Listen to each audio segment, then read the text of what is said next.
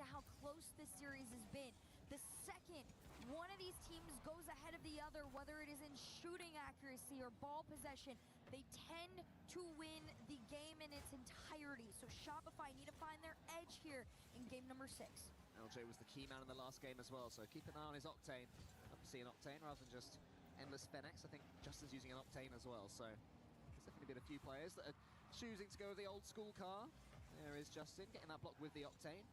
Someone rolls forwards towards Kofa. He's been a little bit quiet the last few games. Will he come alive? He flips into that flip reset. It's going to fall towards LJ, who scoops it high for first killer.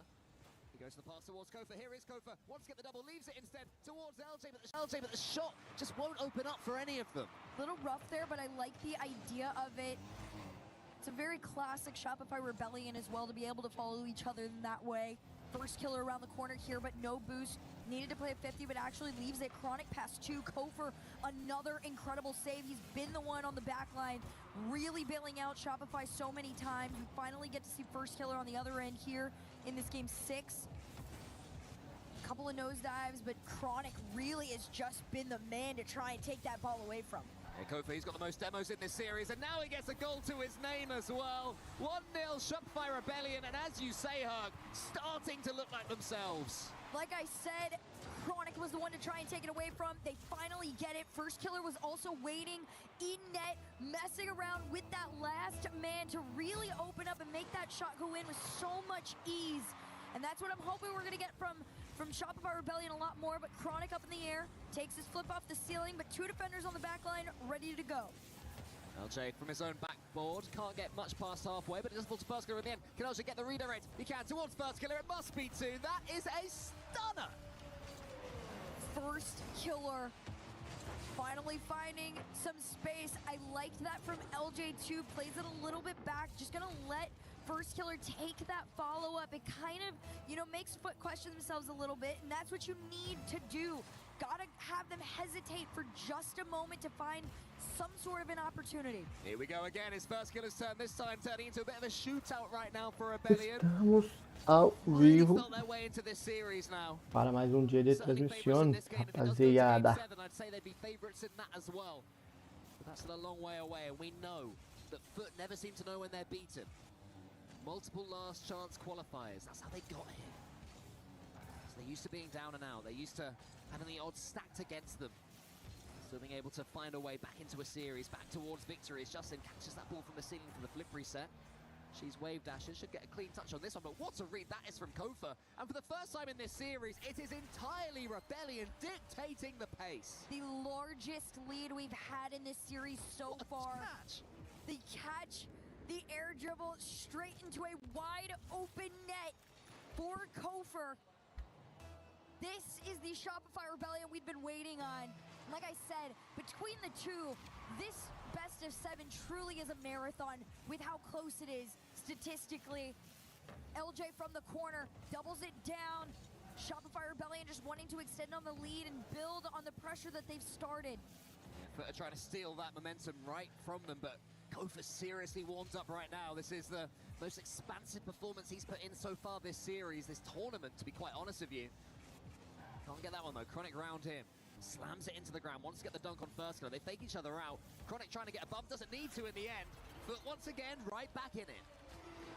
Of course, too, it is starting off with Chronic. I love this fake and save here, just because he's got fairly low boost in this moment. The communication to let Justin go and take the shot worked. Foot finally on the board here in game number 6. Bora lá. Jogo valendo a vaga. Could go away, but a team pitch all the way to the other end is going to be caught out by Justin. Yeah, I want to see Rebellion being a little bit careful for the next 30 seconds or so. It doesn't matter if you don't score again, but you do not want to concede one more and really let Foot get the bit between their teeth. That is the danger. As Kofa keeps control of that ball, Justin's in there. It's a nudge on Chronic, his teammate. Didn't want to do that, but does manage to get the next touch. Good defending from Rebellion again. They're keeping that third man camped back. I don't like that at all. Have to cover that backboard and to make sure Foot don't score. Justin with a shot on net. LJ out over into the corner. First killer's gonna follow it up. Past one, Justin bumps him off, but you're worried about the wrong one. That one going off the crossbar is gonna frustrate them, but first killer already back to take another. They're They're just opting for pressure. And that could be more than enough to be able to win this and force Game 7. Justin Booms, 40 seconds left now on foot needing 2. Rebellion doing an excellent job to steal those seconds away. Demo potentially changes things though. LJ has to be careful for this 50-50. Chronic gets some pace on the ball. Who's following up? It's Cheese, but Chronic, I think it was again to complete what he started earlier defensively. Justin trying to go down for a shot on center, first killer. He is hunting. Cheese is trying to... É isso, rapaziada. You can see everybody. It's the same story as before, right? Chronic and Justin. Estamos aí com mais um dia jogando, não, assistindo, né? O Mundial de Rocket League. Overextend, they give themselves 16 seconds off the kickoff to try and tie this game. Any plays here? It's the dual kickoff there from foot. Chronic up against first killer. He does get the dunk, needs to follow it up well. Decent challenge there from LJ. All three have boost. It should be relatively safe for Rebellion, but you never know with 5 seconds remaining. LJ to the side. A pitch here would be massive. One more touch. Will that be enough? It could be, but the ball is still up. Justin into the pocket. Kofer around this side. If he can get this down, and they will. It is a Game 7 for a key crush between the two. This is what we wanted to see. Salve, que good, é Rocket League, Barriere. Já passa aqui, deixa um oi pro Bag do Liminha, jogando aquele jogo que ele finge que sabe. Da hora, obrigado por ter passado e deixado um salve. Avisa o chat lá. Eu já tirei o Liminha da minha tela. Tamo junto, garotinho. Obrigado, hein. That's the reason he got brought into this team. He's an incredibly mechanical beast. To be able to put these 3 players together and have them be cohesive, I've said this from the beginning that they formed. E sendo assim, o Fute Esports está eliminado. Foi eliminado aqui os dados do Fute Esports. Ele, opa, foi muito, demorou muito. Ele foi eliminado.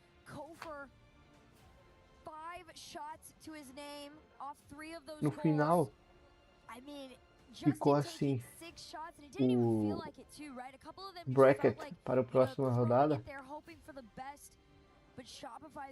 E do Fute, que era o favorito, a Fúria é a próxima, rapaziada. Vamos abrir que tem Fúria. Tem Fúria. Fúria. Potential comeback from foot. Fúria. It's the first time we've really seen a team pull away in the boost statistics as well. Shopify Rebellion forced foot to have no boost at all for Fúria vai jogar, hein? seconds compared to that 100 in the last game. So if they can do the same, Foot are in serious trouble. Foot have already lost the last 2 games in a row. How do they step up now? Where's their fight? Chronic goes underneath first killer. Chronic to the ceiling. Fúria Gonna get this one on vai target. Almost over jogar. the top of LJ, who defends it well. But it's Foot that have started game 7 the better, whether it's on Champions Field or Park to Parry. Our metaphorical Champions Field. Vou botar aqui escrito Fúria. Fúria versus NRG. Foot and Shopify, another equal back and forth. Chronic waiting for the snipe, goes for the redirect down. They have him red. Just enough to keep Foot out. It was a nice idea, and it's A mulher tá gritando no meu ouvido. Baixei um pouquinho. Ó, pra quem tá perguntando qual que vai ser o próximo jogo, né? O bracket dessa competição. Aqui, ó.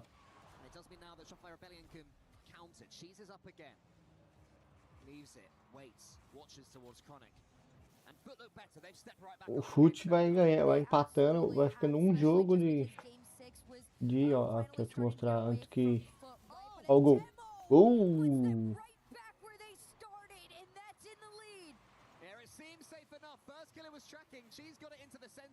Ó, esse é o bracket. Vai ser NRG e Fúria. NRG e Fúria o próximo. E agora tá Fute Esports. Tá 3-2 pro Fute. No caso empatou, né? Shopify. Esse é o lower bracket. Depois quem vai avançar aqui já tem que é o Ninja e o Vitality. Agora estamos esperando o lower bracket.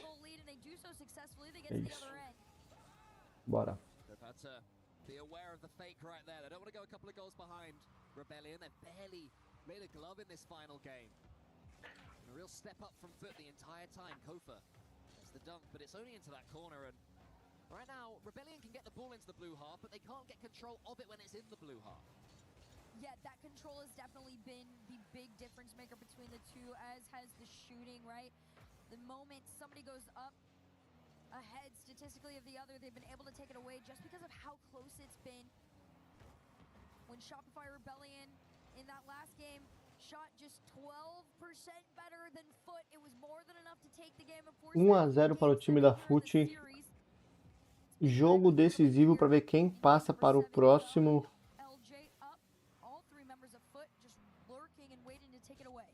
Para a próxima fase.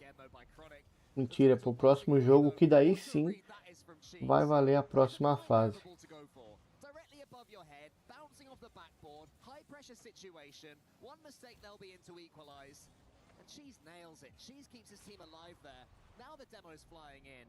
There's a chance here for Kofa. Finally, do they break through? No, Justin was reading it. But Rebellion have been inching forwards. Chance after chance for them now. Until Justin comes forward. What can he do? Can he turn this into a reset? Yes, he can. Wants to get the bump as well, but not quite able to do so. Shopify Rebellion really got to calm themselves down. There was almost a team bump there on the back line. Justin, shot opportunity off to the backboard. Can he recover? Can he take the shot? Just enough, but Shopify still there to defend. And as this whole team scrambles to really just give themselves a second to recover, Foot are not going to allow that moment to happen. Yes, again, it's definitely come in waves of pressure. The first couple of minutes were Foot's. Rebellion had a minute of their own, and since then, Foot have just come right back into it again. And now Rebellion have broken through what they would give for an extended period in the blue half of the pitch, but it's not happening because Justin has control of this ball. Turns it into yet another flip reset. It's met there by Kofa, who wants to go forward. He's got his opponents in his sights. But Cheese waits. What a performance this has been in Game 7 from Cheese. A huge step up. We're going to see if we get that from Kofa. No connect there on the pass. Still enough time for them to be able to take a couple more shots, but these demos are E é isso, rapaziadinha, que chegou aí, deu um oizinho. Obrigado a todos que passaram e deram um oizinho aqui na live.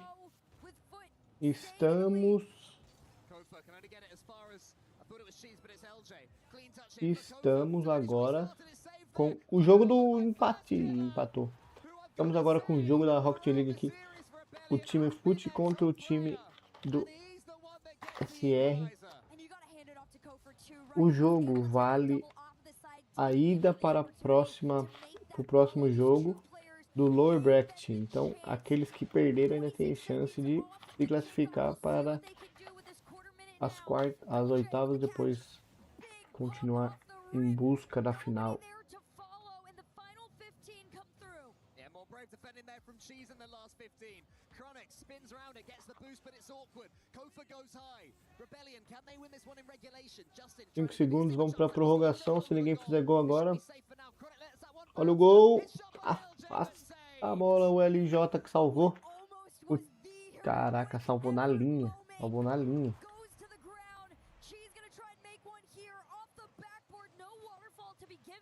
Salvou na linha.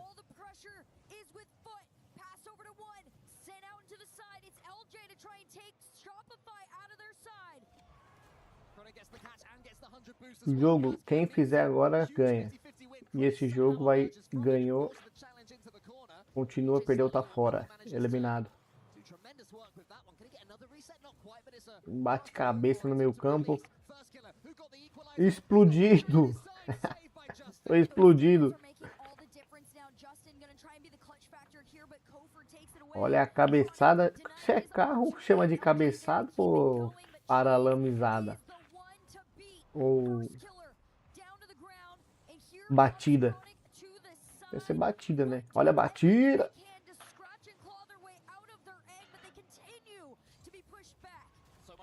O time da Fute é a favorita para esse jogo.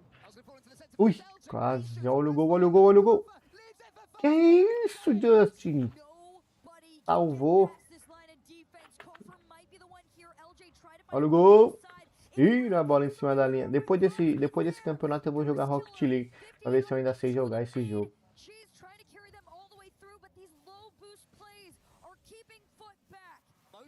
Olha o gol. Olha o gol.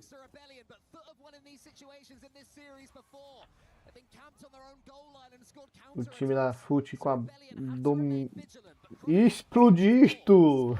Foi explodido. Olha o Chronic. Acabou o boost dele, não tem mais chance de voar. Agora é gol. É 1 contra 1, 2 contra 1. Errou. Errou. Horroroso. Furou. De cabeça, gol. Meu Deus, olha esse passe. Vocês viram o chat? Que passe foi esse? Foi um jogo... uma tabelinha bem tabelada, né? Foi uma jogada ensaiada, diga-se de passagem. Que golaço. Ele tocou pro cara. Ele pensou nisso, não foi sem querer, ele pensou.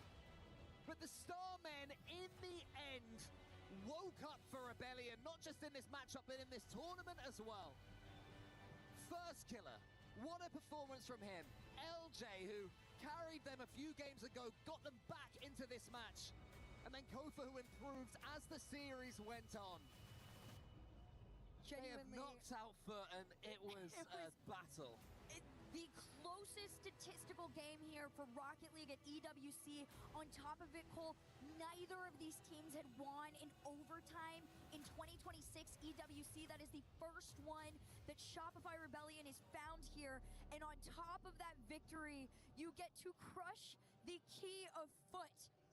It is a huge moment for this squad. It is a testament to their resilience, their experience, and just how great they are all the way around. There's one we got to talk to, and you know who it is. It's LJ. It is indeed. It's LJ, the man of the moment, standing here, and Shopify Rebellion live on Rocket League at the Esports World Cup. LJ, that looked like it took absolutely everything you had to get it over the line. Yeah, it was a little stressful, a little too stressful for me, but I'm just glad we pulled it through, bounced back from that 3-1 deficit, and I don't know, I'm just happy how we played at the end. Yeah, you played phenomenally, and you individually as well. You felt like you really grew into the game.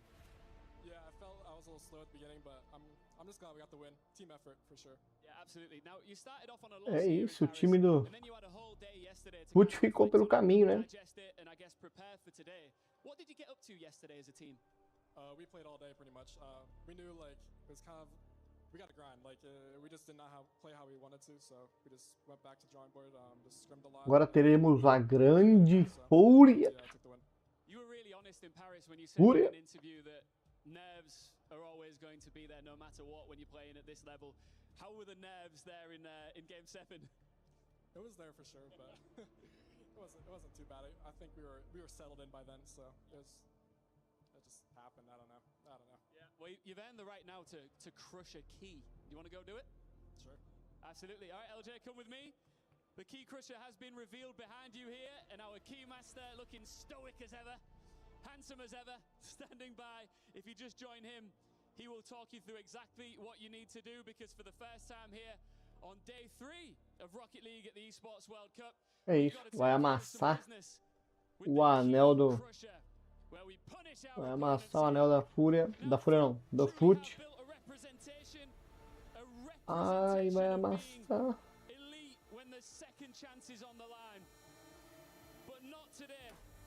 Quebrou o triângulozinho. Ah, era. I'm just going to ask you one last question here, LJ, if you just step here onto the stage. Now, you are not all of a sudden... Já era. You know, Amassado. TSM next. How do you feel about them as an opponent? Agora vamos de Fúria aí. NRG. Good stuff. All right, we'll see you later. Congratulations. Go and prepare for that crucial matchup. If that is anything to go by, we've started things strong here with a Game 7 series to kick off the Play Day 3. We move on to the next series very soon.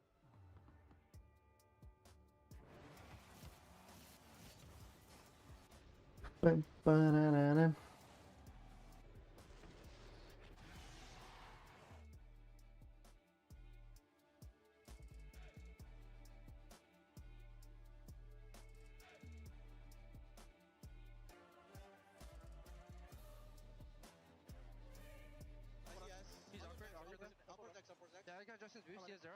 He's left open. Yeah. Think 50. You know? Fake it. Yeah, whatever. Think 50. Yeah, I'm out.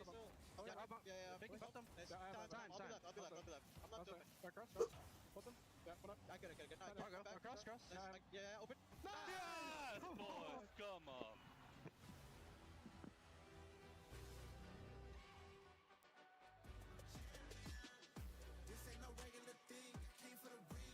Também.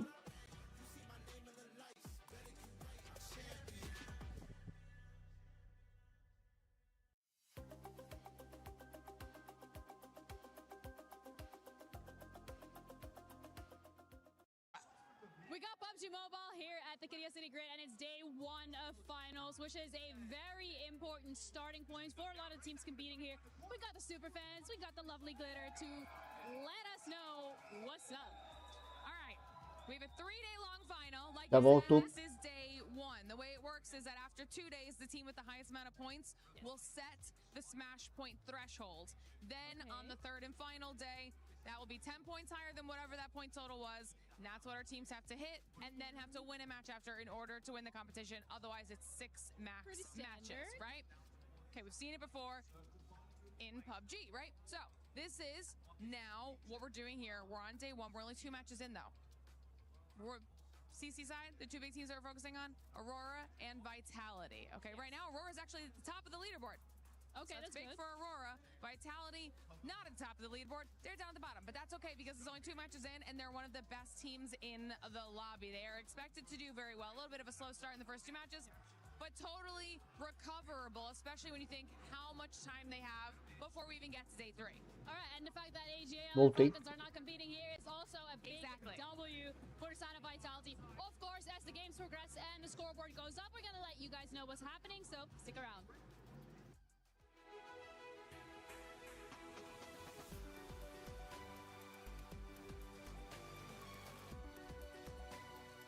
Vamos ver como é que tá aqui. Vamos ver quais são os próximos jogos. I'm here at the Esports World Cup and I found Enquanto Musty, eles estão aí content creator extraordinaire. What's it like here at Paris? papagaiando. I mean, the vibes are great. They just finished a match here on Park Day Paris. I think it's really cool. They built the Eiffel Tower from the map. Enquanto ele aqui. Agora a gente tem esses confrontos. Os times que vão para jogar hoje, né? São Fúria, Lower Bracket. Esse jogo era ontem, mas não sei porque foi hoje. Foi da manhã. Era para ter sido ontem. Mas foi hoje. Fúria 9-5 daqui a pouco. Lower Bracket, tá? Lower Bracket é aquilo lá que eu te mostrei, que eu mostrei pra vocês, esse aqui, ó. Lower Bracket. Grupo A, aí tem o Lower Bracket e Grupo B. Agora a gente vai ver um Decider Match, que é o brasileiro. Não agora, né? Depois da Fúria, a gente vai ter MBR, que é um Decider Match. O Decider Match vai ser MBR e Gentlemen, M8, né? Vai ver quem vai se qualificar. Quem vai avançar. E aqui o Carmine Corp e o R8. Para ver também quem vai avançar. E isso no Lower Bracket. E no Upper Bracket, no principal, a gente já tem os dois. E Space Station ganhou da Carmine Corp, que era o favorito deste dia. E o Team Falcons, que também é o favorito. O playoff não tem nada definido ainda. Por quê? Vai depender dos jogos de hoje. E isso vão ser tudo no sábado. E a semifinal no domingo. E a final, claro. Mais ou menos isso. O que a gente vai ter hoje em dia, vai ter hoje, né, para esses dias. Não colocaram ainda o horário dos jogos, mas creio que pode ser pelo período da manhã, igual foi hoje. Alguns jogos, né? Mas enfim. Agora a gente está na espera para ver quem vai passar. Então hoje é acompanhar esses jogos. 1, 2, 3. Opa, é o grupo B. 1, 2, 3, 4, 5. 5 joguinhos. Já vimos o primeiro, né? Que esse aqui, 6 jogos. Então, 5 joguinhos aí até as... Que horas que é hoje? Até 1h30 da tarde, ó. Até 1h30 a gente tá aí assistindo Rocket League para ver quem vai, para ver quem a gente vai ver passando. Eu gostaria que passasse o MBR e a Fúria, porque são 2 brasileiros, né? Mas aí não é comigo, é com eles lá. Mas é isso, agora vamos para... Opa, tava bem na frente, né? Eu quero que passe Fúria e MBR. Esses dois, claro. Mas é isso, bora para o jogo. Vamos ver o que eles estão falando ali.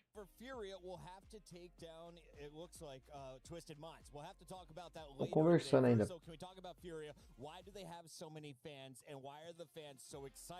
Cara, meu Jogos faz muito tempo que eu não jogo. Quem perguntou no chat aí, faz muito tempo que eu não jogo, mano.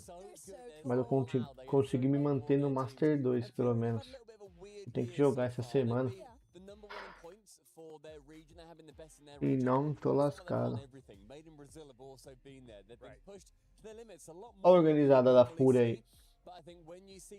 Fúria. Nossa, mano, o japonesinho tá maluco. O japonesinho tá drogado. É verdade.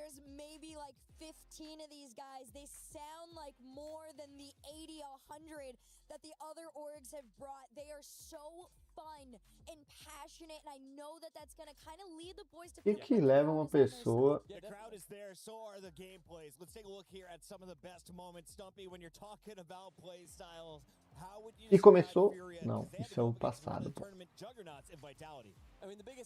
No ano passado, a Fúria não foi bem, perdeu para Vitality, levou... The issue is, I think, for Furia and what they've done Olha aí, ó. this season so far is they haven't been able to make much work. I've been quite disappointed historically this season with Lost. He's also not shown up at this event necessarily, but then at other lands, he has been the guy for Furia. They've just not all clicked at the same time just yet, and the fact that now they're in the lowers, Herc, it's do or die. You have to get something going. To be fair, I feel like a team like this is when they thrive. Bom, enquanto eles ficam ali... Then they just keep going longer than you would have thought they would. Vocês querem... I will say this is some of the best Rocket League we've seen Yan play in years. Agreed. Like, by far, the only player in the EWC to be having over 70% ball possession. The only one. The closest is like 62. After that, this guy is insane. So we'll see if that translates here into the next series. How much faith is in Furia today? Well, 71% of our fans. I have a feeling North America's still sweeping. 71% of our fans, South America's still same time zone. They're going with Fury here, 29 for NRG. Is NRG really that doomed? On current form, I don't think that's actually that bad. I would have Fury here as my prediction, personally. Herc? My upset is NRG. Take this. You got the upset for North America. The world first original sentence in Rocket League. Make it out of group stages. We're having a lot of fun here. Peida leite, peida leite. Vamos ver as músicas que temos do nosso sapinho enquanto não volta. Abriu o Discord aqui. E vai começar lá. Nem dá tempo mais.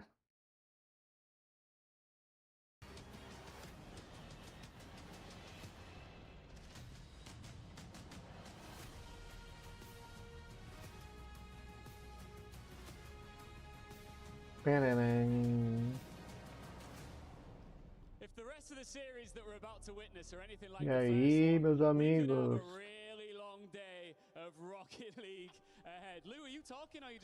Passem na minha live aí, deixa um oi. Tô transmitindo Rocket League.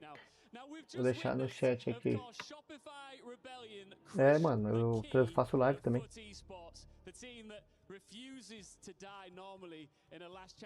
Pera aí. Vou pôr pra vocês verem. Não, relaxa. A hora quando vocês não puderem morrer. Mas ó, eu vou botar no chat lá em cima, no Flavin Lovers.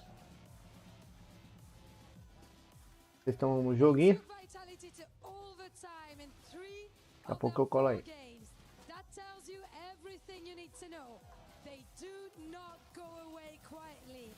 Tamo junto. É verdade. Vou ficar mutado aqui, mas tô aqui. Peida. E começa. E vamos. Salve. Salve, Calvo e Bolinha. Eu tava falando no Discord ali. Como é que vocês estão? Obrigado por terem vindo dar um salve. Vocês são um God. Muito obrigado. Muitas graças. A Cristiano começou. Agora vai ser o próximo jogo. Fúria e NRG. Aparecendo o time da NRG.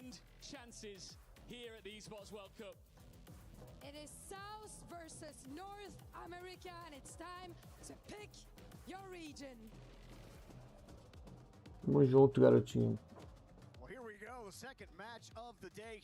Quem não gosta de Rocket League aí, eu gosto. Jogava muito no PlayStation. Vou baixar de novo no PlayStation pra começar a jogar de novo. Mas dá pra jogar pelo Epic Games, né?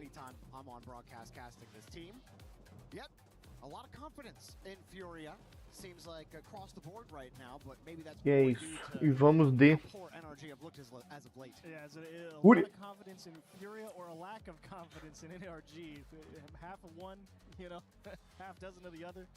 But NRG, it was definitely not a good show on Monday. Hopefully, they've had a day since they didn't have to play yesterday. Settle in a little bit more. Furia as well. It was a tight series. Cara, eu queria comprar uma câmerazinha dessa, esse OBS aí. Não é tão caro pro americaninho, é 100 conto. Pra gente é caro essa câmera que eles estão usando. E não é ruim não, mano, é boa, ela tem uma qualidade muito boa. Watching it, thinking, where has this Furia team been? Like, they hadn't looked like that in so long. Now, they didn't do anything else in the rest of the tournament, but I'm kind of waiting for them to get back to that form. There was a little bit of that against Vitality. I think it's hard to judge it. Vitality being really one of the two best teams here, you're always going to have trouble actually getting one over them. But I think it matches up well for Furia against NRG here, who are reeling. É isso, vamos para mais um. Vou tirar minha câmera daqui, porque aqui vai ser o Power. Vou deixar aqui agora. Yeah, I mean, it was just like you said, Vitality's just a difficult team. There's no guarantee you're going to come out successful anyway. Playing them tight all the way through, I think they're okay with it. Now, obviously, they're not happy that they're in the lower bracket, you know, in round one, but it is what it is. You got to play. E vamos lá, hein. I think we talked about how we'd like Furia probably wants a rematch against Vitality. I think they feel they could have beat them if they had another look at it. And here against NRG, you're right, absolutely reeling. Big step back after Paris. It's and day one here was not pretty. So we'll see what they've got. Lost has been questionable on the shooting so far, only 10%. Yeah, that tracks. That tracked, yeah. I love Lost, and he's had some great standout moments, but he definitely E vamos para first joined Furia. Seems like a little nervous. His touch quality has really gone down. Obviously, the shot quality isn't there. And so he is my player to watch on Furia. He's got to be the one that steps up. Like, Yan is back in it. And if Yan is looking this good, Lost has to find a way to get back to that level where he can match Yan's pace. We'll see what Furia can do. Começou mais uma partida de jogo de liga agora pelo jogo Fúria contra NRG, valendo o avanço para o próximo jogo. Ainda não é o avanço para a fase final. Makes a good stop against Daniel there. Atomic up straight to the ceiling. Resets right around. Oh, wow. Second one. Excellent movement on the ball from Atomic. Good catch from Daniel with the dribble into the 50. Beast mode off the bar. Swift with no boost just gets the touch in time. Great start there from Atomic. I mean, if you know that Beast mode's not having the greatest go around of things, hey, you got to maximize all your time on the ball. Atomic doing a pretty good job of it to open up. E a Fúria. Good squeeze. for NRG early on here. Furia looking for their first breakout. Lost just wants any kind of space. And Vem com o Atomic aí, segurando a bola, agora tirou a bola. Rapaziada, narrador de futebol de carro é uma profissão que existe. Tipo, o cara fica narrando o que o carro tá fazendo com a bola. E vem agora, ajudou a bola, pegou a bola. Olha o toque de cabeça, tira a bola da zaga, agora a bola está no pé do Best Mode. Best Mode, afasta a bola Lost e recupera por dono. Será que existe, mano? Olha o Daniel. Olha o Daniel. Atomic. Olha o gol. Afastou. Olha o gol. Olha o gol da FUR. Olha o gol da FUR. Não foi. Olha o gol da FUR. Explodido. Atomic explodiu. Foi explodido. Olha o gol da FUR. Afasta a zaga. Era o gol do NRG, né? Afastou a zaga da Fúria, levando pressão nesse momento crítico da partida. Olha o chapéu, que chapéu é esse, Daniel? A Fúria é o time de azul, vai fazer gol no time de laranja. O gol ali representa onde o cara tem que fazer gol. Se ele é laranja, ele faz gol no azul. Se ele é azul, ele faz gol no laranja. Então, olha lá, olha lá. Olha aí. Olha como ele vem. Afasta a bola o time da Fúria. E o time da NRG mantém a bola no campo de ataque. Agora a Fúria recuperou. E a NRG recuperou de novo. Agora a Fúria recuperou. Olha o gol. Ui, chapéu. Que chapéu, hein? Daniel. Se o cara é Daniel e é gringo, eu chamo ele de Daniel ou de Daniel? Olha o gol da Fúria. Afasta a bola, Daniel. Ou Daniel. Eis a questão.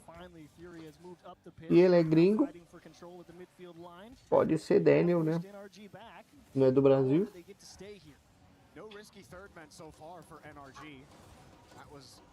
O time da Fúria não consegue encontrar um golzinho. Todo mundo perdeu o boost. O boost é esse negócio azul da direita aí, laranja. Esse número. Olha lá, olha ele, como ele vem. Olha como ele vem. Olha o Daniel. Afasta Swift. O jogo tá 1 minuto e 0-0. Um jogo bem disputado. Ninguém quer ser eliminado. Olha o gol. Que defesa! Tirou em cima da linha.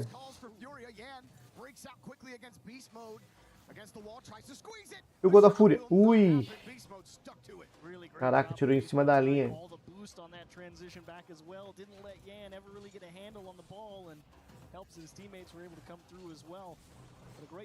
Não estão encaixando a jogada, aquela jogadinha onde você bate na parede e o cara vem de trás para pegar. Por exemplo, ali tá o gol, né? Ele toca a bola na parede do gol, em cima ou embaixo, do lado, né? E aí vem o cara de trás e dá uma para-chocada na bola. Para-chocada na bola. Faz o gol. Gol do NRG enquanto eu explicava. Enquanto eu explicava aqui, ó. Enquanto eu falava, gol do NRG. Nice. Mandou mensagem no chat. Nice. Oh, hello, my friend. Gringo. How are you?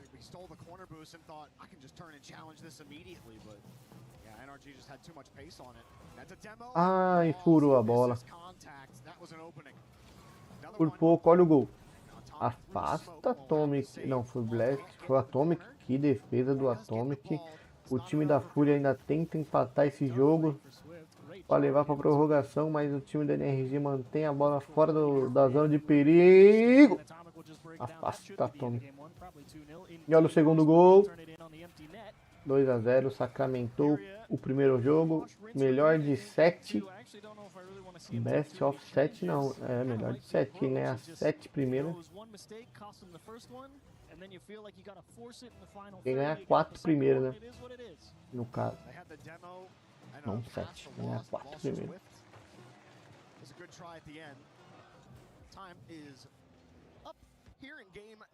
E acabou.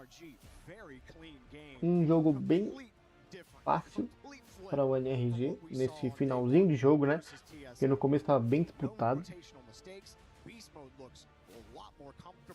Atomic and Daniel, for most of that game, you were talking about it, seemed to take more of the front man, where usually that's Beast Mode. Beast Mode's playing a much tighter support to Atomic and Daniel. Really worked out well here. I say that, but Beast Mode setting that up there on the highlight. I mean, he was second man there on that follow through. He was trying to force it. Like here, he's just trying to put pressure on, and it's decent pressure. That's really all they need out of him right now. You know, that's the whole thing that makes NRG the three-headed Hydra, right?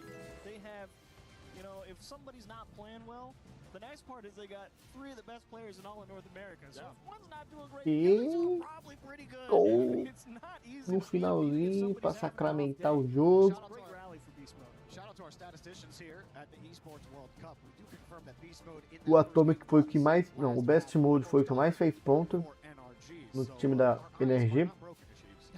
Love that. Happy to hear that. We can in fact see. And we will see if Furia can bounce back here on Forbidden Temple. Like you said. E é isso, estamos aí com mais uma transmissão. Muito obrigado, Alex, e muito obrigado, Felipe Magalhães, pelo seu seguir. E não sei porque não avisou, deixa eu ver.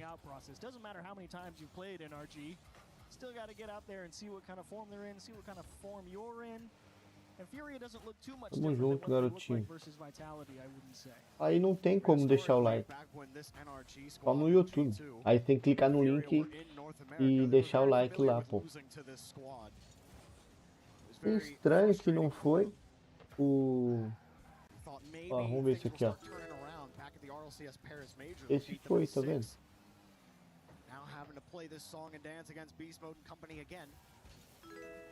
Clicando tá bom, meu amigo.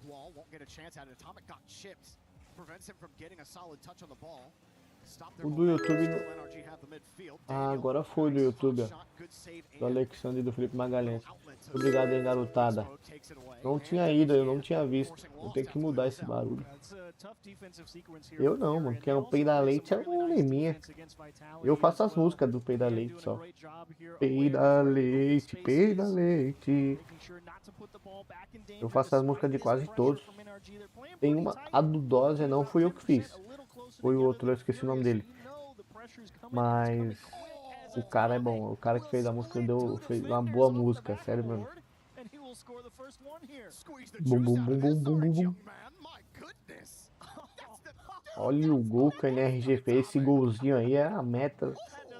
Que golaço. Mano, tem que jogar Rocket League agora. Agora que eu sou pro player de Rocket League, eu vou começar a jogar de novo. Muito obrigado, Michael Rodrigues, pelo é o Mike Lander. Mike Lander. Obrigado. Olha o gol. Olha o gol. Tira. Será que existe narrador de YouTube de Rocket League? E lá vem a bola com o carro na mão, pegou a bola, corre, afasta a bola para qualquer maneira. E lá vem ele. Lá vem ele. Olha como ele vem. Ou é o narrador de Fórmula 1 que tem que narrar esse jogo? O narrador de futebol ou de Fórmula 1? Eu acho que de Fórmula 1 é melhor, né? E ele vem, ou de Fórmula... Não sei, mano.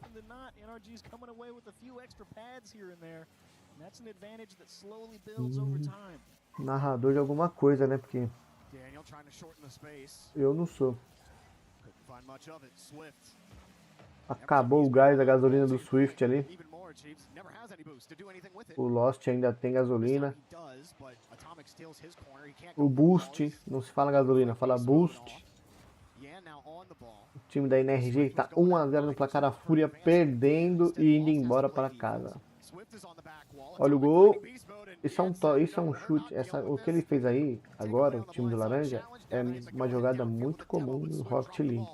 Você levanta pro cara que vem de trás e dá uma para-chocada pro gol. Igual agora, ó. Olha o gol. Gol! Da NRG. Amassando a Fúria. Não deixando nenhum pinguinho. Ó, tabelado. Um pinguinho de dúvida que a Fúria vai ser eliminada.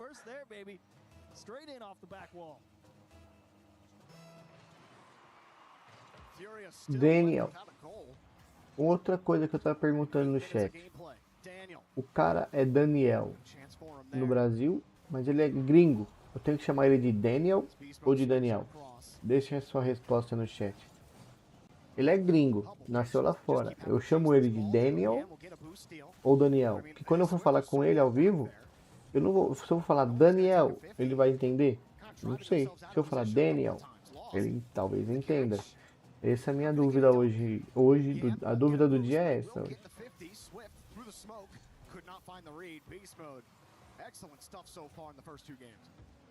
É verdade. Também acho. Eu acho que ele vai na língua materna dele, né? Swift, good job through one, but can't fight through two. Yan looking for an extra bit of help. Back up to Swift, can't make the read. That is a tough one going around the corner like that. It is not easy to get back behind it and get a clean pass out to a teammate. Yan tries to solo play through a couple people on the sidewall. As Furia will make sure they pick up all the boost, but the pass is too far, and not only that, it's to a guy with 0, and Yan just feels like he has to try and force, because what else is he going to do? Swift will try to take the ceiling. He gets bumped out. Lost his force back to the back wall. 40 plus. É, eu também acho. Deve ser Daniel. Porque ele vai entender, né? Swift will still make his way through. Yan next up. This is the most pressure that Fury have had, and it's not a lot. Lost getting back downfield.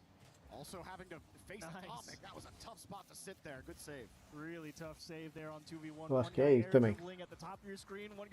Começar a chamar ele de Daniel. E se o dia ele for ver a minha vídeo, né? Ou eu for falar com ele ao vivo, eu não sei agora como é que ele vai ser, como eu vou chamar ele. Então é melhor colocar na linguagem dele, popular, que ele usa, do que colocar no Brasil, né? Porque Brasil é uma coisa, fora é outra. É outra língua. Então eu vou manter Daniel. E Daniel. Hello, my name is Daniel.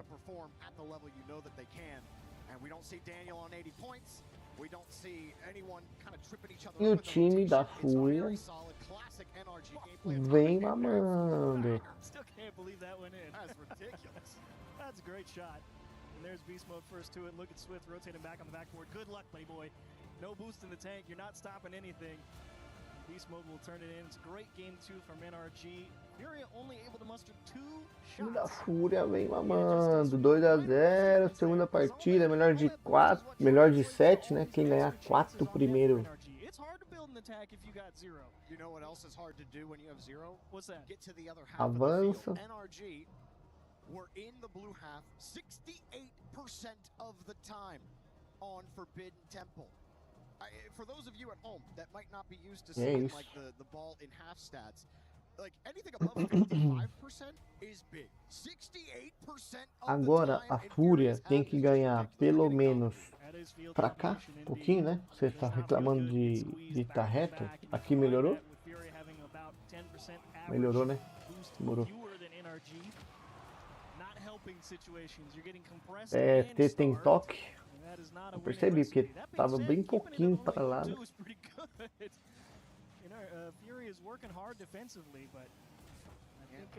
E vamos de terceiro jogo agora. A Fúria deve e tem como objetivo ganhar, né? Porque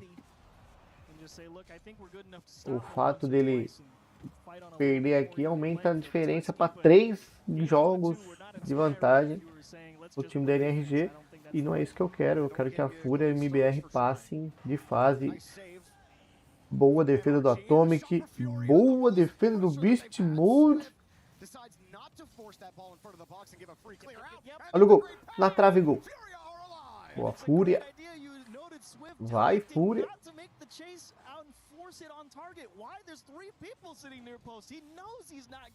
Bateu na trave e entrou no teu. Save all the boost, get to the back wall first, dig it out, who's there? Yan with half a tank, and he beats the rest. Great play. Some sparks here for the Brazilians. As Yan punches it out, gets a bump to not give Beast Mode a free clear. Aí 1 a 0 pra Fúria agora. Temos 3, 4 minutos ainda de jogo. Olha a cabeçada. Gol da Fúria. Belo gol, bela jogada. Bela tabelinha com a parede. Olha, bateu, bateu, bateu, bateu e entrou. Bela jogada da Fúria. Muito bem jogado.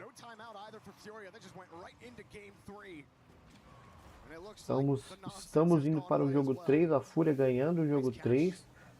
E continua assim, o jogo vai para 2 a 1. Vamos para o quarto jogo do melhor de 7. Afasta o Yanks.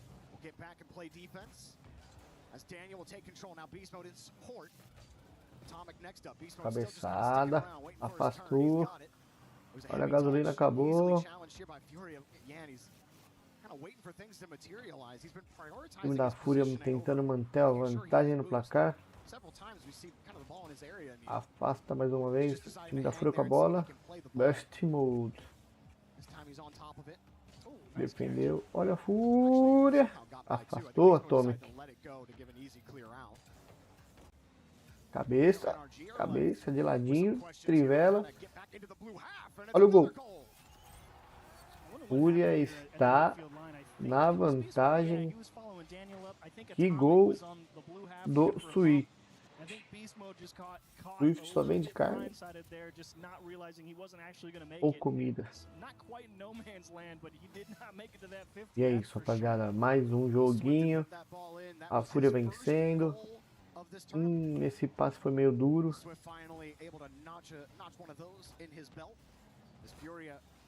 Lost pegou um boost ali. Explodido. O Daniel foi explodido. Daniel foi explodido. Daniel. Olha o time da Fúria. Afasta a bola atomic. De qualquer maneira, a bola ainda sobrou no ataque no time da Fúria. A bola voltou para o Lost. Lost com a bola. Pegou o Yanks. Yanks com ela. Vai em direção ao gol. Chapelou. Ui, Daniel defendeu. Que bola, Daniel. Ia ser um golaço. O cara chapelou o outro ali, meu amigo. Olha o gol do... Ui.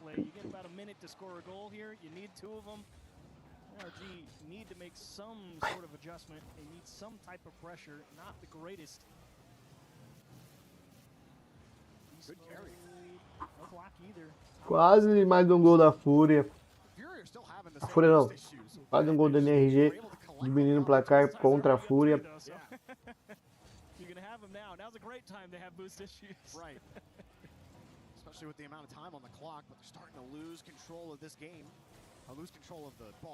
O Lost conseguiu roubar a bola. Ele tá preparado para defender. Afasta a bola o time do NRG com o Atomic. Olha a defesa Yanks. Explodido. Uma chance livre pro time. Errou. Uma chance livre. Foi explodido. Jogador da Fúria. De cabeça. De costas ali, né? Se pega embaixo do carro é costas ou as costas é em cima do carro. Ou em cima do carro é a cabeça e a frente é o chute. Tem esse detalhe, eu acho que de frente é o chute. E o chute é onde é a frente do carro. E a cabeça, aí ó, onde bateu agora é a cabeça, eu acho. Acho que é isso. Porque se as costas é embaixo do carro, em cima tem que ser a cabeça. Gol da NRG para tirar do placar a diferença. Eu acho que então a frente do carro fica como chute, as costas como calcanhar, em cima do carro cabeça e embaixo costas. Pronto. E do lado é letra, do lado é ombro. Ombrinho do carro. Chutou? Eu acho que é isso. Boa, deciframos. Decifrado.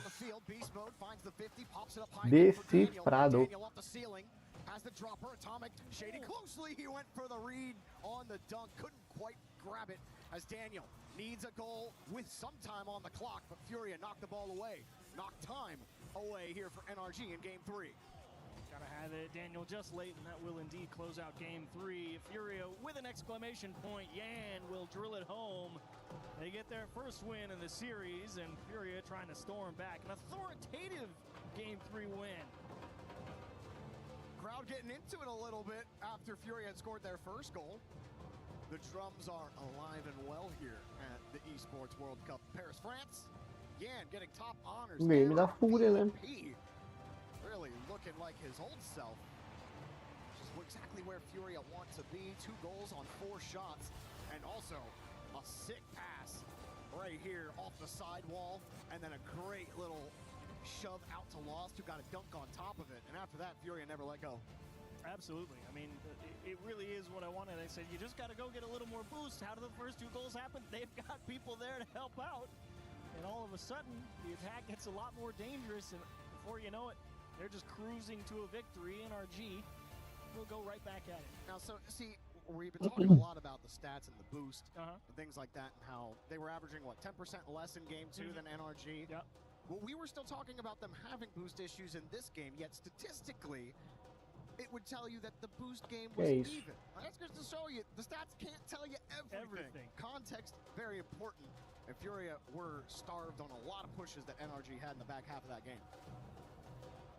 And ultimately, it only netted 1 goal for NRG, so there you go. Yeah, I mean from one heck of a defensive stand for Furia, too. That's what Furia showed a lot in that Vitality series. Yeah. They had to play some stingy defense. It was not easy. So they've proven, you know, for a long time, Sam struggled with kind of that stigma of being not the world's greatest defenders, but slowly but surely over time, they've proven, they've learned. Can you keep applying and learning? Vamos para o quarto jogo. Tá frio aqui, desligar esse ar. Vamos para o quarto jogo.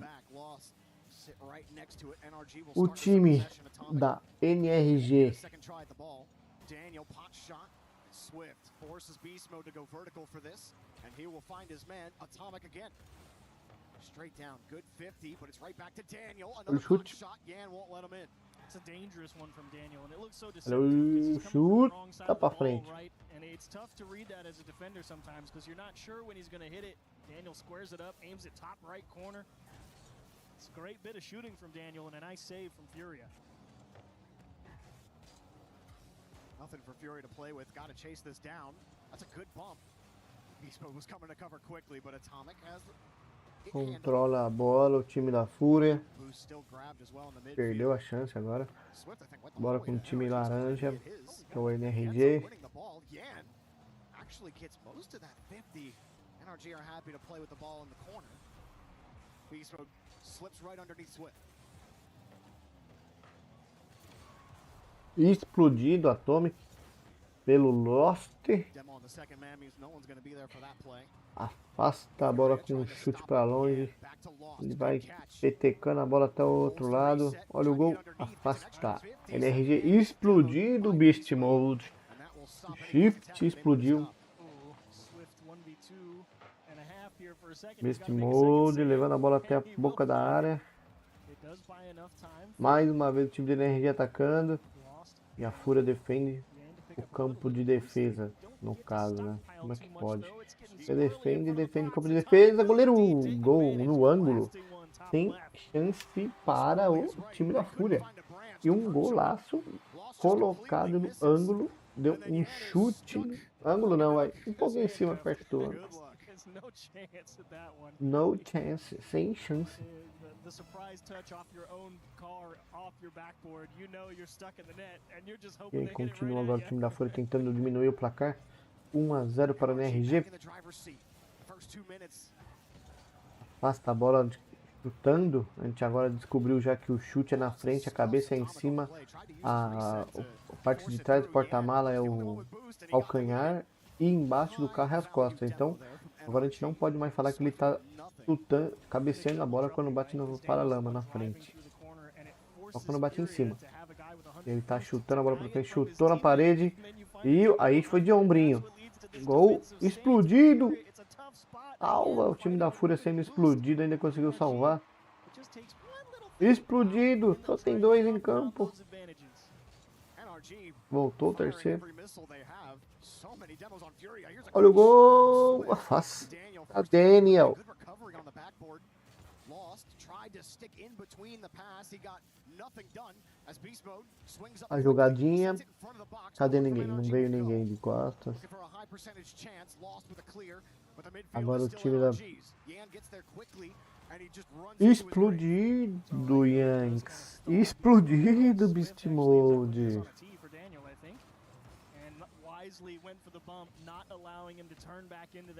A bola não... Ó. Afasta Swift de qualquer maneira. O Yankees está ali para tentar atrapalhar. Mais um toque para trás. Não vinha ninguém do time do NRG. Agora é hora da Fúria atacar. O Boost conseguiu tirar um pouquinho dessa bola lá. Olha o chute. Gol contra. Não. Gol do... Assistência do Yankees. Parabéns, Yankees. Gol do... Não. Assistência do Yankees e gol do Lost. Olha o Lost. Deu... Não chega pra lá no...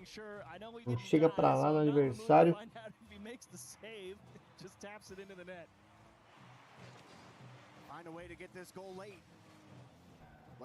1-1, rapaziada. In this particular game, they've gotten demoed a lot. I haven't been counting, but I think it's over 7 or 8. Cabeça não. Chutou. Chutou. Somehow Furia have kept NRG at 1. Beast mode. Chutou. With the first carry, it goes straight down. Lost in an awkward spot, but Swift in position to handle it. He won't get the midfield boost. It was taken by Atomic. Will get the corner boost for his effort. Lost. Awkward spot on the ramp. Yan will come in to help him out. Swift sitting around the midfield line. Ooh, this time a little bit better. You got your camera on a swivel. That one you're not gonna avoid. You're gonna get demoed there every time. É, rapaziada, não tá fácil não. Just keep turning him to dust. I feel like this is a philosophical statement right now, more than like a useful thing. What if we just hit him?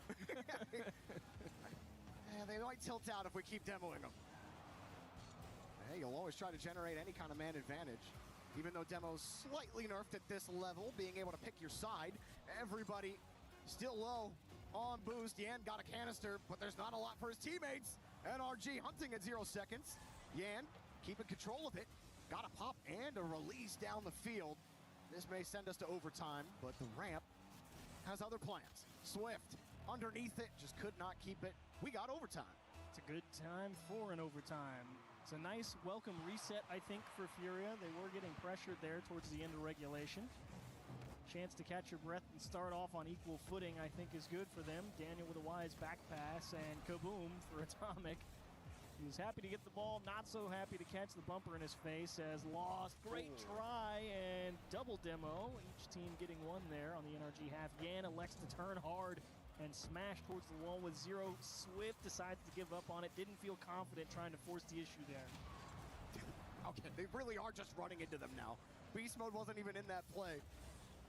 Just, you know, we're going to make you think about it every time. Are we going to demo you? Beast mode tries again, but misses.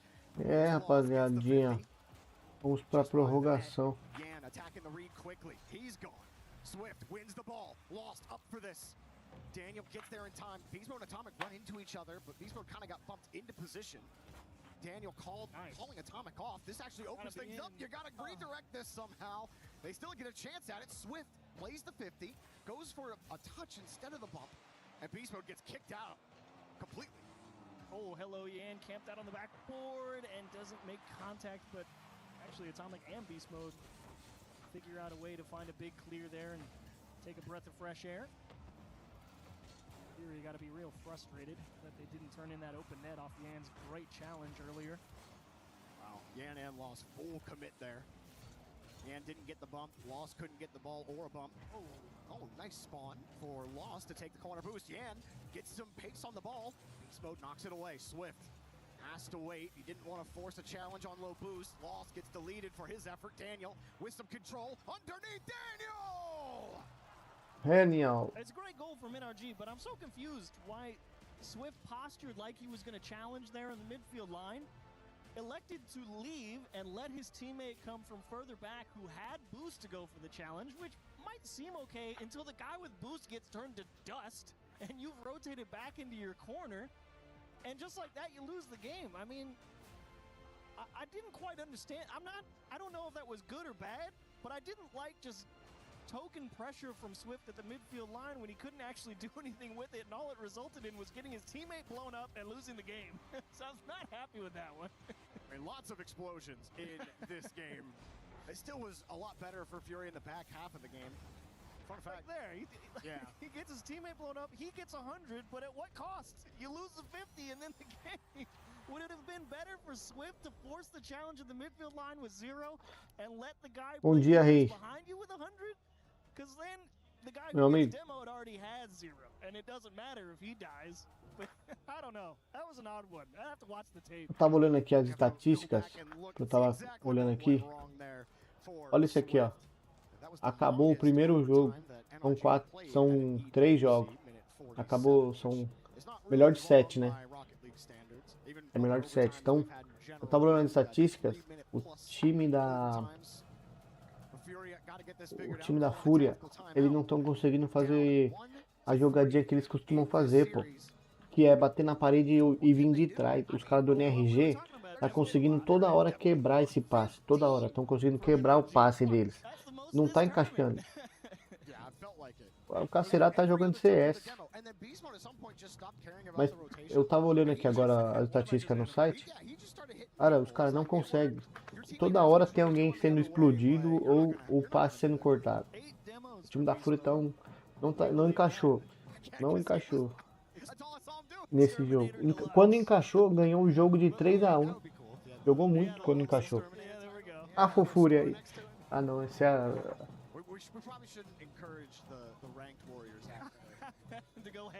Agora vai pro próximo.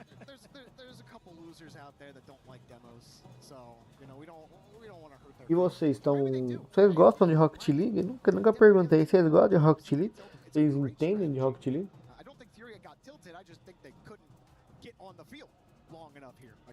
This is Furious timeout, if you were wondering at home. Mano, eu jogava muito. Assistia também, mas eu jogava mais do que assistia.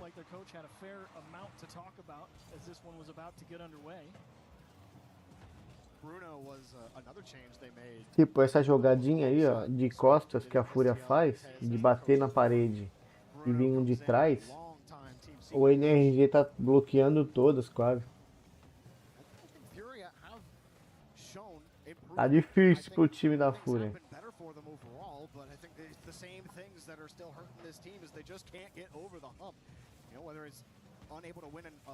Aí, ó, tá vendo? Isso que a NRG tá fazendo, a Fúria não tá conseguindo fechar. E eles estão conseguindo fechar.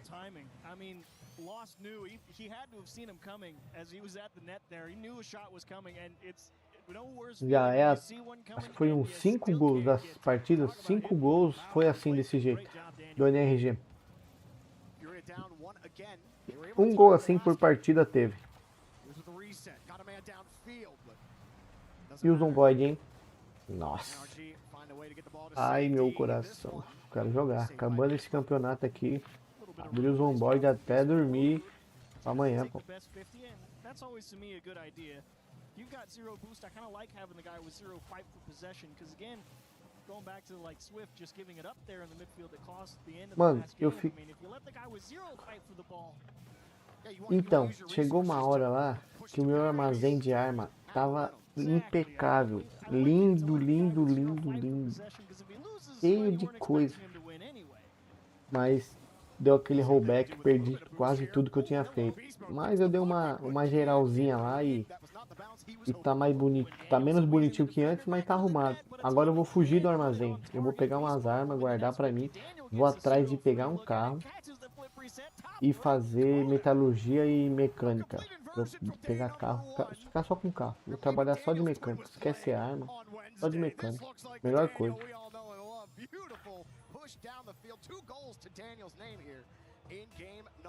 Vamos viver junto, então?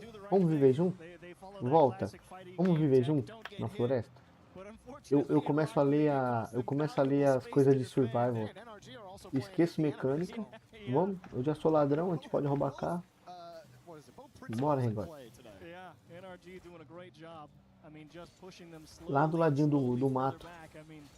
That's what demos are good for. They create room, and even if Lá, you don't lá onde hit tá, o cara tá you're only gonna plantando, give ground in é uma one way or floresta pra another. cima. And NRG's done a A great gente job faz isso, following pô. up. Daniel takes a Vou beautiful fazer finish, isso, but pushed esquece. just wide. An excellent stop Demorou. from Swift on a difficult Não, save. até lá eu vou ter lido o floresta inteiro. 1 e o 2. 1 e 2. Forageiros.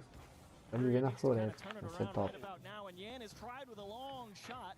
Beast mode just able to get across the face of neck. And Furia, they're trying to go for demos. They're just not connecting. Yan there, he stole the corner boost. Atomic was rotating back to net.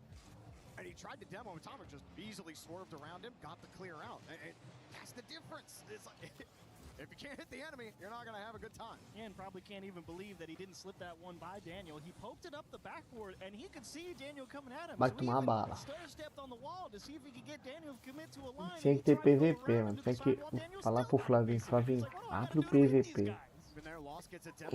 Quem morre, quem fizer qualquer coisa, a gente passa.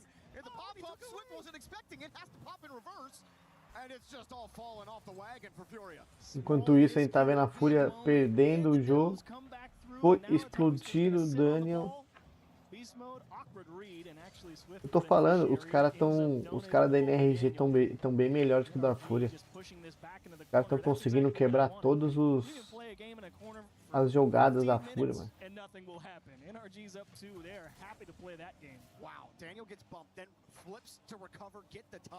Aí, ó, é essa jogadinha, tá vendo? Toda hora eles estão conseguindo pegar isso, toda hora. E a Fúria não consegue tirar o da NRG, ó. Agora conseguiu com o Swift, mas a maioria das vezes... Lost. Vai, Lost. São 2 golzinhos.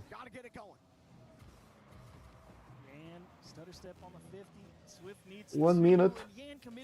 1 minute. 1 minute. Ai, explodido.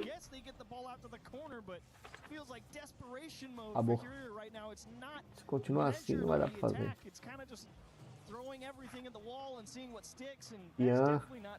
Ianzinho driblou um, perdeu a potência ali, acabou a gasolina. É, já era, né? NRG tá bem melhor, pô. Olha o gol, só você e ele, X1. Gol! Gol da Fúria, bora, 20 segundos, rapaziada. Alô, você falou, tá falado. Você falou, tá falado, 20 segundos. Roubou a bola, atacou, é gol. Bora, Fúria. 5 segundos, Fúria. Vamos, Grêmio. Eu sou Inter, não sou Inter. Minha cachaça na mão. Minha camisa vermelha. Com a cachaça na mão. Olha o gol! Ai, Beast Mode, seu safado. Puta merda, Fúria, não.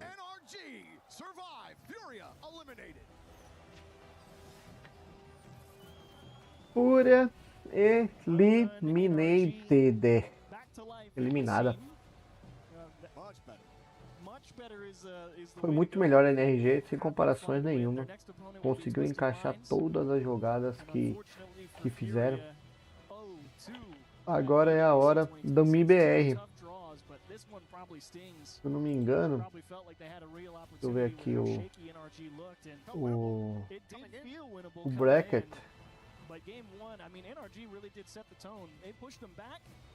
O bracket aqui vai ser Fúria, ora NRG avança. Próximo jogo que nós veremos será esse jogo aqui agora. Vou mostrar o chat. Aqui, ó. Ué? Aqui, ó.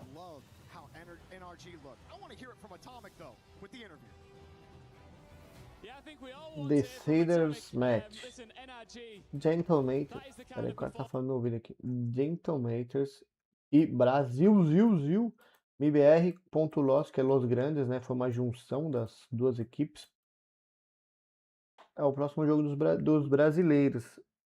Se ganhar, a gente ainda vai ver eles hoje, jogando MIBR. E se perder, a gente não vai ver mais brasileiro nenhum jogando. Então, Então é isso. Essa tragédia. Has like high emotions about what's happening, but Sathu helps us like mediate it all of it, and then like come to you have to like get on the same page eventually, and that's what we did. So great. It's great to see you back on the same page as the defending and reigning world champions. What is the the expectation now? Do you feel like Morou, garotinho. Tamo junto. Obrigado por passar aqui pelo menos deixar um 8. Tamo junto, mano, velho. I think now that we have a win under our belt, like we want to go all the way. Well, there's something else you need to do before you continue this journey. É As you can see nóis. behind you here, Atomic, we've got the key crusher.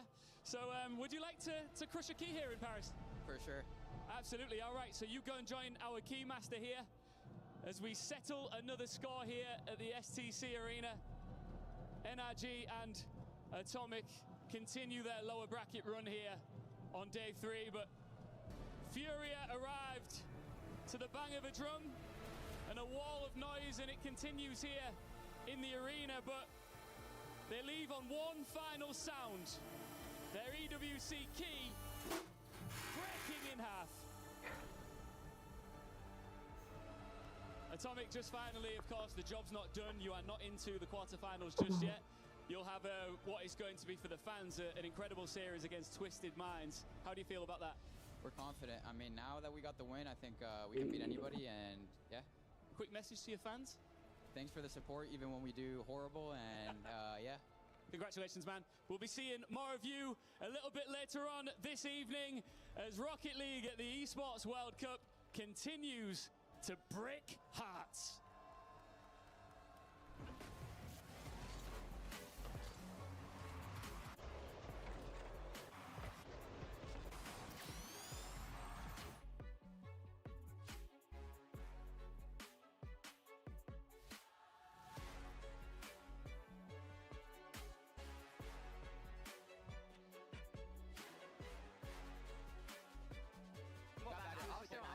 Yeah. Nice. Wait, yeah, I'll play it. After Atomic. Okay. Yeah, planter. One over. I can't ollie. This one? Ready? Nice. I'm on. Cut. I'll go. I'm down. No one there. Yeah. I'm second. He's behind you. Nice. Planter. Nice. Let's go.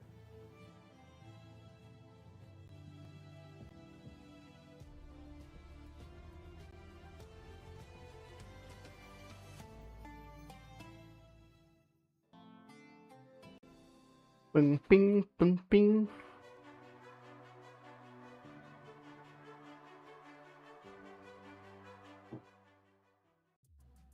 Chess action is heating up as we're heading into semi-finals territory. AJL, Falcons, both very relevant to the club championship, but also to this stage. So what's going on, Trav? Yeah, so Dennis Lazovic for AGL has managed to take down Navi's representative, which is huge when it comes to the club championship, considering the position these guys are in. Yeah. AGL still sitting at the top. É isso, Volto. Tava olhando pro... Nossa, meu cabelo. Opa, pro outro lado, é meu cabelo. Rapaziada, vou pegar um café ali, eu já volto. Não fujam. Aí, ó, não fujam, hein. Não fujam.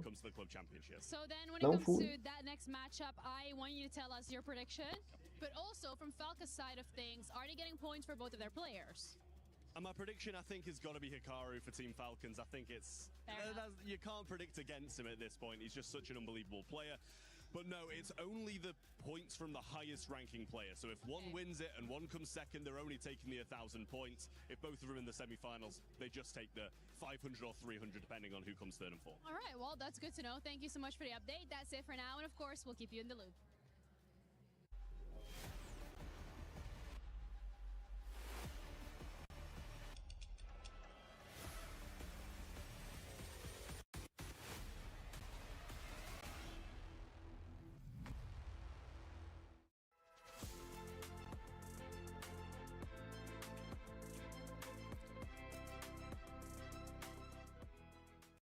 I'm here at the Esports World Cup with Musty, and we are going to be asking fans who the worst of the worst Rocket League players are at the Esports World Cup. The worst. Hopefully, none of these guys. Let's go.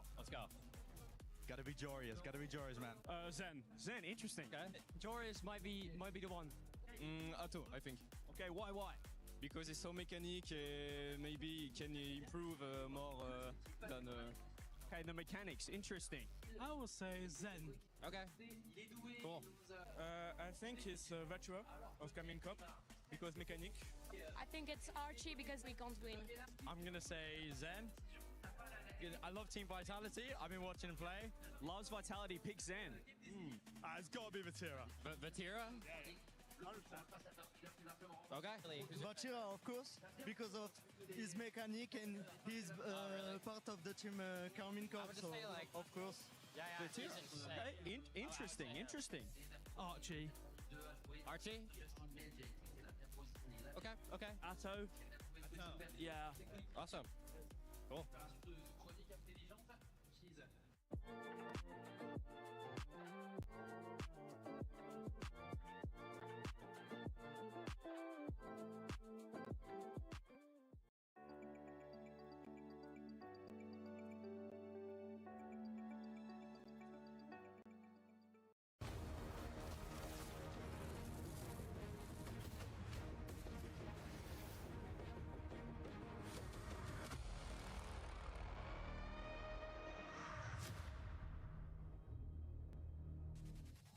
Hello, one and all, and thank you for joining us for the final day of group stages here at Rocket League at EWC 2026. It's been a blast so far, and as you can see behind us, the fans are getting rowdy. Why? Well, one of their French teams is about to take the stage, and I've got an American and a Scotsman to break it all down. We got James Bott and Johnny Boy. I want to start with you, James. Why are the Gentlemates fans so loud here in the venue? It's not even 2 p.m. I mean, if you know anything about French Rocket League, you know that they are passionate. You know, every time we've come to Paris, every time we've been out here, the fans have been insane. And here at the Esports World Cup, it's no different. Johnny Boy, they fell in their match against the Falcons. How close was that Game 5 series? Unbelievable. I mean, I said it when I was watching it live. I'm thinking this could be a grand final. It could still be. So back and forth. Falcons did so well early. Gentlemates looked like they were going to get the first reverse sweep in EWC history. And then Falcons managed to ice it up. So congrats to them. I mean, they're proving everybody wrong. Everybody's saying that Falcons are out of form. They've had a bad split. They've fallen off. They're here to prove differently. Archie seems to be a fan favorite. He's so charismatic on camera. When it comes to in-game, though, who needs to be the loudest voice? Oh, man, I felt like it's got to be Nas. He wore the I'm Zen tag against Zen in Boston. Like, he's got that swagger. He also has, I think, just a great personality to lead. So, for me, I'm looking at Nas. Right now in your power rankings, where do you have the Gentlemates? I know they were S or A tier according to all the talent, but if you're looking at 1 through 5, are they one of the top 5 teams here? I think they still have to be a top 5 team. Maybe number 5 if you're looking at the teams that have made it through as ahead of them at the moment, but I think Gentlemates could be the 5th team. Just how confident are they playing in front of the fans? Well, we had CJ check in with Nas behind the scenes. I'm here with Nas from Gentlemates. We're actually in the Gentlemates booth as well at the Esports World Cup in Paris. But let's talk because you've got a big match coming up against MIBR. Actually, before we get into that, what happened against the Falcons? What happened? I think we just started slow. Going 2-0 down in the series is kind of hard to come back. But I think overall we played well. We just did some minor mistakes, but I think we can fix them easily. And I mean, Game 5 OT loss is not that bad. Yeah, and it seems like you guys are still confident then. You have MIBR best of 7 to qualify for the top 8 playoffs. What are your thoughts on those guys, the Bull and the team? I mean, we played them in Boston, where we went Game 5 against them. I mean, their defense is pretty good, so we just have to play disciplined, and I'm happy it's a best of 7 instead of 5, so we have more time to... I mean, we can make more mistakes, yeah. You guys seem like a pretty relaxed team. It's not just all about practice for Gentlemates. So anything else you've been getting up to at EWC, checking out any other games, playing some table tennis in the play area? What have you guys kind of been doing outside of practice? I mean, we've played some table tennis. We've done the basketball thingy where you throw it in the hoop. And, I mean, we've just been chilling. I mean, playing ranked, of course, scrims in the evening as well. But it's been a good time so far. You guys seem cool, calm, collected, ready to go. So yes. I won't take up any more of your time. Best of luck in your match. Thank you. Thank you. They've been playing the basketball thing where you throw it to the hoop. Well, tonight they're hoping to put the ball in the net. We'll see if they can get it done because they're going up against MIBR, who we need to talk about because this was a squad that looked like they were going to beat Space Station Gaming on day one. That ended up going 3-2 in favor of Space Station, and that meant MIBR had to play against Wildcard for APAC. This may have been the biggest beatdown if you're looking at the 4-0, but some of these games went into overtime, James. Yeah, I was expecting this one to be a little bit closer in terms of the game score line, but MIBR stepped up. And so I don't think you can count them out. MIBR has continually gone to Game 5 with some really, really good teams, even Gentlemates back in Boston. So they have the skill to get these wins, even against a team like Gentlemates, but that closeout factor was missing, but it wasn't missing against Wildcard. Raise Bull won me over with his finger horns, but who is your favorite player to watch on this squad? Who do you have eyes on for MIBR if they're going to pull off the win? I think Raise Bull's one of my favorite players in the scene for sure. I think Astromic's got a really cool story as well. He's had so many teams that have benched him, gone with a different roster, and then he always finds a way back. He gets back with a new team every time, and this time they're just trying to get that little bit further than they've been before. You got to win 2 matches if you're going to make it through today. Gentlemates have already got one big match in front of them. They've got MIBR, and 10% of the fans out there have faith in their opponent. Is the 90-10 split accurate here, James Spy? I would probably give it more about a 75-25, but yeah, not too that's far. fair.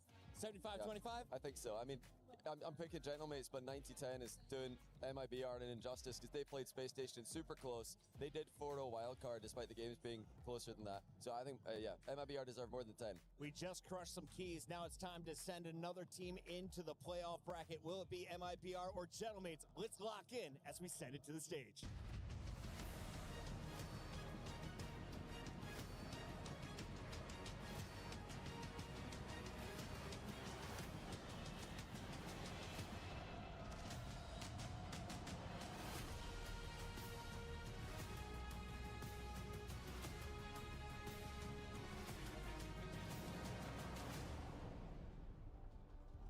Mesdames et messieurs, on est avec les fans Gentlemates ici à Paris. The qualification games to playoffs are about to start here in Paris, and I can't wait for it. I feel like we should get some scarves on right now. What do you think? We should. Do we take one of these? Definitely. Do you mind? It's contagious down here because the Gentlemates fans always blow the roof off the place. It's incredible. And they've got extra reason to do so this time around, Lou, because the last 2 matches were still lower bracket runs where they have to fight on further on this play day. But you win here. In this one, you lock in a quarter-final spot. Yeah, I'm not gonna lie, Ian, we might be biased here, but when we have the French power in the house, we have to go with it. I actually feel like I should take this off. Nah, man, what are you doing? Do you want to get out of the building safe, man? Okay, all right, let's welcome onto the stage, MIBR! E vamos de MIBR, MIBR. MIBR came into the lower MIBR. hurting and answered with a 4-0. That É is how you isso. reset. They might be getting a bit of heat here from the local crowd. A few boos here and there. MIBR. But South America's #1 suddenly have found some rhythm, confidence, and nothing to lose. And they have already shown this season that Gentlemates can be dragged into a fight. Et à Paris, on voit la vie en rose avec Gentle! Gentle! Gentle, Gentle, Gentle!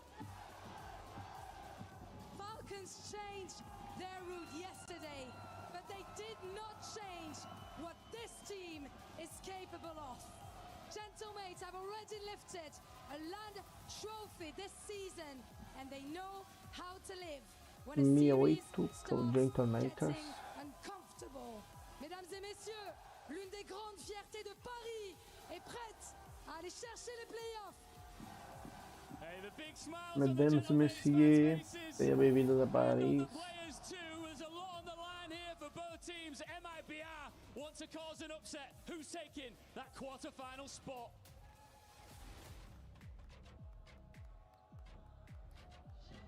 Well, I I don't think the crowd are too split for this one. There was some booing. You might have noticed it. I don't know if the microphones picked it up because it was only 100 decibels loud. Yeah, cheeky little amount. We've had to ask our production to make themselves even louder in our ears because the drums are echoing throughout EWC 2026. The MIBR, they've come against Gentlemates previously at the Boston Major. Unfortunately for them, they did get run over on Gentlemates' way to winning that LAN. So the one result, it did end up going all the way to 5, pretty close.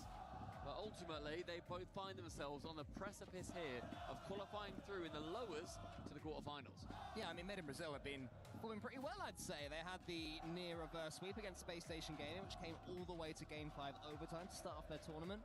And then after that, a sweeping of Wildcard, which featured the most tilting goal of all time. Maybe one of my favorite goals of all time. Sorry, Justin, it's being usurped. Yeah. 0 seconds, I believe it was. Or was it the overtime one in the end? It was no, the 0 second goal in the corner. The countdown ticked down 2-0. Literally the furthest away goal I think it could have possibly been. From the top right corner into the opposite top corner. And from Made in Brazil, it was a very big statement for them. I don't think anybody was under the assumption that Wildcard could necessarily win that series, but they went through and won in an incredibly dominant fashion. Yeah, I mean, I think it says a lot that no one really expected Wildcard to be of a chance. I saw tweets saying they're so much better than what we saw, and I agree. They are so much better than what we saw, but they have Made in Brazil. So we're not here to talk about them, but they have not won a game at EWC, so not great from their standings. Made in Brazil, though, they have spent the season battling with Furia to be South America's #1 team, and at times they have been exactly that. Yeah. You know, for the first time in a very long time, the conversation wasn't insane that, oh my god, maybe Furia might not be the best team from that region, and that is mainly credit to Made in Brazil, how much they have improved. On the other side, though, with Gentlemates, they of course won at the Boston Major. First time any of these players have been able to take down that trophy. I wonder how many of this lot were there as well. Probably quite a large amount. They've got. I genuinely recognise some of the fans. I recognise the people on the drums as well. Yeah, I've seen them around. They were definitely at Paris for sure. And it's been very fun, I think, for Gentlemates to have a travelling band of crazy fans following them to whichever land they end up at. Yeah, there's a fellow leading the chance that I genuinely thought was Rettles when I saw it. It's very similar to Rettles. The camera sees him, see if you can spot the Rettles look-alike. Le Rettles. La Rettel. But they'll be ready for this one. They certainly are ready for this battle right here. And frankly, they're not expecting a battle. They are expecting a sweep. They are expecting domination from their heroes. They're non-French heroes, but certainly representing the tricolor. E vamos começar o jogo. Estamos agora com o jogo do MBR contra o Gentlemates. E é isso que a gente vai agora assistir. Esperamos que o time da MBR passe de fase. To start things off, they could get a couple of goals, get the game, get it locked in. They've only actually scored only 5 goals against the Gentlemates. Archie starts things off, and he has had a fantastic tournament so far. Yeah, he always seems to. Such a consistent player, and while his play style doesn't need to rely on mechanics, he does have those in his locker. He's got the dunk already. A big beaming smile from Oski towards his teammates as well. So the Gentlemates fire continues to burn up to this point. Raiseball, though, how pivotal will he be if Made in Brazil are to mount a response? I think that when it comes to Made in Brazil, the way that Raiseball carries himself in these series is so important. He has been in and out of the RLCS and across all of rapaziada. few years, and it's nice to see him back. But there's a couple of players that have never left since bursting onto the scene. Oski being one of them. Large Oscar slams it into the ceiling, heads it home past the ball. An old-fashioned heat check as well. Put it above the goal line. Can you get that read? No, you can't, Raiseball. I'll follow it up myself. 2-0, easy as you like. Nem vou falar nada porque são 2-0, um massacre. Tô até quieto aqui para não comentar a minha opinião, porque que amasso, sério mesmo. Gets beaten to the backboard. Nas gets it round the side of the Made in Brazil defender. Archie once again can tap it home. 3 in 54 4 seconds for Gentlemates. Sorry, MIBR, this is not still the warm-up. We genuinely have started. The starting gun. 3-0 em 1 minuto de jogo. Aconteceu alguma coisa antes deles irem pro campo. Turning it back around is going to be important, and thankfully for them, it only took about 10 seconds from that third goal. Dois caras explodidos. Ed faz o golzinho dele, diminui no placar 1 gol para o MIBR. MIBR ou MIBR? A gente está no Brasil, que é MIBR. And the way that Gentlemates do wrap themselves around the play. Hello. Be okay for a second. Okay, it's fine. Panic stations, I think, for a second there. Yeah, we saw the fake kickoff there for Made in Brazil. They've been doing those throughout the entire tournament. They started their tournament, 2 of them in a row against Space Station Gaming. The first one didn't work, they did it again.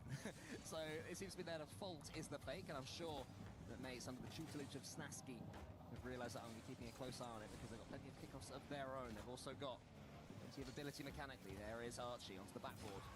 It's cleared by Ray's ball. And I tell you what, since going 3-0 down, Made in Brazil have more than worked their way into this one. It's a shame it took them 3 goals to get to this point. But that's a lovely pass from Wraithful Central.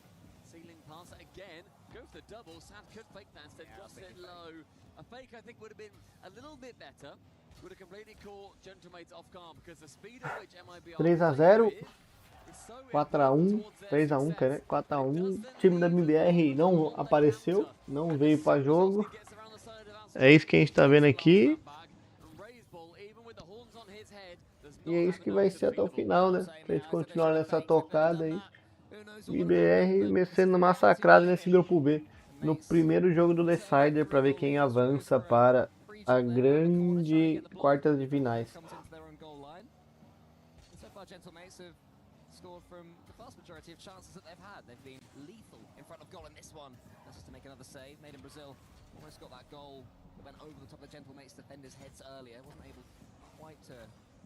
Olha o gol. Sozinho. Não tinha ninguém defendendo o gol, cara. Ó, o Astro tava ali, o Reis Bull tava ali. E o Ask sozinho. Não tem nem explicação, cara. Is this going to be, okay, you know, it's 4-0 series. It's just a shame that MIBR aren't able to get into it early. Now, 2 series on the trot. They do realise they don't have to concede 7 goals to Gentlemates in the game 1, right? It's not like in their contract. It might be at this point. There's still 2 goals off that, though, as Nas is going to try and continue this push, this pressure. As Gentlemates have been on top of Europe so far, they're wanting to dominate South America while they're at it. Braceball comes up against Oski, that one. O time do MBR tá levando uma piaba de 5-1. Que defesa do Sed, mas porra, tá muito fácil esse jogo. Muito fácil. Mas tudo bem, é o primeiro jogo, é melhor de 7, ainda tem muito jogo pela frente. Não tem perigo de sofrer tanto por um jogo. Pelo menos é só um jogo, né? É só mais um jogo de 7. Então vamos lá. And I think you've summed it up there, though. I think they are so competent at the fundamentals and the way in which they approach the game. And if they need to make sure that they are sinking, you know, triple flip resets, that can happen. We've seen the iconic Oski pancake goal. We've seen Nas absolutely embarrass Vitality in the grand finals in Boston. They've got all of that, but they'll only resort to it as and when is needed. Final minute now ticking down as you see the scenes in Paris, and it really is a lot louder than I'm sure all of you are hearing at home. Their fans have come and they have made sure that they are the dominant force in your ears at EWC. Yeah, Gentlemates have been wounded by the top 6 in the Paris major in front of their own fans, in front of even more of these fans than were at Boston, of course. Because it was in France, it was in Paris, just down the road. How much of a tonic would Esports World Cup victory for the Gentlemates and their fans? They're a quarter of the way to winning this series already, making it into that top 8. That's phase 1 complete. They had that tough loss earlier on against Falcons. Falcons played well in that game as well. It was a good Gentlemates performance, it's not enough to win. Well, as Nas said in the pre-game interview, he was saying that it came down to an overtime. We can't really be that mad. Falcons are one of the best teams in the world. Can't be too upset with that. It's a shame that they were on the track to the reverse sweeps, and maybe it would have hurt a little bit more having the light at the end of the tunnel that they then couldn't secure. But game on here, incredibly decisively, Peraí que eu tô fazendo uma foto aqui. Mandaram uma mensagem. And their fans, I'm sure, are going to be erupting very shortly. And MIBR, a lot to watch. Ah, unlucky MIBR. Couldn't even get the second goal to take into game number 2, and it is looking very relaxed, professional, and chill so far for Gentlemates. Yeah. As you'd expect after a 5-1 victory. 3 goals for Oski, a couple for Archie, and Nas, despite getting no goals, second top scorer with 2 assists as well, so all 3 players involved. And when I think they were 3-0 up before a minute went down. That's when you're setting yourself up. Primeiro jogo já tava na cara que ia ser do time da Gentlemates. And now we all turn our eyes towards Made in Brazil and we say, can you stem this flow? Can you make it less easy for Gentlemates? Estava na cara. No, yeah, completely. I think as well with the way that Made in Brazil have played their previous series, you saw it, of course, against Wildcard. They were swarming. They completely smothered Wildcard. They did not let them out their own half. And you see from the streamers, Katoga and from Itachi, it was an easy one. Shake it off, move on. You got 1-0. 3 more, boys, and you look to be qualified. Yeah, as I mentioned, Oski, the top scorer and in points and goals with 616 points and 3. They're so relaxed in this situation now, aren't they? This will not be phasing them at all to be on this stage. And to be fair, credit to Made in Brazil as well. Raiseball had a big old smile as he was being booed. I wonder if he was thinking, I bet one of them. E vamos para mais um jogo, né? Primeiro jogo deu o time da M8 da Gentlemates. Agora é hora de dar o MBR, né, rapaziada? That was another fake kickoff there. Gentlemates, fewer demos in that first game, so that's another string to their bow they may be able to rely on if Made in Brazil do step their own game up. Gentlemates will be hoping they don't have to. They can just keep doing what they're doing, swanning about, scoring nice goals as and when the opportunities present themselves. Made in Brazil have started game 2 much the better. Remember, as Stumpy mentioned, it was 7-0 in game 1 last they played. It went to 5, and this is following that script. Beautiful setup from Raiseball. Bom, MBR já começou. With 0 boost in the goal line has to basically respect 3 players. Where is one of you going to touch it? And in the end, it does get sunk. Astro gets the first. Começou ganhando 1-0 nos primeiros segundos de jogo. Yeah, I do wonder at what point MIBR wrote off that first game, at least in their minds. I'm sure they were still coming, but I think 100% into it if you're 4-1 down or 5-1 down. So now we'll see the real MBR. pass there. It could be 2-0 depending on what Archie does here. It's good play from Archie. Decided to go straight for the ball. Raiseball. O time da M8 tentando recuperar o placar 1-0. Olha o chute da M8. Não foi pra frente. Made in Brazil, the other side are going to have their own chance, but shooting straight for the man means that you know where he's going to be for the man finally from Gentlemates to bump him. So if you can make it as predictable as possible for the man shooting the ball, it's going to be a much easier time for the bumper. We did say that Gentlemates can certainly up the demo game if they choose to, and now swiped at a Made in Brazil player there. It also gets a fantastic doink.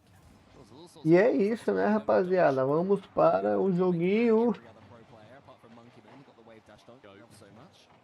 Sad on the left wing, gets past one of them. Oski is knocked out the way by Sad. That's great play from Sad. He's got no boost left to play with. Oski's already up. Raiseball wants to go underneath Nas and does so. Archie has quase pega, faz um gol. Very well fought here from Made in Brazil. MBR tentando manter a vantagem. They've struggled a bit more in this game. They're alleviating pressure of the ball a bit more often. They're not finding each other quite as frequently. And I wonder if that's just superior positioning from Made in Brazil. Good challenge from Oski though. Gets it far as a Nas to the backboard. Double is on, but does get missed. Yeah, couldn't quite get the angle there. Hoped that he had a teammate following him up, but his teammates were from the same path. Not able to do anything with it. Made in Brazil. So a little bit of defending now. Archie to the side as he goes for the snapshot. He goes for the backboard instead. There is Oski underneath and Astro. Unfortunate, it's 1-1. A little bit of ping pong on the goal line. Never hurt anybody apart from Made in Brazil. From Oski down Archie, back onto the post, straight into Astro.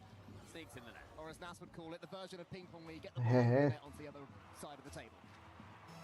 Halfway halfway through the game, and we now draw ourselves level. Kickoff goes very much in favour initially of Made in Brazil, but a good interception from Archie for now. Unfortunately, I think every single Gentleman's player for a second empataram o jogo. as the ball found itself in the corner. Start to score from Archie on target, a diving Sad. Let's keep them level.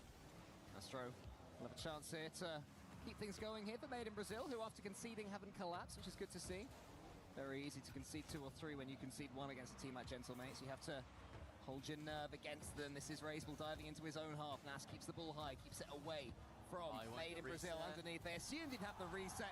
When you're as good as Nas, even when you don't get it, it's devastating. And it looked like he had it here, and so Raisball has to respect it, has to wait and think, and Astro diving, goes for that block because he has boost. Archie can wait, ball is alleviated towards him.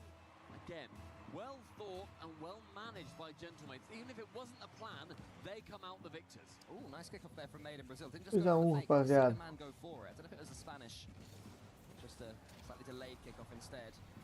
But it has led to them having this pressure. Astro into the corner. They need a goal soon, you'd feel. Gentlemates are playing into it, and that's what's going to happen when you're up against the mates, double committing. One wrong comm and suddenly taken completely out of it. But that's good play from Astro, keeping hold of that ball. Baiting in a couple of players. Nas puts it into the corner. Asks a question of Archie, who didn't really want to be asked it. They're all a little bit trapped in their corner right now, mates. I mean, with the lead, they won't mind because I think it's going to be a couple more seconds ticking down. It's almost impossible to score from the corner, so happy days for them as far as they're concerned. 10 seconds has gone. Started saying about that. Archie fakes out Sad and then gets a beautiful 50 versus Raisball. They are getting very tricksy, the mates, and nearly and absolutely bang an own goal from the halfway line. They're Made in Brazil. Not a fan of that, not a fan of Gentlemates getting their tricks on. Just want to hit the ball, but almost trip over each other's toes on the way there. So Gentlemates almost bait them into an own goal. Does remain 2-1 to Gentlemates, and they see this game away. Nas prod it forwards. 2-1. Archie looking up against Raisball and Astro. Astro gets it into the center at least, but Made in Brazil can't really get hold of the ball, and Gentlemates should be able to finish it. I think the main thing mates do well. Rapaziada. Não temos chance, sem chance pro time da MBR. Mais um gol da M80. Da M8, que é M80, né? Mais um gol da M8. Whatsoever in the first game especially. They finally got around to that plan, but then NRG just did something different. And right now mates can exploit a single hole. Rapaziada. And they've done it incredibly effectively. Their fakes also are completely bemusing what MIBR can put forward towards them defensively. And 3 goals now, and bear in mind that's 3 in a row after MIBR did score the first in this game to go ahead pretty early on. Yeah, that's true. It's been better for Made in Brazil, but not enough. They had that lead.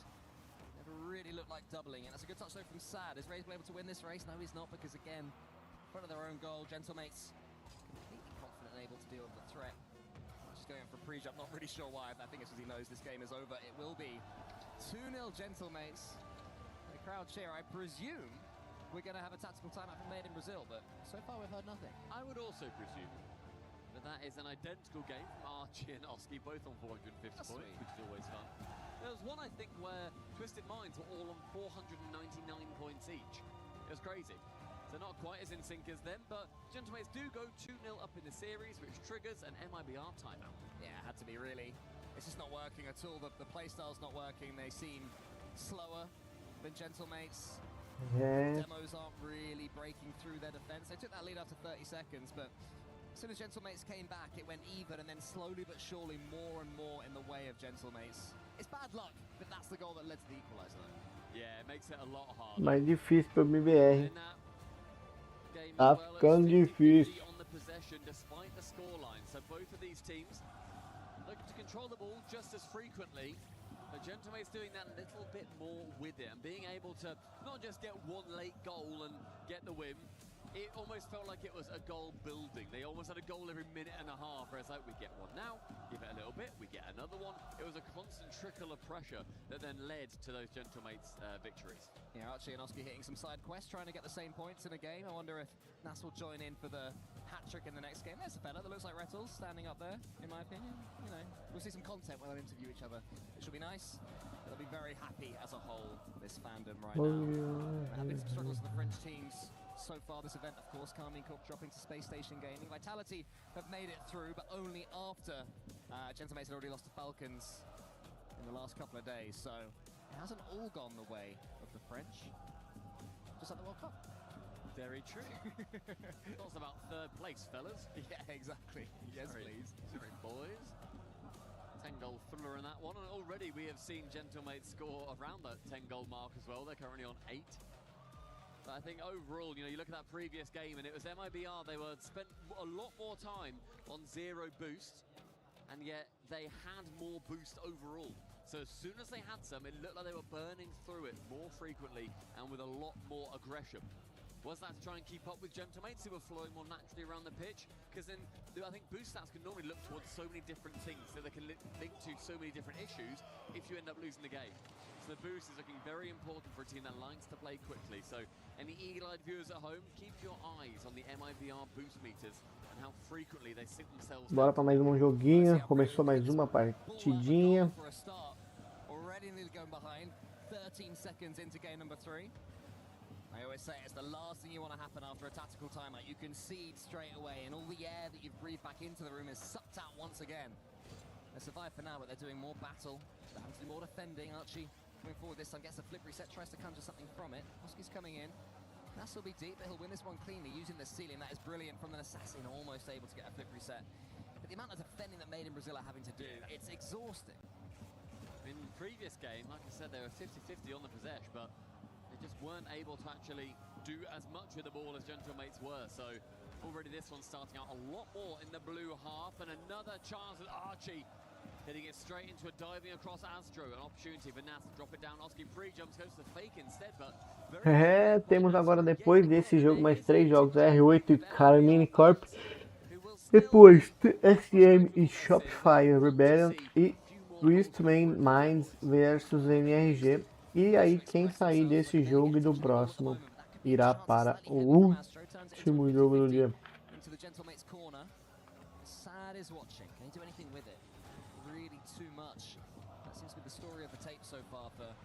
Não, esse é o último jogo. Twist Minds é o último jogo, foi mal. E NRG já tá aqui, já colocaram.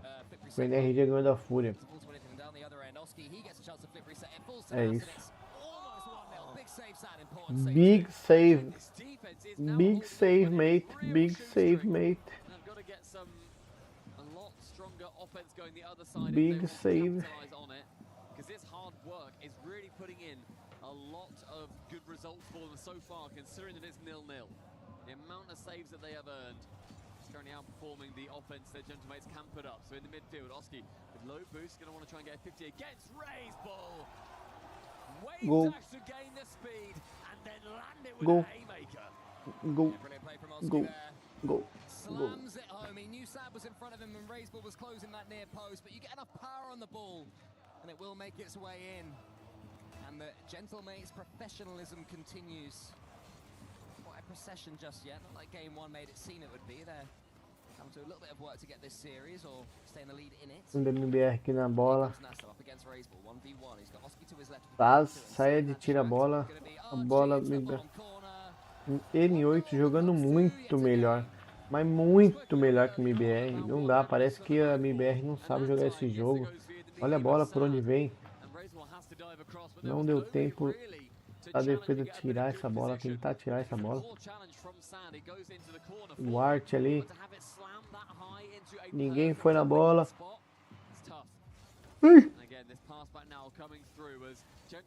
Desânimo já toma conta do time do MBR. 3-0. Afasta a bola de qualquer maneira. Post is going to thwart them for now. Archie's going back towards his own goal again. Archie, again, side quests. Hit the ball towards your own goal 100 times. E a gente agora tem essa... It seems to be the case. He's hitting the ball forwards again. Going to fall towards Nass, who just waits. Takes all the time in the world. Launches something. Lackadaisical as you like. Goes for the flip reset musty. He was trying to get that one into the top corner. Couldn't quite do it. But that would have been a lot of fun if he had. We're under 2 minutes now as Nass from the ceiling. We've seen a couple of players do that recently, and look at how much pressure can come on from a simple mechanic like that of just getting in the way. Vamos em frente. The way the Gentlemates position themselves, a lot better than Made in Brazil. Archie might just fake this instead. It needs to get something on it. Taps it down. Aqui vai ser um jogo mais duro do que eu esperava. Porque 3 a 0 não tem como o time da Fúria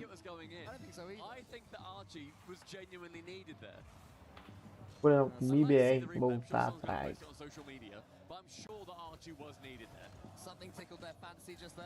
Rapaziada. Aqui foi o time da MIBR. E nem como acreditar mais. 3 a 0 nesse jogo. I'm impressed by Gentlemates. It's tough to say I'm disappointed by Made in Brazil because Gentlemates are playing incredibly well. I wanted something from them. I wanted them to really like bloody the nose of Gentlemates here, especially the fact that the last time they played at the major did go to game 5, but we've not had any sense of that being the case in this one. Gentlemates have been faster, Gentlemates have been more aggressive, Gentlemates have got more demos, it's been more impressive. And they've been a lot more efficient with the shots that they've been able to have. A 42% shooting percentage in this series so far. They have had a good number of shots, but they've also got a good number of goals. 11 in total in just 3 games is a stunning amount. It could well be 12. Next player to it is going to be a save. Astro, the other side, can get one. Oh my goodness, he should have got one for Made in Brazil. Yeah, he saw that the Gentlemates player was coming back and thought he had to slam it in. I think he could have played it safer and rolled it in. It's not going to matter too much for this game, but there's to be any chance of a couple of games at least in this series for Made in Brazil. Boa chance, né? 7 segundos, 5 segundos. Bring a new breath of momentum. Freestyling Gentlemates, they're freestyling and they're scoring. Ainda faz um gol ainda pra massacrar tudo, pra acabar com tudo. Não tem nem o que fazer, não tem nem o que falar. Não tem nem o que dizer. They are at 32%. They lead the competition here at the Esports World Cup 2026. And you can see with the snipers that they have on their team. Well, look, we're looking at, 14 shots in total. And they're still scoring about a third of them. It's phenomenal. They're certainly looking more like their Boston selves. And we haven't even seen Nas turn into full-on insane mode. Was that one going in? That was not going in! Archie was needed. Okay, I'd say crossbar. Based on that angle, I think it was crossbar because he tips it down and it only just goes in based off that. What a save that is, man. If you think Archie was needed there. Okay, well, let's see. Let's see. I think Oski's saying you nearly missed. I imagine that's what he's saying there, which is very funny. Very, very funny there. But I do think that the vibes like that on a team helps out immensely. Like, they've just scored 4 against what South America have been able to put up as one of their greatest teams. They've done a stunning job at just playing the game that they need to and shutting down MIBR, not just making it a little bit close, like NRG Furia earlier. It was a little bit close in some of the games. There was an overtime. There's been no hint of that. There's been no hint of closeness. This is an ocean between these two teams right now, metaphorically and physically. Made in Brazil can't even get out of their own half either. There's Bora para mais um jogo, né? Vamos ver se a MIBR consegue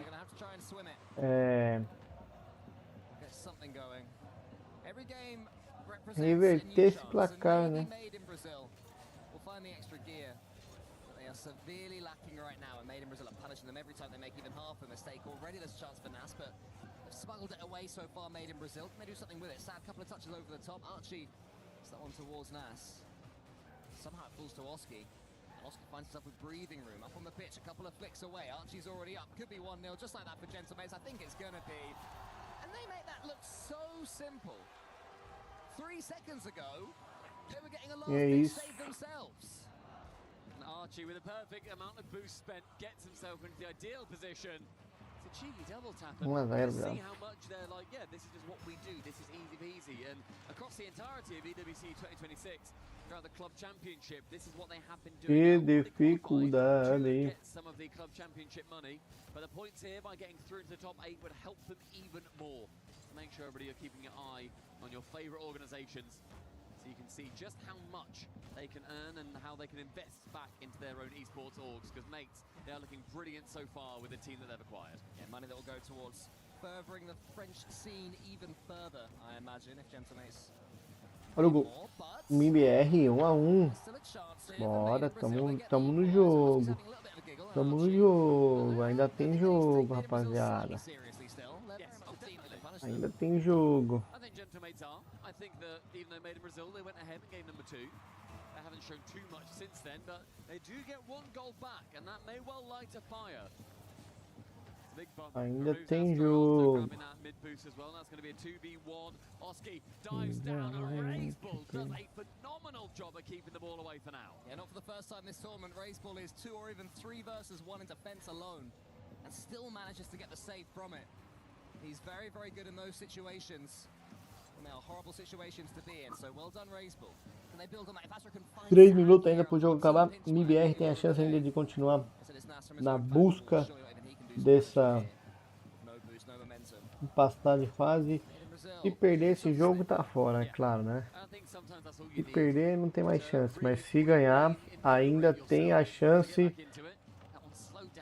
nos próximos 3 jogos de termos a decisão no 7º jogo. Mas pelo que nós estamos vendo nesses dias, nesses jogos, M8 está muito superior ao MIBR.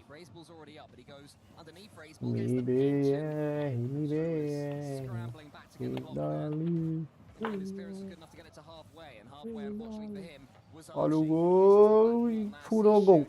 Defende a bola agora o Raisbull.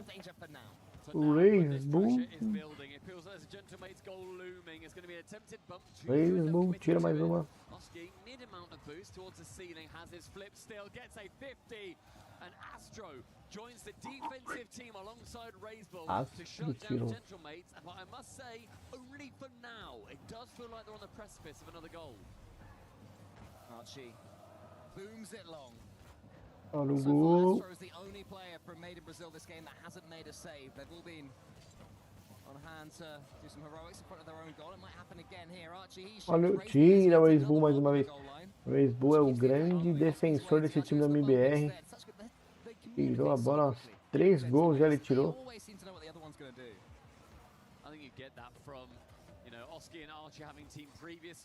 Astro. Arte bloqueou o passe. Raisbull mais uma vez defendeu a bola. Ele não fez isso no começo, hein, Raisbull? Esse joguinho aí. Esse jogo de fundo do Gentlemates tá cada vez mais difícil.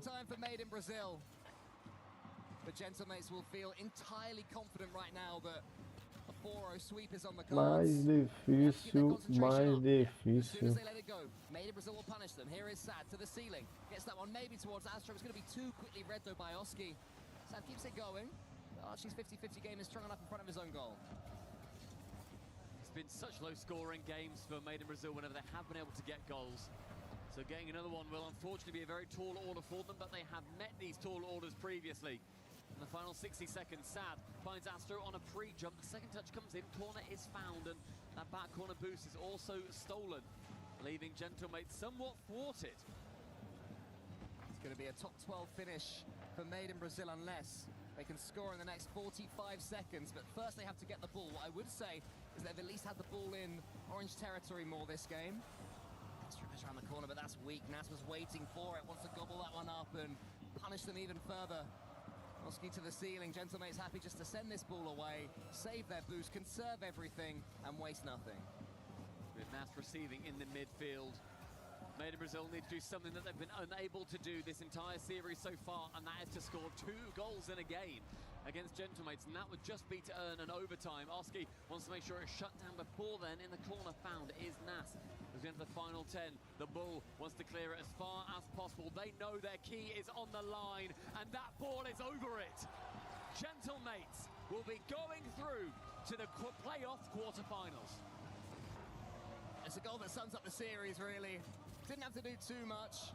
Keep batting that ball away like a cat playing with some string until eventually there will be a path towards your opponent's goal.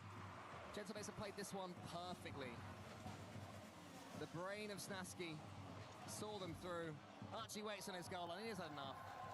Get rid, get it down. Series 1, 4-0, one of the most comfortable 4-0s between two teams that could be of a similar caliber that you will ever see. I was going to say that when you Isso que foi o que eu falei. O NRG, o M8, melhor que o MIBR. E não tem como. Yeah, I think they knew it from game 2, to be honest. It only ever seemed like it was going one way.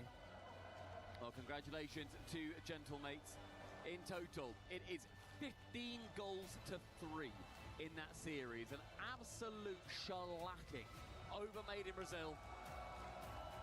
Cool goal, thankfully for us today. A little bit of excitement. There's a key to crush, baby. Oh yes, that's what we want to see. That is always É, fun. rapaziada. I think Gentlemates are certainly a roster that will enjoy destroying the dreams of an opponent, and their fans will love it as well. Love that, absolutely love that. There's no one to shush. Oh, I guess to be fair, there are some Made in Brazil fans in the corner. Yeah, no, that's true. There are people to shush, and credit to the Made in Brazil fans that have come over. We are on the stage with Nas. What's he got to say? Agora a gente vai esperar o próximo jogo. Eles nem estão acreditando que eles estão falando aí. In the playoffs, ladies and gentlemen, Gentlemates sont en playoff. Vous l'avez vu, Nas. You won 2 games and there were stomps here, but now in the playoffs only the big dogs remain. So I want to know, how do you feel? Do you feel ready for those big games that are coming, and why?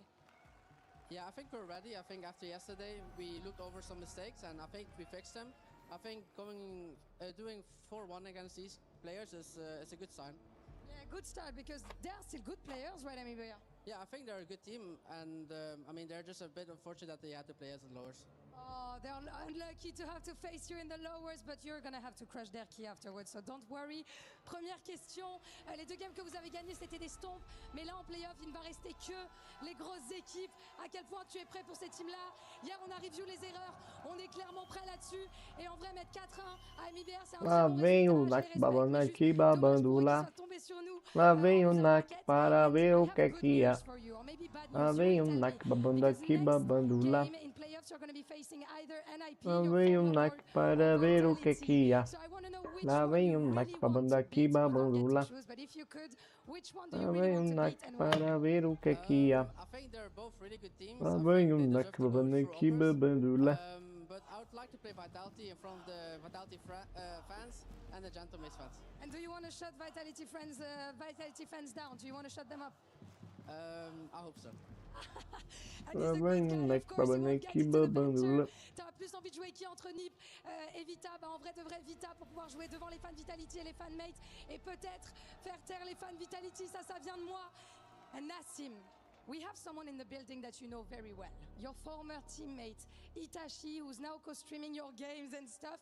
So now you can say it. You are the real Morocco monster, or do you sometimes missing him and his Lá vem o NAC babando aqui, babando lá. I do not miss the Road Dog, and I think I'm the new Moroccan monster. Oh, Itachi, t'as entendu?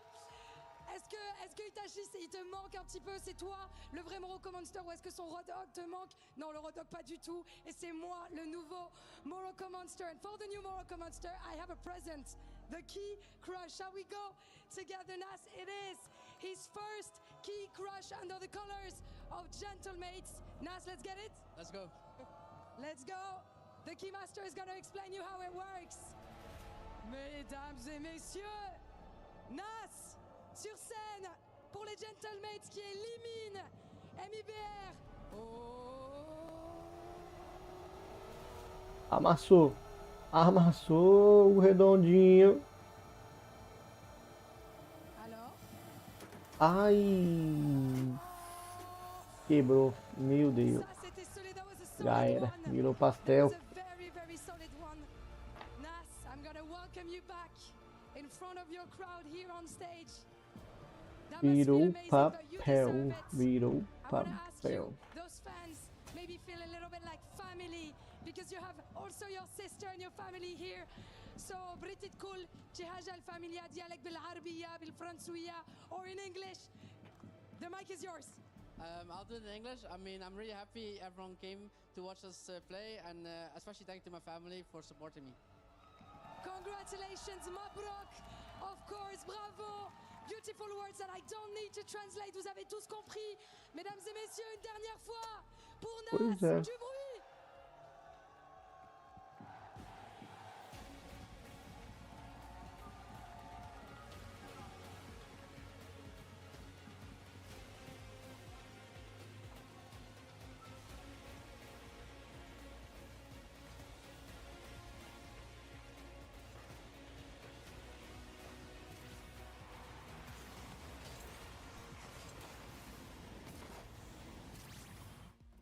E vamos para a próxima partida. Vamos esperar, né, no caso.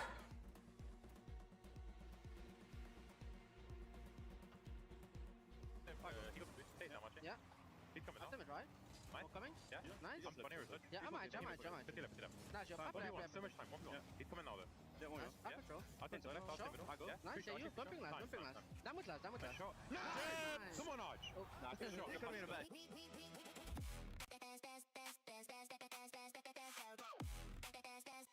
We book Esports World Cup.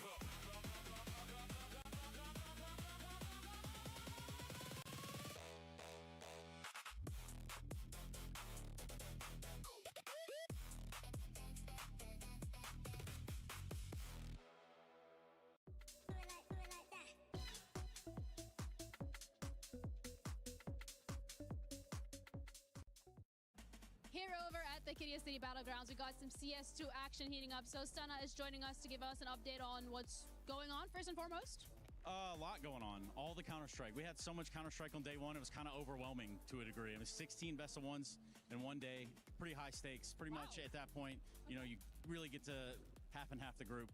You really get to like feel the vibe of the CS. Yeah, I thought, you know, because you called me a little Stunna earlier, I was thinking, like, these are big days, though. These are not little days. These are big days of Counter-Strike, especially when we start heating up this Esports World Cup Club Championships. Correct. Because those are some teams that are looking for the big bucks. We're looking at Falcons, Vitality, G2, 100 Thieves. How are they doing? Okay, well, newsflash, 100 Thieves, they ain't make it too far over here, Counter-Strike. That's so unexpected.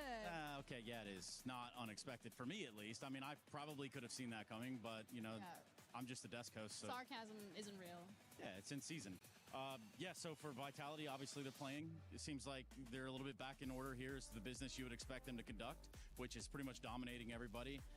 A couple of question marks, though. So we'll have to see how they prevail. We're playing B8 today for a spot in the playoffs. Oh, and then Falcons, how are they doing, actually? Because they're number 2 right now on the club championship points. Now, those Falcon guys, I tell you what, if you ever talk about a team that make you sweat for no reason, because you know they're going to win, you know they're going to figure it out, but yeah, the Falcons are seemingly on the right path. You know, they won the major, and now they're here trying to continue that dominance. All right, well, it looks like they just want to make you work for it, which is absolutely fair. That's it from us for the update for CS2. We'll keep you in the loop. Thank you.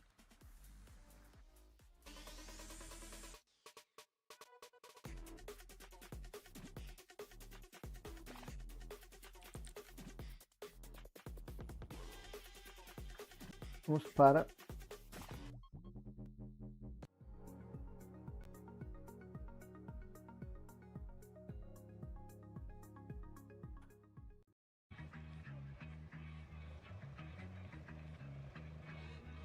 mostrando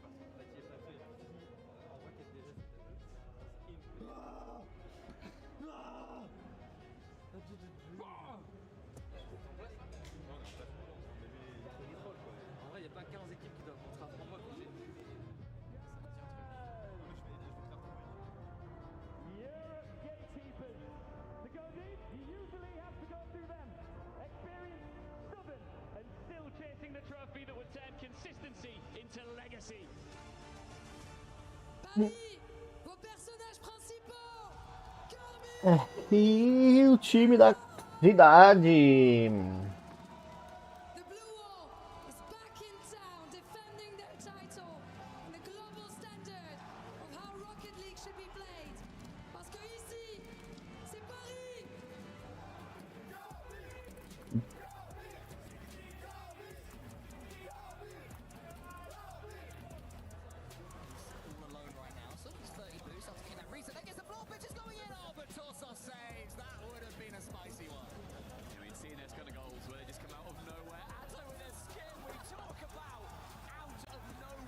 Ai, ai.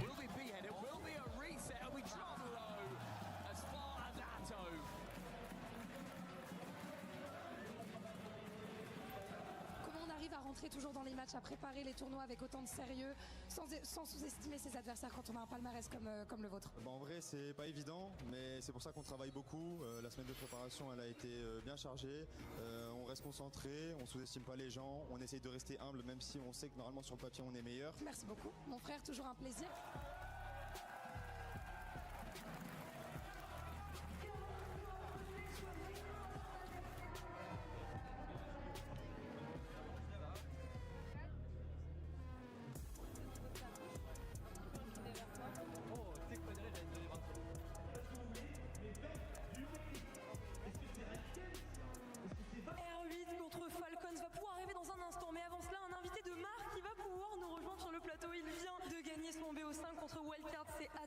Comment tu te sens après cette magnifique victoire 3-0 dans la facilité? Bah écoute, c'est pas la première fois qu'on affronte Wildcard en premier match d'un tournoi important, donc en général on a peur, on va soit en game 5, et là pour une fois on a bien fait le boulot 3-0, donc on est que content.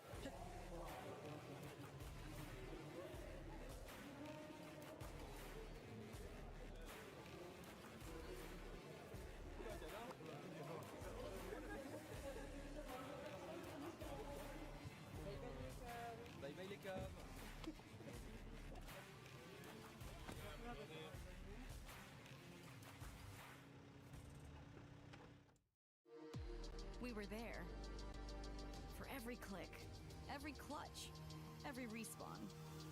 We were there for the years of grind, and we're here. Now, the proud founding partner of EWC, powering the biggest event in gaming, shoulder to shoulder with the world's best, making history. Greatness deserves a stage. Lenovo Legion, reach your impossible.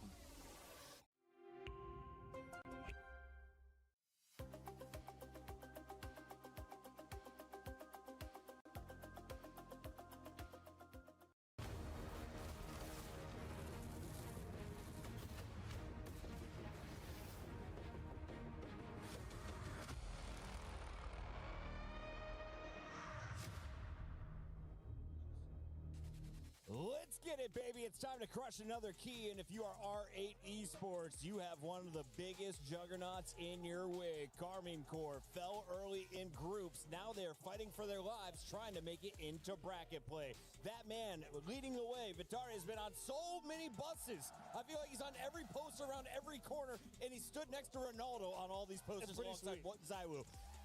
What do we have to do to get our faces on the posters next year, Jorby? That's true. Because I'll do it right now. Win a lot of games on stage. Yeah, can't do that.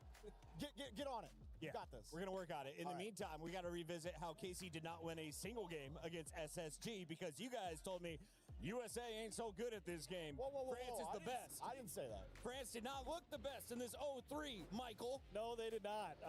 SSG, it really felt like they had KC's number. They did a great job getting physical. KC feeling a little bit like Estão falando do jogo aqui pouquinho. They felt like they could just do anything they wanted, and they trusted that their own demos were going to come through. And when they didn't, Space Station would just take the ball right off them. You see Diaz going for a bump there, and it was just, that's the story. Like, here's Fatira, but they're all ready for it. They don't care. Except that time Fatira scored. I was going to say, that one looked pretty good. I don't know what's coming in the package, but I remember the game. I casted it, all right? We were there. We blocked it out just like the Blue Wall did. If you're looking for an improvement on that first performance on stage, what do you need to see from your KC boys?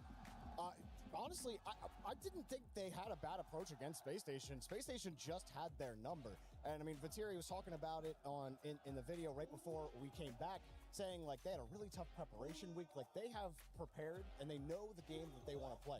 This team does not suck multiple matches in. Okay.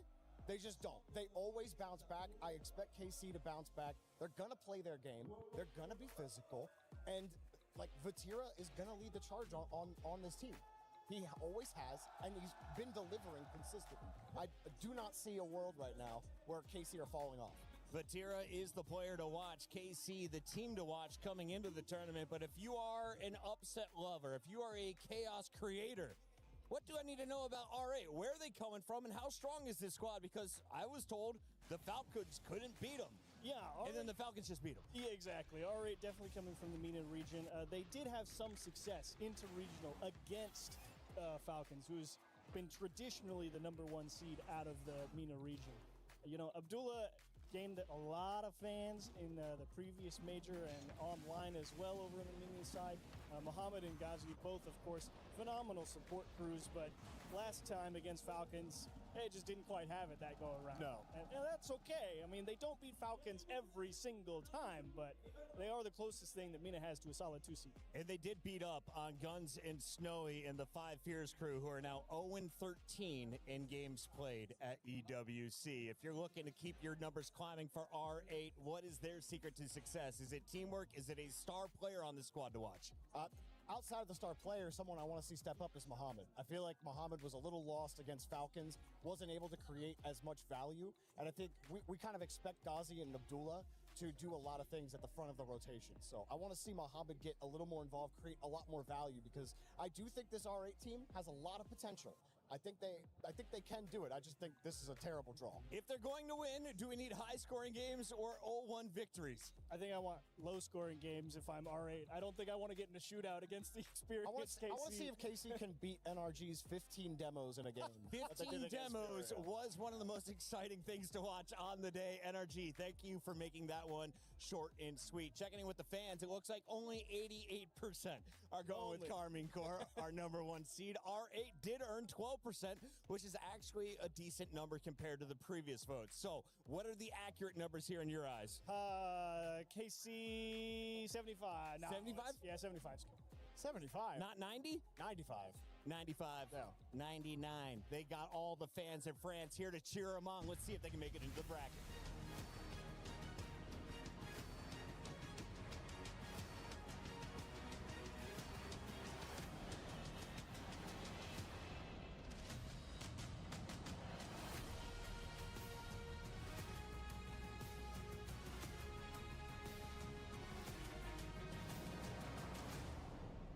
We are having so much fun here in the STC Arena at the Esports World Cup, and in a world where we have seen nothing but contested series in Rocket League, it was actually quite refreshing to see a dominant stomp of a performance from Gentlemates. Absolutely. A reassuring stomp from Gentlemates. Les Gentlemates qui savent accueillir. Un petit 1, 2, 3, 4, 0.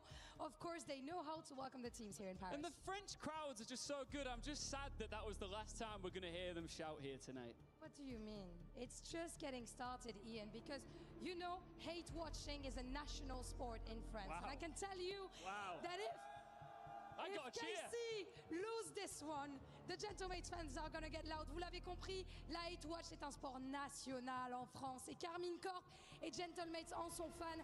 Je suis certaine que ça va bien se passer pour la casser. All right, I need to witness this. We all need to witness this. Shall we welcome the big team's opponents here right now? Yes, the opponents from KC, it is R8!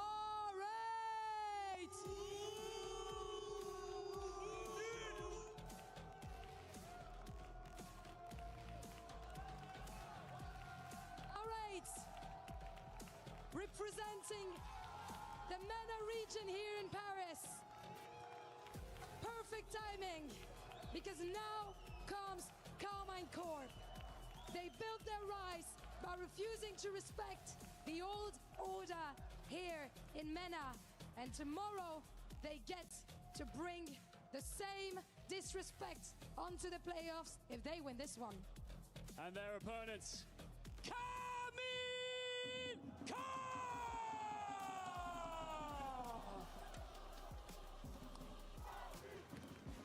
KC, and not surprisingly, supposed to be here.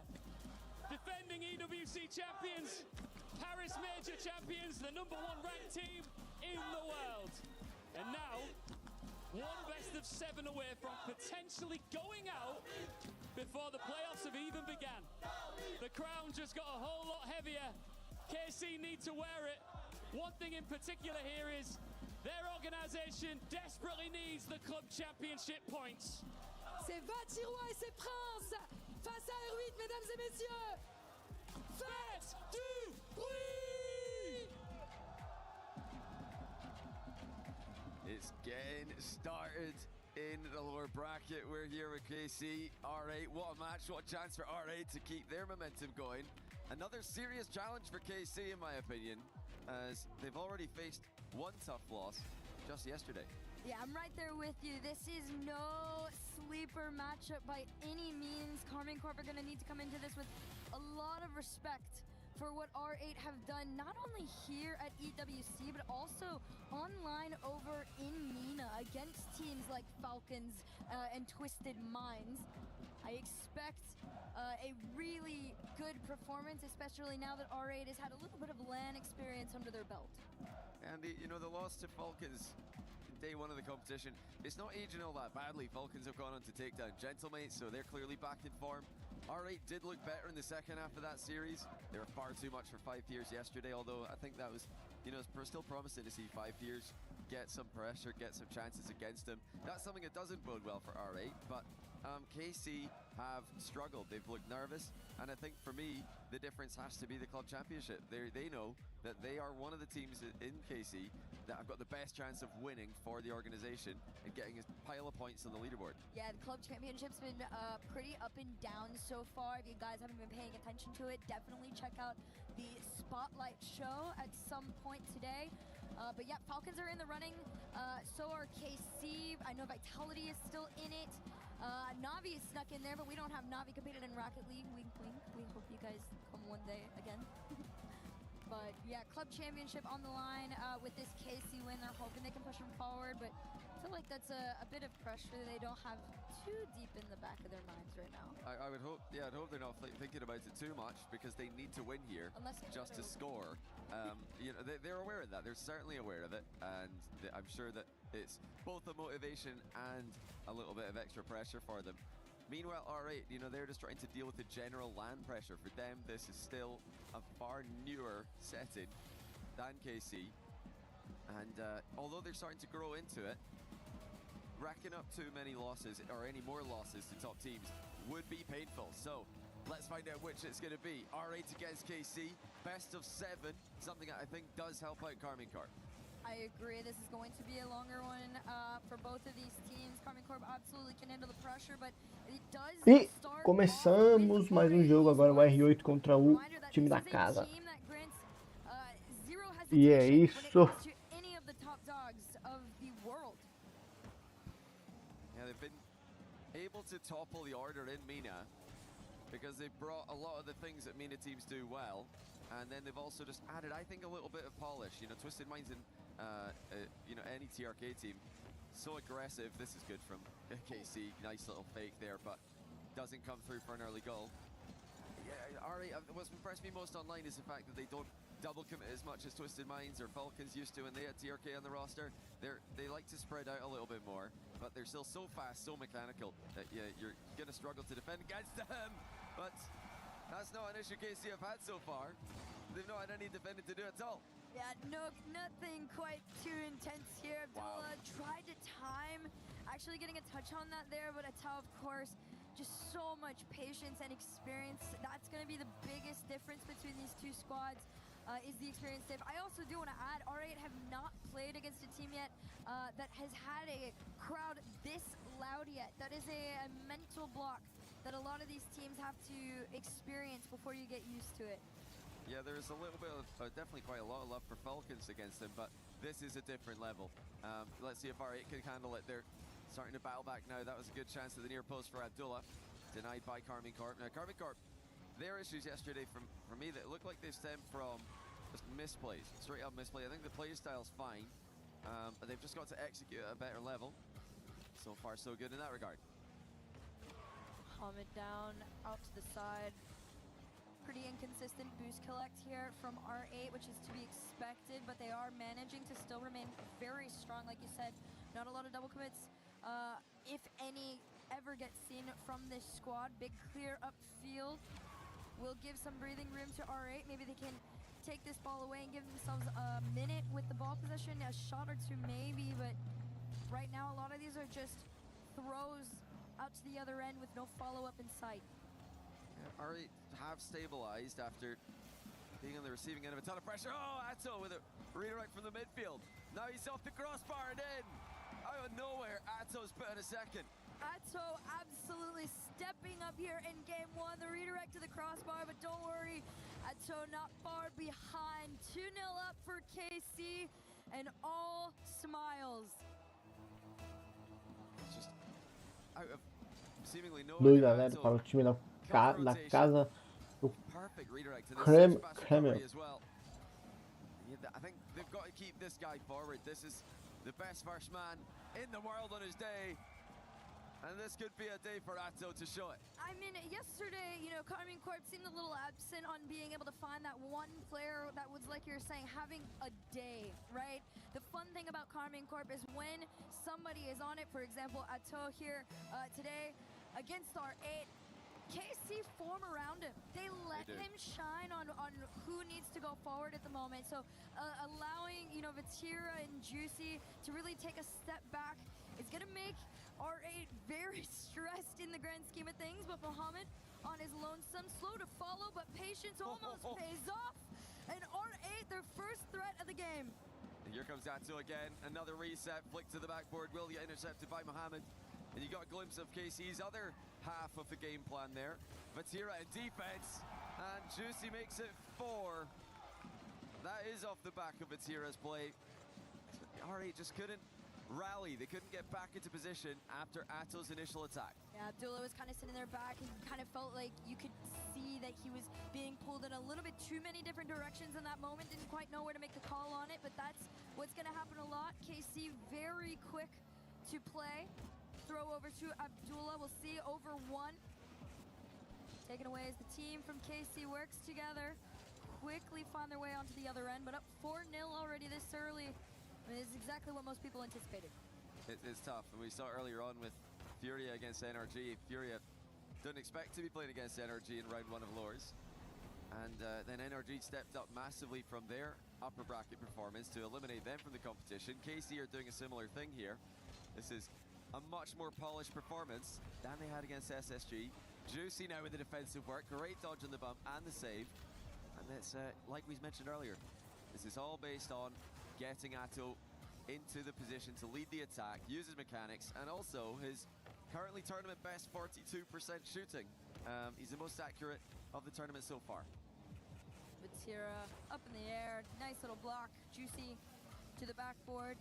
Eyes to get it down. Oh, no, Atao is going to call himself off this one a little bit as R8 are able to clear. They're not going to force too much, already up by 4. I will say, like you said, this is the best performance we've gotten from Atao. This is a player that has been long overdue for an MVP in most people's opinions, and absolutely, you know, showing everybody why he's up in talks for best player in the world.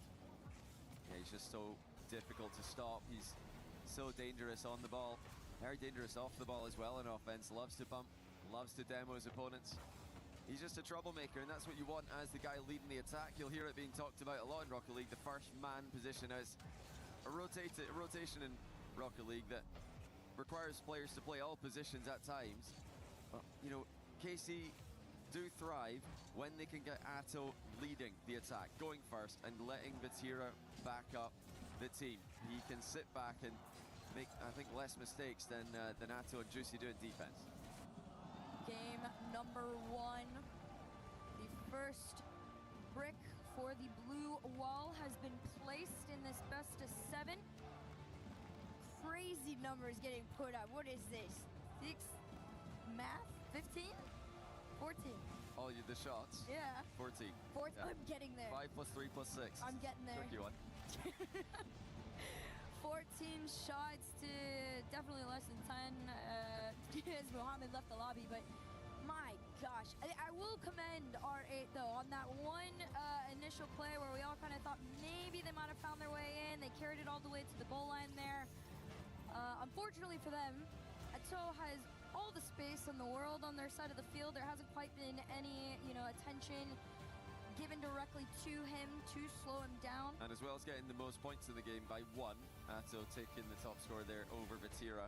He got 5 demos. Ato, one of the players who can really rack up the demos in these tournaments, very often finishing as the #1 most aggressive player in that regard. In fact, game 1 he got the same amount of demos as R8 did as a team, and Juicy Vatira also got 5 between them. So KC really just crushing it in that first game. That's it's a tough one for R8 to swallow. They're gonna need to bounce back though. If they can't get a goal in this second game, I don't think it's E vamos para o segundo jogo do dia. Time is definitely a virtue, especially for anyone going up against Carmine Corp. A couple demos traded back and forth between the two.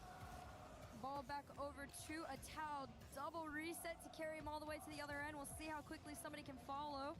Challenge onto Mohammed. All of R8 trying to just go up as quickly as possible, but KC doing an incredible job of just stressing them out. There's no space to even work with this ball right now. Well, Tira Larkin, he's managed to pick up the mid boost, trying to catch up to this one himself. He does get blocked to the near post by Abdullah. Now brief 2v1. Will there be support coming through in time? Yes, there will. So that's good force there by Juicy. Because he challenged, he forced the attacker to flick the ball early. That gave Ato time to react to it.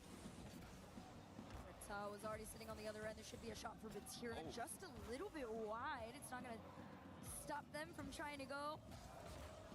Almost all of R8 on next to nothing in the tank. Eventually, one of these shots would find their way through if they're able to maintain the pressure, but R8 defensively looking like a masterclass, honestly. They're staying calmer than most would in that situation.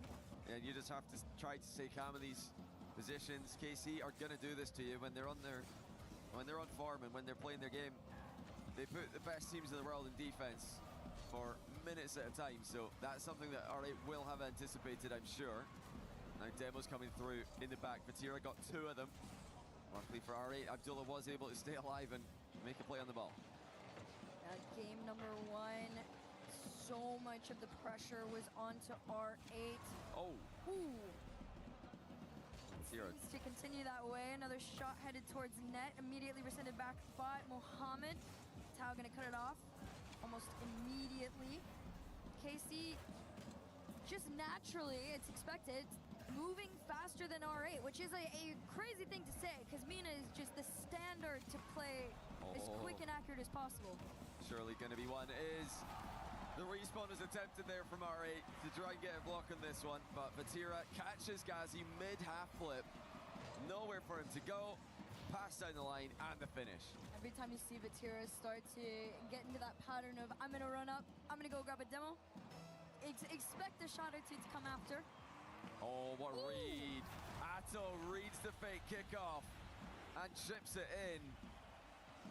He just must have seen something here that he didn't believe, and he just chips it straight into the open net. R8 trying to pull a fast one on KC there. Does not work out.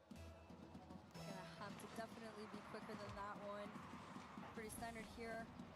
Off the start, Juicy carrying it down. 50s back out to the center. Small catch there for Vatira to slow it down. Try to send it back to each other, but Abdullah has it read. They go for the play on their own. R8, another turn to try and spot each other. Big demo. Could the 50 be enough? Just not quite. They're still scoreless between the first 2 games. Almost an 8th minute complete without a goal for Mina's R8. And it might be another for KC here. They're just trying to figure out how to get that one into the middle in time. It's a very disciplined performance out of KC so far. They've given R8 nothing to work with. No, nothing at all. Duel challenge, Mohammed taking this one up the side, but taking the challenge on next to nothing. Same can be done by KC. I will commend R8 on the fact that they are able to at least stay out further than they had in game number 1. They are still trailing by 2. A great drive challenge. So Atto just faking a challenge there, drives right through the ball, gets a bump, completely dispossesses R8 once again. KC queuing up to try to get the third goal of the game. They're never happy. KC with their goal tally want to keep adding to the total. Minute and 20 now for R8 to work with. They're still in this based on the scoreline, but it's overall been a very difficult series for them so far. It doesn't look like it's going to get any easier. Yeah, after time, you definitely got to be able to switch things up a bit. A little bit closer there on the attempt, almost the final minute now of regulation. Still trailing by 2. KC just passing the ball around to each other. An interception will come through. We'll see if they can work with anything, but it is, again, another attempt made on almost nothing. 17 into the tank, play the low 50. Shot, this could be it! It'll be Ghazi on the cleanup. 45 seconds, R8 are on the board. They do get one through, and it's a relevant goal as well. 45 seconds to work with. They might try another cheeky kickoff, although the last one did get red. We'll see if they anticipate anything here. Batira gonna send this one forward. It's already looking for demos. Nothing onto Ghazi means he'll be able to keep this ball here. Challenge over Juicy. Can he keep it in possession? Abdullah's waiting for him. They go for the pass off. Batira has the whole play red, but the pressure is still on. There's still time for R8 to work with. Got to trust the mechanics in this position. Abdullah with the no ball cam double tap off the ceiling. That's unreal, but he didn't make it work this time. KC too solid in defense. 13 to go here. Mohammed trying to go for the center. 2 up from KC to keep him out. There's the angle, but the save. Demo to keep him out. Mohammed tried to go for the bump. It's up to Ghazi now to not only keep this in the air, but to give them a chance. And it could be taken away, but it is still popped up. And there it is on the ground. A little closer than it had been in the past there in the final few moments, but KC managed to pull it off once again. Yeah, definitely the most promising sequence from R8 that we've seen towards the end of that. But unsurprisingly, after going down 2-0, they have called timeout. So extra minute to think about what they need to do differently. I think for me, though, it's more that KC have just gotten their execution right today. They've got Atto leading the attack. They've got Batira stuffing almost everything in defense, and Juicy, one of the best midfielders in the game, just fill in the blanks. And as a squad, they are just so difficult to beat when they're in this mode. At the end of the day, this is still, the org of the reigning EWC champions. There is experience on there that some of these R8 players have not gotten to have for themselves quite yet, but they are definitely well on their way. You can see the relief, especially again after yesterday, everybody just wondering if they were going to be able to quite get into the swing of things. I do think there's a lot of respect to R8 coming into this series, but Karmine Corp definitely playing up to their standards. And another very demo-heavy game from KC. They doubled R8's demos in the last game, and they've managed to do it again. This time 12 to just 6 of R8, and Atto getting 5, matched by Batira. They both got 5 each, so Atto currently getting 5 demos every game, which is absolutely ridiculous. We'll see if he can keep that one up. But a lot of these demos, they're not the traditional type of demos that you would expect, where someone's, running ahead, looking for defenders, trying to demo goalkeepers. A lot of these demos are happening in challenges. Instead of playing for the ball with their challenges, KC are just driving straight through the ball, demoing the player behind it. Is a really smart strategy to do if you've got more defenders behind you, which KC in this game did have a lot of time. The crazy thing, despite that, right, between games 1 and 2, game number 2, R8 finally were able to find a way to speed up themselves, their play style, to find themselves equal with KC for the first time. So if the pattern continues on, they should be able to get a little bit more comfortable. The scary part is Karmine Corp are 1 away. Oh, wow. And 1 more on the board, closer to a playoff spot. And they've done it again. KC win the kickoff battle. This time Atto with the demo kickoff. We usually see that in 2v2, just faking the ball, demoing the opposing team's cheating player, and then the follow-up comes through for the goal. So, they really are just winning the kickoff battle right now. They won last game, with by 1 goal. That was a kickoff goal. Now they're up by 1. Again, a kickoff goal by KC. I think also with KC, you don't have to overcomplicate too much. That's the one moment between the two where KC might have a few more tricks in the playbook. A little bit more hours with getting to pull some of it off. 2 up on the save though here. Juicy taking another turn, has his flip, sends it forward. And R8 able to defend, still calm enough to make the clear. Oh, Juicy didn't get much on it, but it's still gone through. The fake worked out. Juicy definitely wanted to hit this a lot harder, but Abdullah was in a bit of a tricky position there. He wasn't comfortable, and it looks like he's been faked out. Such fun placement too, just behind him, forcing the backflip to no. That was not going to be touched. Off the kickoff, Juicy a little bit more power this time to try and find a towel. They just leave it in the hands of R8 as they prepare to take it away. Challenge forward will do so. Mohammed and Ghazi trying to work together. Flip over 1, challenge on a Vatira. Can Abdullah get there in time? Not quite. Oh, wow. I mean, this is just brutal. This is absolutely brutal. KC up 3, but again, Vatira with another good save. And then Atos finds Juicy for the outlet pass. This is just the definition of KC Rocket League right now. They are so clinical, and I mean, keep talking about it. They got Vatira at the back, one of the best third men in the game, one of the best third men in Rocket League history, and he's just really frustrating R8. Right now, R8, not only did they not have an answer, for a Tau and what he brought to game 1, but now Vatira getting a lot more, involved to the point where you say his name more right, but they're all as equally invested. KC up 3-0, making it difficult for R8. Definitely a decent amount of time, but they got to stop getting boxed in. You can see once R8 is out, yes, they are there, but are fairly slow follows. That's a good pass. I like that little attempt there from R8 after KC briefly double committed.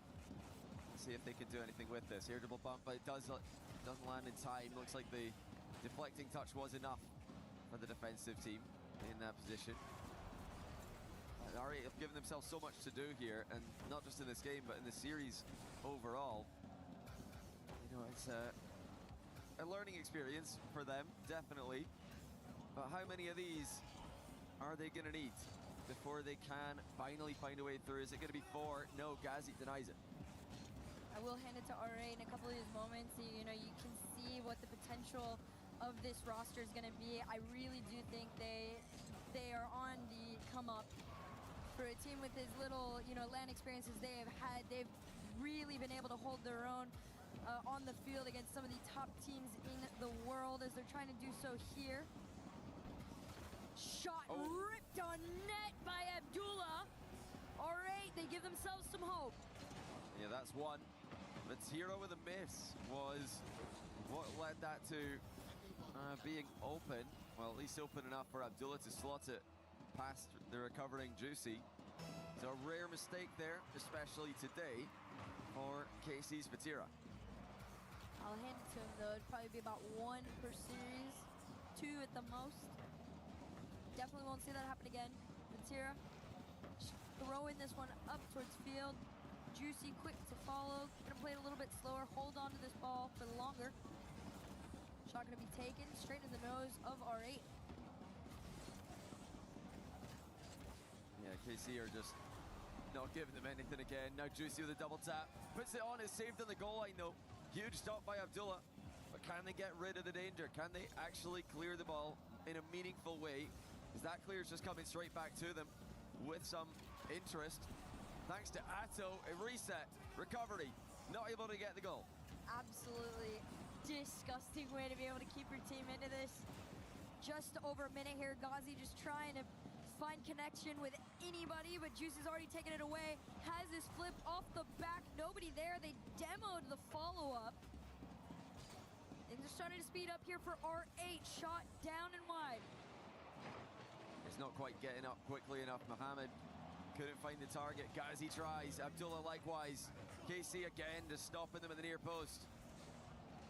It seems like it's just going to be another game where it's too little too late for R8.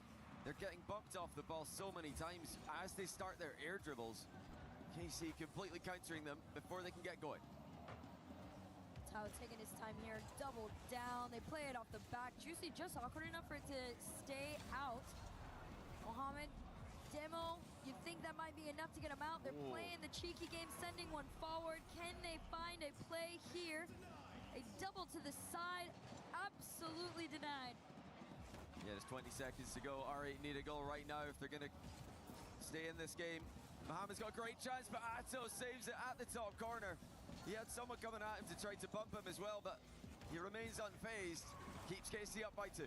Trying to get aggressive with KC here, but like you said, it's just too little, too late here. 2-goal lead is more than enough for Carmine Corp right now, and that all being said and done, a quick match point taken by the boys in blue. They play out the final moments respectfully. Yeah, are they going to own goal this? No, you can't get to it. KC are on a roll. Just like NRG earlier on today. Right in the rungs from the upper bracket. And the good news for them is that in this format, if you can make it through, you don't remain in the lower bracket for the playoffs. It's a clean reset into single elimination. So for KC, for teams like NRG who are still looking to make a run through Twisted Minds, if they can get the job done here, then they're more than fine. There's been so many moments where you could see that R8 might have been able to, figure it out against one of the toughest teams in the world. Unfortunately for them, there's just these tiny little, things that are separating them from KC. The fact that KC are able to keep the ball in their half for such an extended period of time. R8 struggling to maintain their boost control. They lose it a lot, but also Carmine Corp just so equal across the board. Nobody becoming exhausted or overexerted in any position or play. Well, Atto demo tracker. Hello. For you. He's slacked off a bit that game. Only 4 demos, and in fact KC got out demoed by R8, so they've had a bit of a Qual que é a graça? Posso saber? 4.67 demos per game for Atto. Qual que é a graça? Posso saber? Get that average back up to 5. Demo straight off the first few moments here. Mohamed, no respect given, just a straight challenge, but Itao's already there, goes for the bump on 1, off the back, shot still saved, not once but twice by Mohamed. They flip it back, Juicy's gonna try and find it in, bounces up and down, Pra quem não sabe, o KC é o time da casa, e o RE8 não.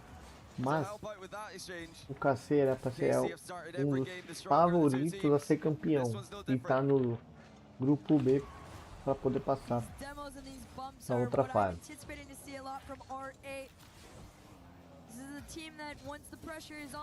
O R8 com a bola chutou, cabeceou. Cabeceou. Agora chutou. Agora cabeceou e chutou.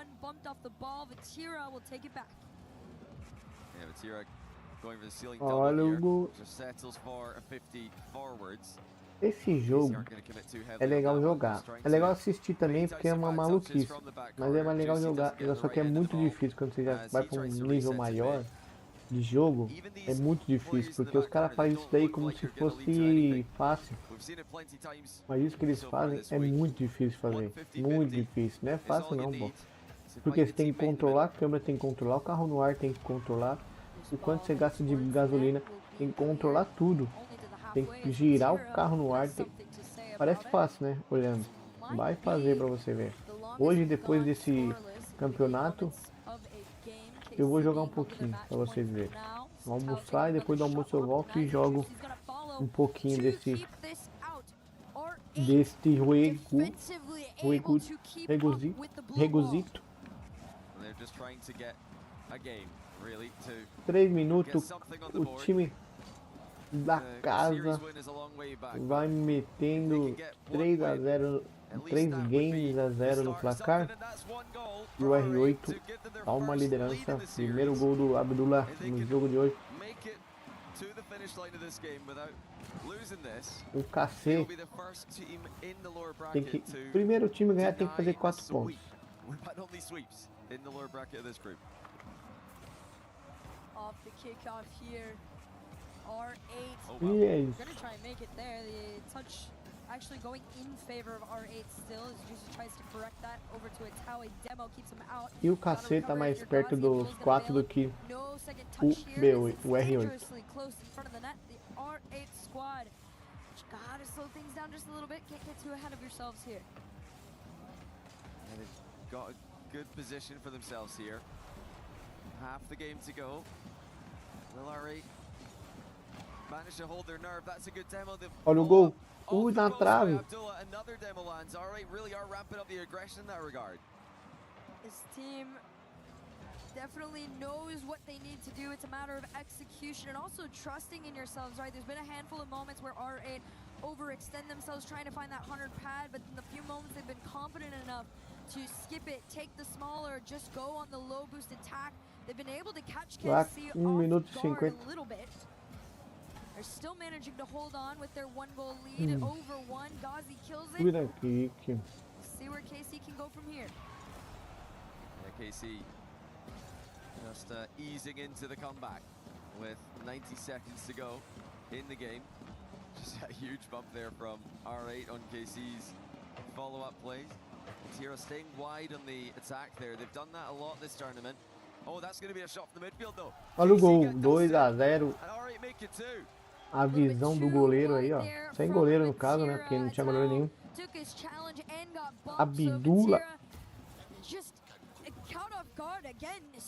Essa aí é torcedora de quem será? Ficou triste?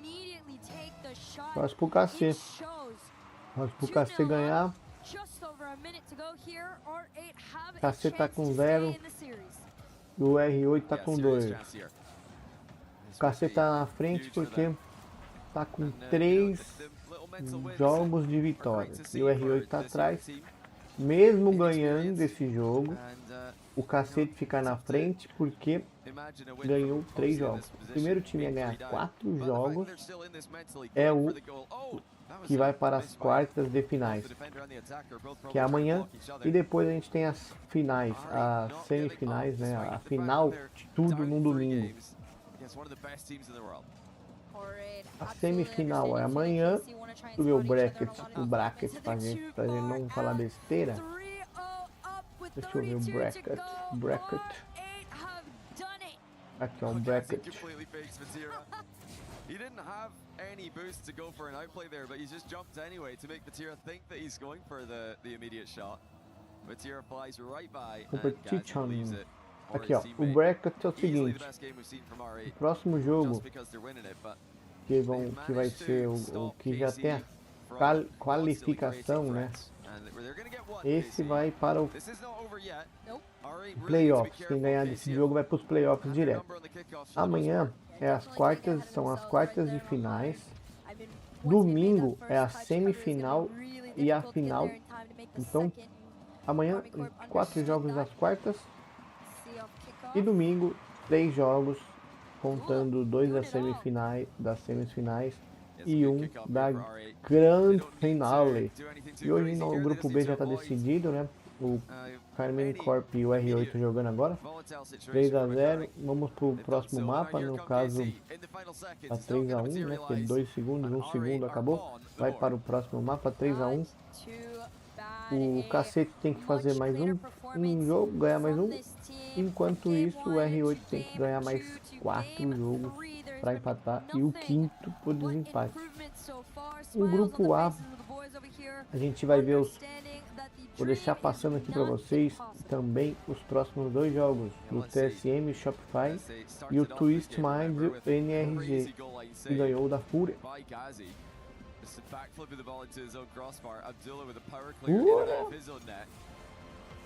And that was just the beginning of the best game that they've had so far.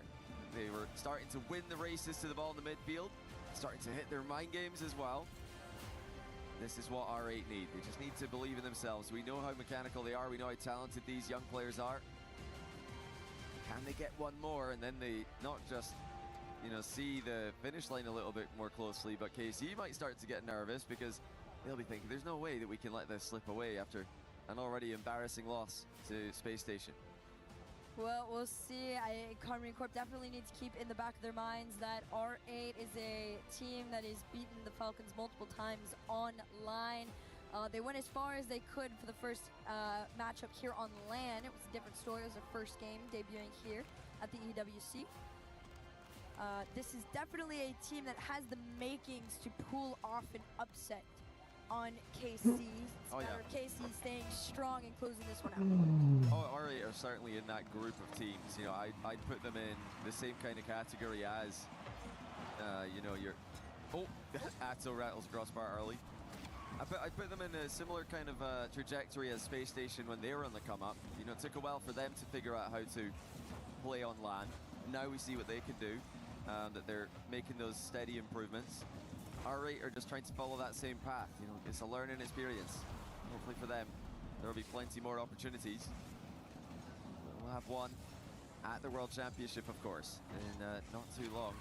Oh, double tap from Abdullah on the goal line. Começamos mais o próximo, mais joguinho. Quick demo update for you, by the way. Atto did go back to 5, so he's reverted to the mean. He's had 5 demos in 3 of the games, 4 in the other one. It's been a vicious series from Atto. So I definitely want to see him, you know, on that shining front again. He's going to try and do it here. Flips into it, pass over to Vatira. No early goals here in the first minute of play for KC. A locked car just for a moment here as everybody separates. Abdul's going to carry it over. Ghazi just in front of it, so they play the back pass. KC gets to take this one away. We'll see how far they can go with this. That was close. R8 nearly got that 50 back to the teammate in stride, which would have been an undefendable shot had he struck it well. They're really getting very close on multiple occasions this game. If they can keep this up, it's KC who could be in a bit of trouble. What a pass that is! Abdullah's finished it off in style. But how about this from Mohamed? E é isso, olha o time da R8 aí fazendo golzinho. To go back and forth like that. Mohamed, this is a player that if you hadn't got to watch him in other series or online, he is, you know, he's their Atao. He's the all over, I can set you up, I can go forward, I can bump clear, whatever you need me to do. To see him have the confidence to be able to start doing that again, that is a great sign for R8. And it did wonder for this team, just like in the series against Falcons. If they can figure out how to play like this from the start of the series, how good can they be?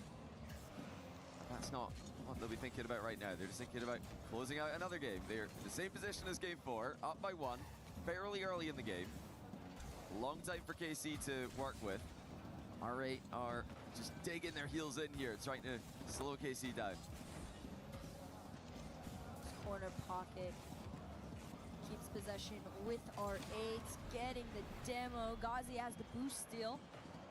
Mohamed keeps this ball orange side. Juicy on low, tries to make the pass. They will make it work and get demoed for the effort. R8 still holding on to that lead at the halfway mark. Timing this ball moving forward as much as they can. And they are just sneaking in those mind games every now and then. In defense there. R8 are definitely inside KC's heads at the moment. 2 minutes to go. Now a chance for Vatira to work his magic. Trying to 50 this, but it's just gone safely to the corner where R8 will try to keep the ball. Oh, that's a good beat though by Juicy. Can he get back to it with a wall dash? He will. 1-0, faltando 1 minuto 50 para acabar. O time da R8 ainda fazendo o segundo mapa, ganhando o segundo. They traded back though. Abdullah on low boost, gonna have to race back. It's the mid. Ball still falls to the other end with Vatira. Ganhando o quinto mapa até o momento. Karmine Corp, like you said, you can feel that R8 have definitely gotten into their heads a little bit. There's enough mind games to make them question some of their movement. Forcing KC to respect R8 now on the attack. Ghazi trying to attempt Afasta a zaga de one qualquer maneira. Olha o gol. Acabou a gasolina. Tira a bola em cima da linha o Ghazi. Continues to be in yet another KC match point. R8 have already staved off one. To get another would be quite special. 1 minuto, o time da Corp Less than a minute to go. tentando Gazi empatar. sticking to the ball like glue in defense. R8 mantém a vantagem, ainda tentando fazer o seu segundo gol. Juice tocou pro meio. É uma batida ali. Chamar o Detran pra arrumar. Oh, careful. 30 segundos. Mohamed just enough in the tank. It's here over 130 to go. This is where the pressure starts to build on KC. Atto looking for the mid pass. Fatira gets there first. Abdullah getting chased onto the back wall. Will he get there in time? He does. Get something on it as Juicy puts it to the corner. Now Ghazi carrying it out of defense. 1v1 with Atto. Olha o gol.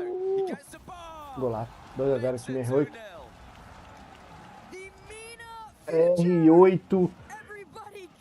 R8. Parou até de acelerar para manter o cara não conseguir tirar a bola. Foi uma bela jogada.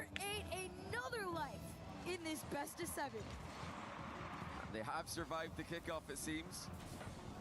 That will be a very, Vamos para o jogo 6. O time da R8 contra o KC. O KC tá com 4 vitórias. O R8 com 2. O R8 tá tentando correr atrás desse empate. E, consequentemente, virar o jogo no último jogo, no jogo 7. Eu tenho as minhas dúvidas enquanto que isso vai acontecer. Porém, se chegar no 4-4, o KC ganha. Mesmo eles chegando, mesmo eles empatando o 4, o KC ainda chega e ganha.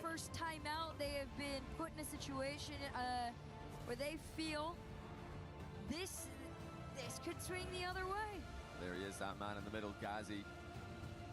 Ice cold in defense this game. So many goal line saves, so many key touches in defense as well. O Ghazi deu 4 chutes enquanto o Atom another demo update for all of you deu demo errado ali enjoyers. o placar no Carmine Corp. 2 Atom com as mesmas estatísticas. He's done it again, but 4 out of 5 games he's had 5 demos, and the one that he didn't get 5, he got 4. So it really is crazy that he's been this consistent with it. Although it doesn't seem to correlate with wins or losses, as he's kind of had the same amount of demos and losses as the games where they were dominating. I'll be very interested to see if he can keep that up though. Well, this game number 5, Jogando ali no PC. one way or the other. Game 5 was the closest we've seen in terms of possession, nearly 50-50 down the split between the two. The closer you can get to 50-50 against a team like Carmine Corp, the greater the chance you have of actually trying to survive. R8 looking for that game 6 win here. We'll see if they can do it. Such a fascinating position for the series to be in. If it was KC reverse sweeping, we'd all think, uh-oh, here they come. But it's R8 who are reverse sweeping, and this does start to make you wonder, how nervous are KC with all the pressure of the club champs? They need to do well. They need to win this series if KC are going to win anything in the club championship. And that's only the beginning. These guys are supposed to be contended for the tournament. They're supposed to be making a run all the way to start advancing up the ladder. I mean, the club championship has so much prize money for the orgs. Vamos para o próximo. And we know how much that matters for the Carmine Corp players. R8 would love to take that and everything else away from them. We will see if they can do it. A towel to that backboard. Abdullah, easy read there. They're going to anticipate all that space trying to be taken up, and they've done an incredible job of keeping them back. They catch them out. Mohamed from way downtown. Just up quicker than Atto could even think about jumping. Atto advancing. Didn't realize Mohamed was ready to pounce from deep. And R8 are really doing this. 19 seconds in, they're already ahead. Well, if you're a KC fan, you're not going to want to hear this, but E olha o R8, tava no celular aqui, olha o R8 ganhando de novo. 4 minutos e 30 já com um golzinho da R8, vantagem no placar. E vamos para mais um jogo valendo a classificação para a próxima fase.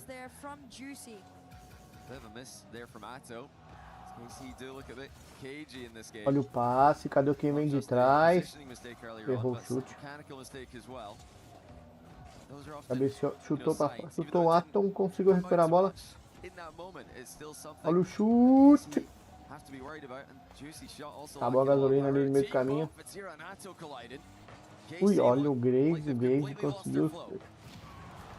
Explodido. Olha o gol do KC. Depois de ser explodido. Juicy. Mesmo explodido, o time do KC consegue meter um golzinho. 1 a 1 no placar. Olha a animação da torcida naquele local do Parei, meu amigo. Vamos lá. E aí, tá vendo aqui, ó, analisando o jogo, a gente vê que tem 3 carros contra 3 carros. Olha o passe.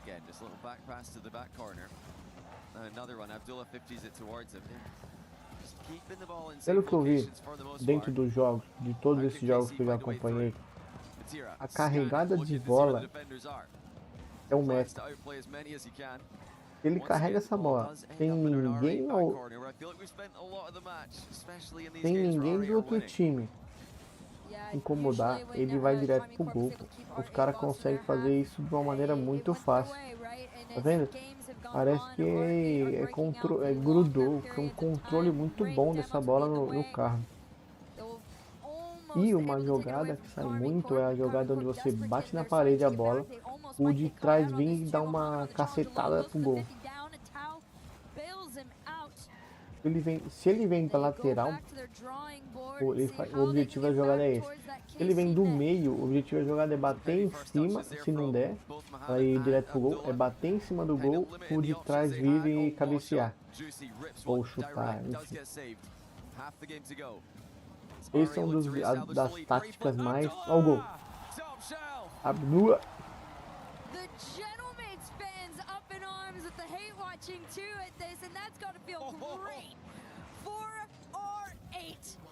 What a pre-flip by Abdullah. No boost. No problem. R8 given KC even more problems to think about. KC is a team that can waver a little bit too quickly at times. Juicy plays the patient game with this one. Vatira denied his shot attempt. All 3 members are there. The shot rolling towards net, barreling sent back. Olha o gol. Que defesa do M7. 2 minutes to go. KC starting to pile on the pressure. R8 again just trying to keep the ball away from the goal. Keep it in the back corner. Then work their way out. They've done this masterfully, not rushing the clears like they did earlier in the game, not giving the ball away. They're just frustrated KC. You're trying to find a way through again. It's saved on the goal line for R8. You have to remember that this R8 squad is a team that has Agora quem salvou foi o M7. O KC tem que fazer um golzinho para tentar empatar e levar para prorrogação, ou fazer logo 2 direto para ganhar o jogo e não depender da prorrogação e nem do 4º jogo, né? Porque esse é o jogo 6. Vamos para o último jogo, 1 minuto e 13, 1 minuto e 11. O time do Abdullah tá ganhando. Olha o gol, olha o gol, olha o gol, sem ninguém. Afasta a bola só porque eu falei que não tinha ninguém. Atom faz a defesa. Explodido. Explodido. Olha o gol, olha o gol. Olha o gol. Nossa, que save. Que salvada do... Olha o gol. 3 a 1, faltando 30 segundos. Depois de uma baita save ali, uma baita salvada em relação ao time do R8, o Grazi vem e mete 3 a 1 para acramentar no placar.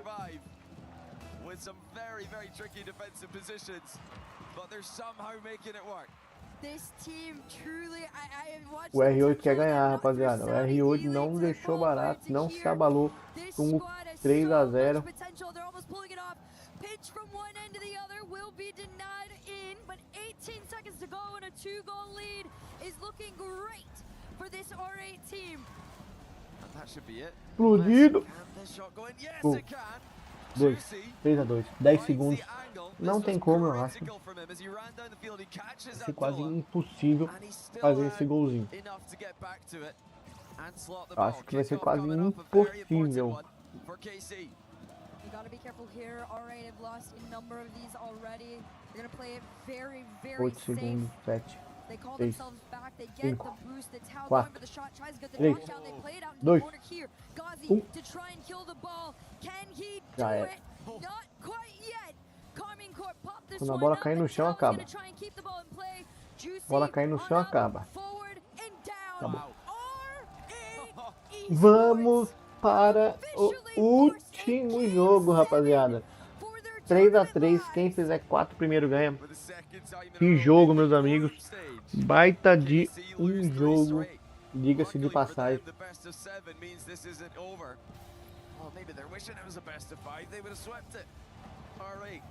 Showing incredible character, strength, mentally, that we hadn't seen from them in land before. And it's the mechanical ability as well. Abdullah with a free flip. KC starting to make some small mistakes, but this for me, I can't believe. The double with the defense from both Ghazi and Mohammed. KC, we're not there. Because, I mean, how do you predict that one? This is officially our 6th reverse sweep attempt in EWC history. We will see if we get our first successful one. Nobody's been able to do it yet. R8 looking like the best at having a chance to do so. Yeah, Atto tried pacifism this game.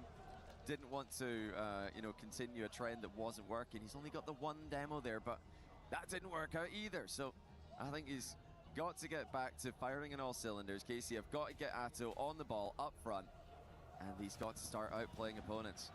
Batira maybe needs to sit a bit deeper. They've been caught out. They've been dusted a couple times. Começamos o último jogo.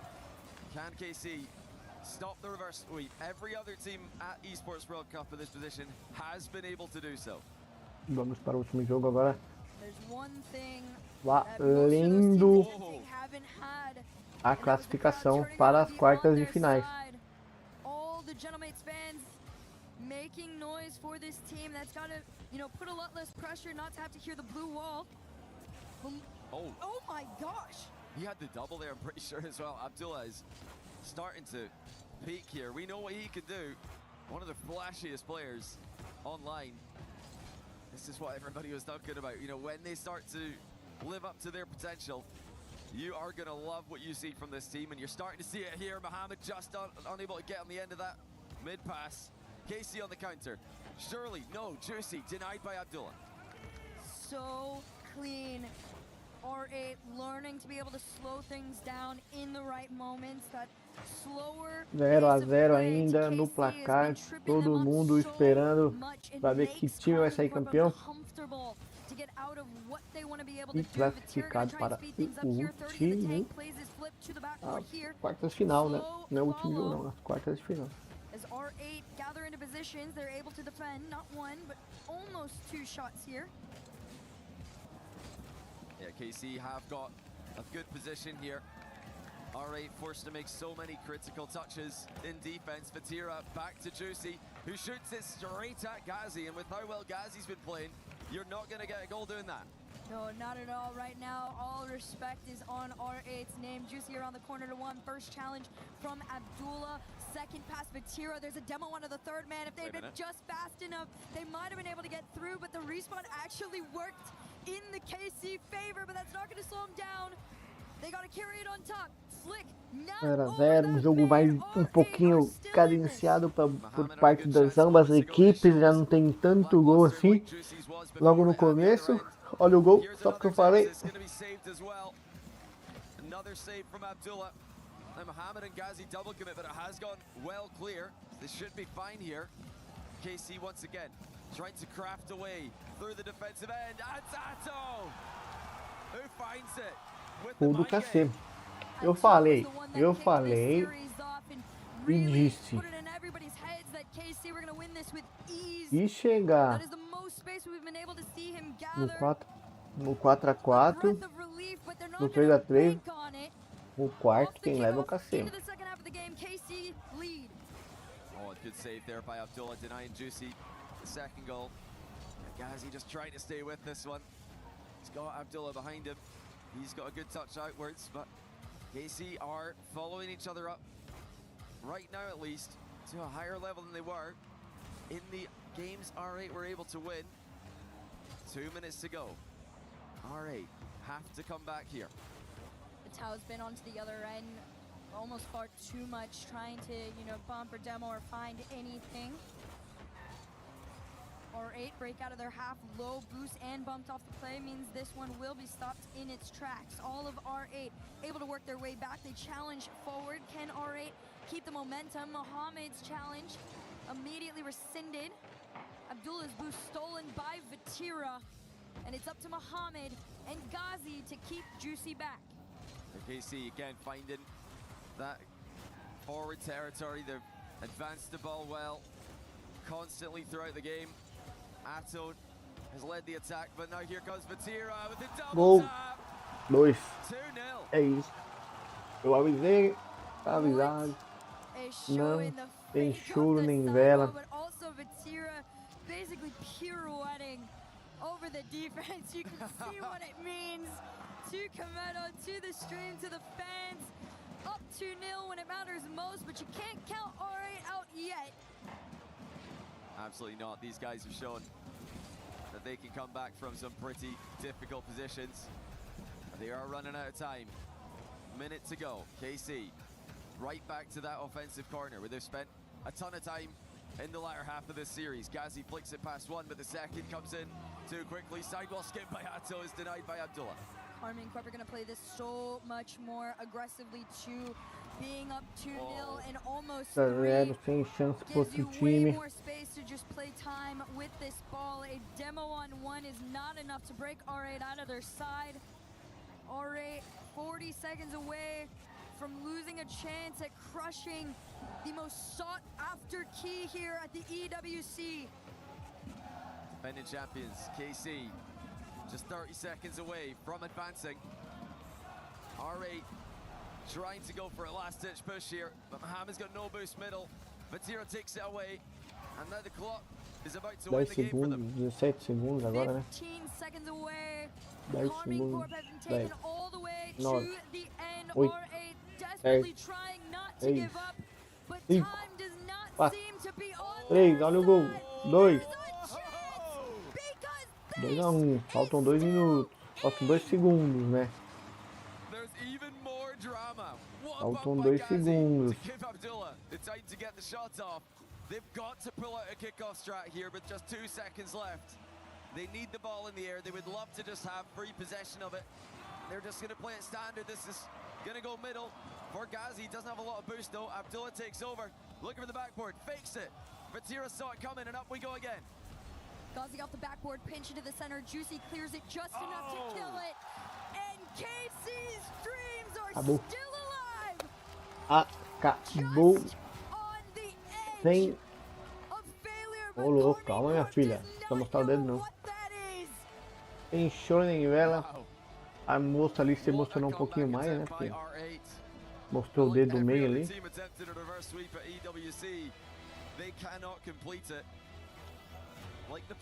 Perderam jogando, não perderam por perder, perderam jogando, batalhando. Não tem que ficar triste nem chateado. Foi um grande jogo, mas eu avisei, chegou no 3-3, a emoção é tão grande que o outro time ganha. But the fact that it was this close on that big of a gap shows what the potential for this team could be in the future. Keep your eyes on R8, but for EWC 2026, watch Ó, o cara desenhou o quarteto ali. in the playoffs. An outstanding performance from the title defenders, taken all the way to game 7. We'll see what we have on stage. We have Juicy coming up just after this. But until then, we'll see you then. Wow, wow, wow, wow, wow. Vous nous avez fait peur, hein? You guys scared us here in Paris. Mais la France brille à Paris. Juicy, bravo pour cette victoire. Hier, vous avez eu une défaite compliquée contre SSG. Aujourd'hui, vous concluez, mais vous nous faites Foi um pouco complicado, um pouco difícil. Qu'est-ce que vous avez O que besoin você esperou? O que você estava esperando? Mais de quoi vous avez besoin? Sur quoi vous avez besoin de vous améliorer pour la suite, là, pour les playoffs? Je pense juste de pas se chier dessus, franchement, c'est tout, il n'y a que ça. Très bien dit, we should stop shitting ourselves if we want to win in playoffs, and I think that's really well said. Mais comment vous avez un petit peu recover la crime que vous avez pris hier? Juste on a analysé les replays. Je pense que hier juste on jouait tous mal. En vrai il n'y en avait pas un qui était en mode super fort. Et là aujourd'hui on a fixe entre guillemets les problèmes, mais c'est toujours un manque de confiance, tu vois. Tranquille, tranquille. E falando nisso, temos agora mais 2 joguinhos que eu já volto para trazer esses jogos para vocês. Até daqui a pouco. Mais moi je voudrais savoir quelle est l'équipe dans le tournoi que tu respectes le plus, en tout cas celle que tu penses être la plus solide. Já volto, rapaziada, um minuto. The fans are trying to influence him. Franchement, j'ai peur de personne, je vais pas me mentir. I'm scared of nobody. Mais il y a des équipes solides quand même, on va pas se mentir. Genre qui? Genre Falcons, je pense qu'ils jouent bien en ce moment. Pas Gentlemates? Gentlemates? Un petit peu. Quand même, M8, of course, Gentlemates, Falcons are pretty solid. And now I want to ask you a bit more of a personal question. Donc ouais, sur un aspect un petit peu plus personnel, ça a été compliqué. Franchement, respect d'être venu remplacer Drali, qui est évidemment un immense joueur. Il y a des gens qui ont douté. Moi, je te le dis, tu mérites cette place dans cette équipe. Tu as gagné un major avec Carmine, on le rappelle quand même. Donc moi, je voulais te demander, Juicy, de quoi est-ce que tu es fier de ce que tu apportes dans cette équipe? Parce que tout le monde parle de Vatira et Atto, a raison. Mais qu'est-ce que toi, tu apportes dans cette équipe et de quoi tu es fier? Je suis juste fier d'Eche l'a cassé, franchement, ça fait plaisir d'être avec vous les fans. Ça me fait super plaisir. Et de toute façon, comme on dit tous, fuck les haters les frères. Fuck the haters, I am so proud and happy to be in KC. Et moi, je te le dis, tu es un très grand joueur. Because it was hard for him to replace Drali, who is one of the best players, of course. But now he won a major, he is in the playoffs. Et la récompense pour ceux qui sont en playoffs, c'est d'aller casser une clé. Time to go to the key crusher. Juicy, I'm excited. C'est ta première fois chez Cassé? Ma première fois? Que t'as cassé une clé? Oui. Allez, on y va? Let's go! Mesdames, messieurs, la Carmine, le Blue Wall, Voltei, tava só resolvendo o negócio aqui. Olha ele lá, quebrando, afundando o metal. Metal não, né? Deve ser ouro isso aí.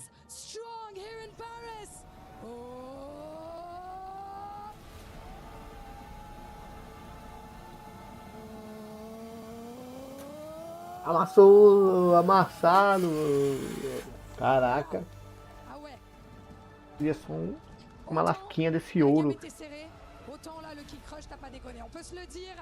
Of course, congratulations again, Juicy. Let's go near the fans. I'm gonna bring you here. On va y aller avec eux. On le disait, ça a pas toujours été facile. Mais cette relation avec les fans, cette espèce de famille chez Carmine, ton CEO, il y a Kenny aussi qui sont en train de regarder la game. Et je pense qu'ils doivent être soulagés. Qu'est-ce que t'as envie de leur dire? Franchement, je vous kiffe les frères, il n'y a rien d'autre à dire. Juste vous kiffe, continuez comme ça. Continuez comme ça, on va le chercher, on va le chercher. I love you guys, just keep going, keep making noise. We're gonna go and get it. Mesdames et messieurs, je vais vous demander une dernière fois pour Juicy de faire du bruit. Juicy. Tá fazendo aí.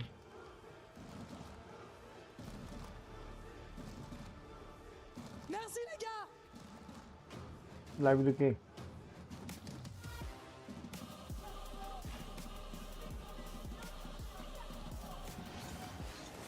Ah, aquela de... Eu sei qual é. Batendo.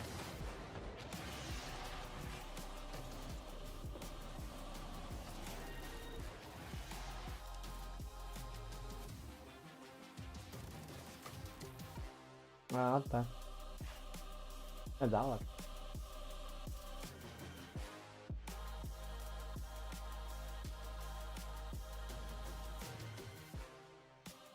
Vas-y, t'inquiète. Parce que je t'en droite, je t'en attaque, je te la rends. Parce que j'ai pas fait gaffe, t'as le temps, j'ai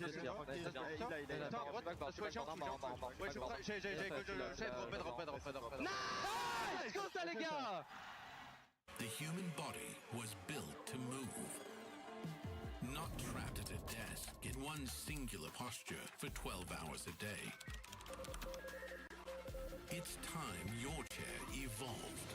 This is Secret Lab Titan Evo.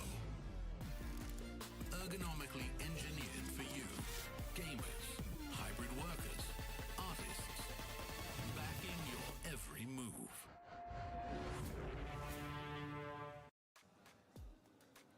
Please do it. Please win, Great Britain. We need this. Oh, we what are you doing, Stumpy? Nothing. Oh. Nothing's fine. Oh, you're just recording your thing for Great Britain. You don't need to do that. Johnny's already made the team and everything. It's all good. He's What do you mean? He's locked in the roster. Who gave Johnny that? No. Don't ask me. No. Yes. No. Yes. What do you mean? Scrub Marky Mystic. Scrub Killer Market. And himself as a sub. Well, he thought he might be able to sub it. I need to fix this. Okay, what do you fix? What's wrong with that? I mean, it is very Scottish for a team Great Britain at the ENC. You know, it doesn't have to just be Scotland, but I guess... Okay. I know what we need to start things out. Cool Cole, What? baby. That is not... He's not even on there. That's not a player. Cole? That's... I don't know who that is. You can't have Cole.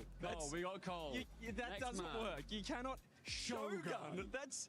You realise this is a professional team. And then we need a carry. Every team needs a carry. They need a NAS of themselves. Okay, a NAS? But I don't think you're NAS. Stumpy Goblin. And then, because you need a power sub, just to make sure that we're all good. Sub, okay. I reckon we'll write, like, Archie on there or whatever. Okay, so he's probably the only legitimate player you can have. So, a way better team.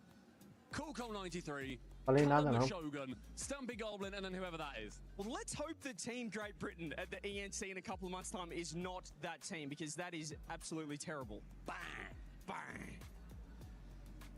Look at that. Average age 31. Oh no. You are old. Play is in our DNA. Whenever we let it out, it becomes our superpower. Now imagine an entire city being built to supercharge it. Kadir City, powered by play.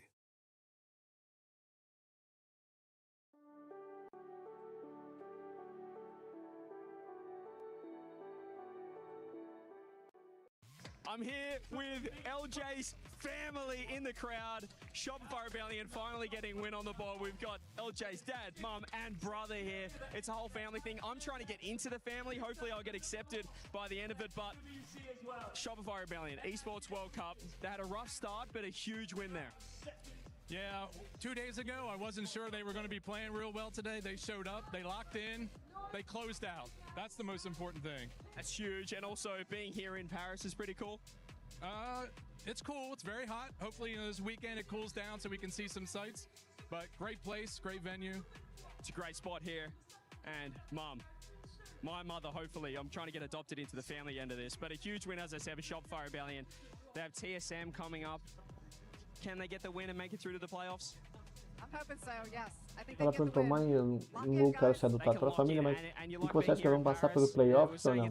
Ela espera que sim. I love the city. O que você está achando da cidade? Eu adoro a cidade, eu adoro a comida, as pessoas. Obviously here for the Rocket League, but any other games take your fancy? Chess, things like that? Anything else you're watching? Você vê outro tipo de jogo? Just here for Rocket League. That's the passion that Não, LJ. só That's the Rocket League. family. That's what we're all about here. And of course, LJ's brother. A Esse é o irmão do USSL, que you've been vai on the jogar game agora? yourself? I'm terrible at the game, but you know, it's not for everyone, right? So not everyone can be a winner, you know. I mean, but seeing your brother compete, surely you think, well, it's in the genes, it runs in the family. Maybe if I just jump on, I could be like him.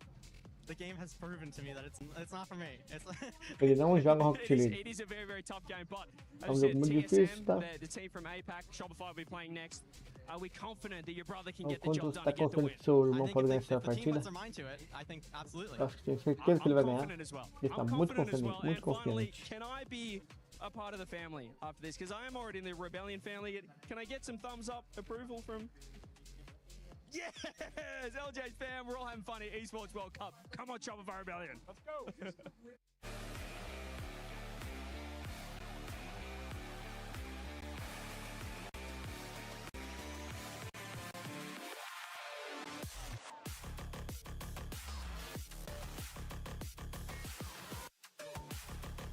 E é isso, olha as bolinhas do PlayStation. Muito obrigado a todos que compareceram. Muito obrigado a todos que compareceram. Não falo rápido. Muito obrigado a todos que compareceram. Muito obrigado a todos que compareceram e estão na live ainda. Temos mais 2 jogos pela frente até 1h30 da tarde, então não se preocupem. Se você não sabe jogar, não é vendo que você vai aprender, é jogando. Então pode assistir sem problema nenhum. E vamos de comerciais.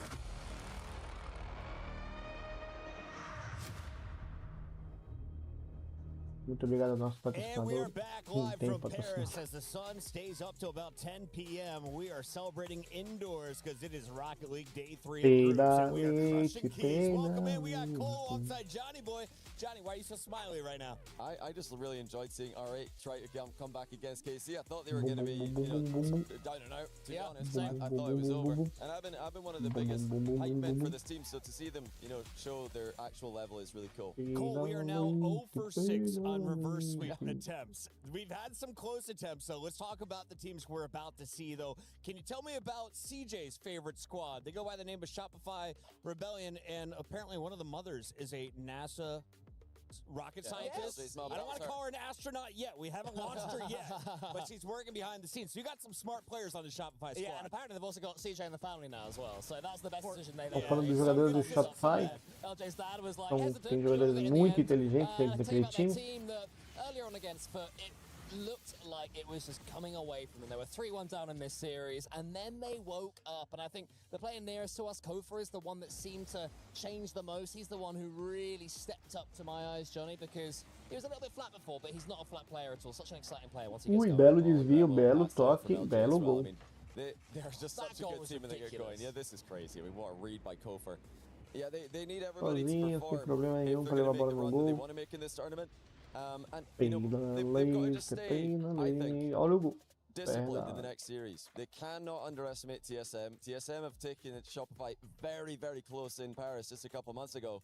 They went to game 5, and it was a 0-second goal for Shopify to win it. So I think TSM have definitely got a chance. Heartbreaker for Foot, meanwhile. Yeah, that's our LCQ team that took them the distance to that overtime game 7. So é isso aí, rapaziada. Estamos agora esperando mais joguito. Such a great player.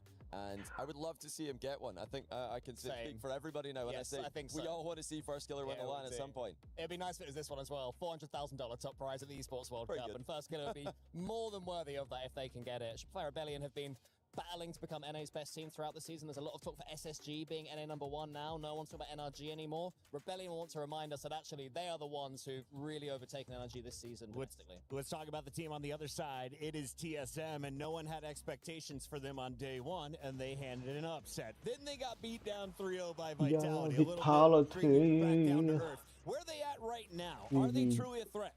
I do think they're a threat, and because if they can almost beat Shopify in Paris before Bom, atualmente nós temos esses jogos acontecendo. Para quem chega agora, para quem está assistindo, são jogos do Rocket League. Nossa, fiquei soluço. São jogos de Rocket. São jogos de Rocket League. É um jogo que você tem um carro e tem que fazer o gol. Para quem nunca viu, para quem já viu, é isso aí que você tá vendo. Já sabe. Para que time você torce? Deixa aí nos comentários. He lives and dies by the sword. He'll always go for pre-jumps, he'll always go for crazy goals, and it's nice to have a player such an identity performing so well here. Obrigado ao João Henrique, ao Lucas Martins por ter seguido aí. Se você não seguiu, siga, deixe a sua mensagem no chat e vai ser muito importante para mim. É muito importante para mim, no caso, não vai ser as a big part of their game. But they also do like to pass the ball around. They like the team play. So it's all about just moving the ball around the pitch in offense, giving each other space. And, you know, it worked out well against NRG. E é isso, rapaziadinha. Espero que vocês estejam gostando desta experiência, né? Desta nova experiência. Is this 16% accurate for TSM? I think that's actually the closest one we've had. Normally it's like 90-10 for 50-50 games. That one is like, yeah, well done everybody, you've done really well. They gave them 16%. Let's get into the predictions. How many games do we play? Who wins? Who moves on to the bracket? I'm taking Shopify. They've taken down foot, so you've got to give it to Shopify here. But I do think that TSM will get a game today. They're not going to get swept. Cole, you don't get the answer because we got to go to the stage. Game time. Bora para o penúltimo jogo do dia. Em 4, 3, 2, 1. Começou.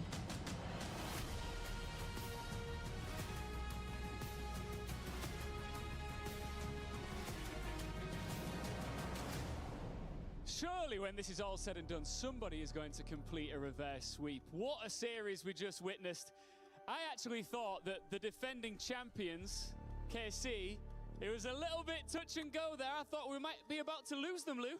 Yeah, well, don't tell me about it. We stressed, the fans were stressing, everybody was holding their breath here at the STC Arena. But good news for KC is that they're officially entering our club championship points run. Important points for the org. We'll see how it goes.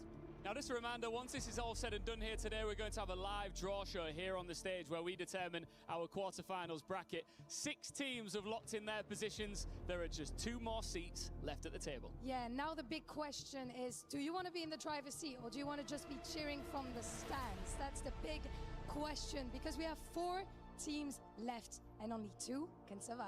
Let's welcome our next onto the stage. It's TSM!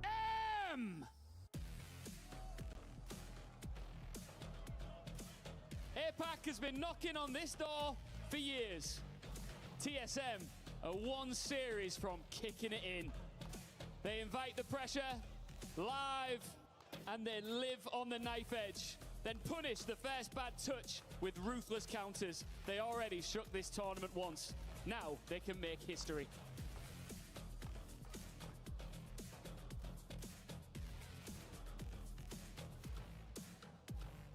And on the other side of the stage, Shopify Rebellion!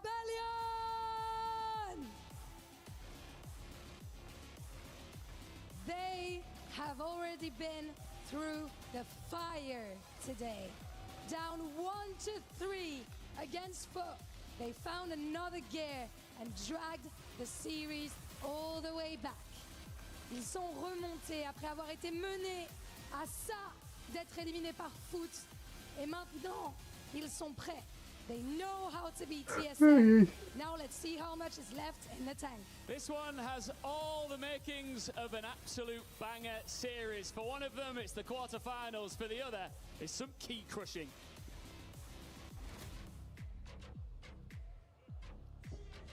So we've already seen what TSM are capable of when they attempt to go through the best team in the world, the world reigning champions, and they were successful in that. But then they came up against another world champion in Vitality, and they weren't quite as successful. James, do you think they have got what it takes to take down Rebellion, who are gunning for NA's crown? I think they have what it takes, Stumpy, but it is going to be a big, big test. And if somehow TSM is able to get this win, then this would, without a doubt, be the most impressive APAC showing that we have ever seen. Yeah, we've already seen Kevin have his first win on LAN, which is gigantic for the confidence. We've also seen TSM have their best result at a LAN in general after getting that win. They'd like to follow up, not them with 2 losses, but whoever loses this is going to be going home. Their gear will be crushed, as will their dreams. And the other is going to be qualified through for that live draw at the end of today's show. What a cool format that is. Yeah, I mean, you're either going to love it or hate it. Because there are a lot of teams that you definitely don't want to get first round. But if you make it to this point, really, you've got to beat everyone to lift the trophy. So yeah, I can't be too upset about it. But just looking at Shopify Rebellion on the other side, that is a team that you expected to make it into the playoffs. NRG, another team you expected to be able to make it into playoffs, but TSM were able to take them down. However, when it comes to North American Rocket League, I think Shopify Rebellion has been a little bit more consistent and better than NRG as of late. So you can say what you want about the NRG win. I'm sure that's going to give TSM a lot of confidence, but I think it's clear to everyone that NRG hasn't always been able to put together the performances that we've seen from them in the past. However, Shopify Rebellion has been consistently good, almost won that kickoff LAN game in second. They have been looking very good, very formidable. So this is going to be a huge task ahead for TSM. And there's a lot still that I'm waiting to see from Rebellion. I've not been super impressed with them. Obviously their series versus NIP was one that, and myself on Cole, potentially a little bit too harsh on at the time, but it was not one to write home about. They then ended up E começamos o penúltimo jogo. Just about got through them, put up an incredible showing. But there's still more in the chamber, and they're going to need to show more. FK just got a reset from the bottom of Catalysm. And fingers crossed we're going to be seeing an absolute belter here as our penultimate series of day number 3. Love to see that new flip reset indicator. Definitely makes things a little bit easier. Visual indicator, audio indicator. Lets you identify when you'd get flips. Like in that situation, normally you wouldn't realize you have a flip. But also, I will say, Stumpy, you might not be as impressed with Shopify Rebellion, but I think you can just tell from NIP's performance that this is a different NIP this tournament. That's very true. That's a very fair point to make as well. They ended up going through Twisted Minds. I think that even then, Rebellion did look flat. And I think they looked still pretty good, but you don't expect pretty good out of a team trying to get that #1 spot in North America. But TSM, they've defended pretty well so far. Kofa wants to make it a little bit harder to shoot it just wide of net. In the first minute, it has been back and forth pressure for both sides. And we've seen historically, TSM, they want to invite that pressure. The more successful they've been is when they've had more pressure on their side. 70% at times, and yeah, you're right. 3 players up. Make that a lot harder. But they'll happily counter-attack, James, is my point. And you're going to see that a lot with TSM, that all-in style play where they're not afraid to jump, they're not afraid to go for it. Happy to pre-jump, happy to commit multiple players to stopping the ball. They are leaving it all out there, but unfortunately for TSM, they give up the first goal. First killer, the first on the board. There's a beautiful pass as well from FK to a no-boost Kofa. Catalysm has to sit on the goal line and watch it all erupt around him. It took 90 seconds, but Rebellion do get the lead. And good spot on that as well. Oh, and a kickoff goal here for first killer. The wind and the sails of TSM vanishing. You can see first killer with a fast cheat, much faster than the second man for TSM. Easy poke over the defense and a quick goal. 2-0 para o time do SR, TSM perdendo. I mean, this time if they can get Kevin with a bit of boost, see who's midfield concentrado em outra coisa. wants to pass the Catalyst and pre-jumps. That is their Foi bread mal a and todos. butter. TSM, the amount of times normally Kevin will jump well before the ball has even left his passing player's car. It's wonderful to see. It really is such an inventive team. Yeah, high risk, high reward. And we see the reward here for TSM. Catalysm diving on this ball. Kevin with a nice first touch, nice second touch up to the ceiling, and then beats Kofer again, who was low on boost. Feeding that pass over to Catalysm. Beautiful stuff, and they're right back in this one. Great speed from Kevin. And that's what they need on these counters, on these extended periods of play. Not only do they go for those counter-attacks, and some Diminuiu a of the diferença do time da TSM. possession and the ball placement, 70% Estou against them. sem That querer is such a fechando a hard minha tela de defense retorno to aqui. do. Achei. And that was 2-3-1, o time da CR na vantagem. Que é isso? Bateu, entrou. Bateu na trave, entrou no teu.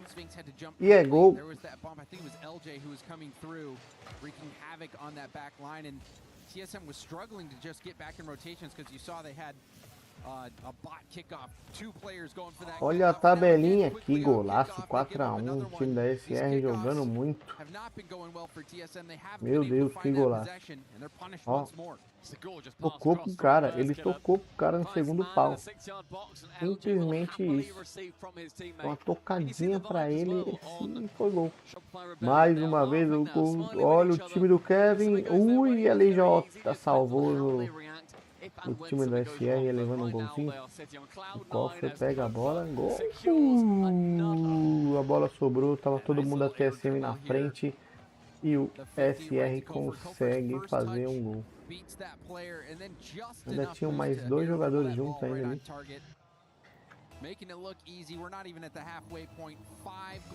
Olha o gol, pegou um Buster, pegou outro Buster, esperando mais ou menos para onde vai cair a bola.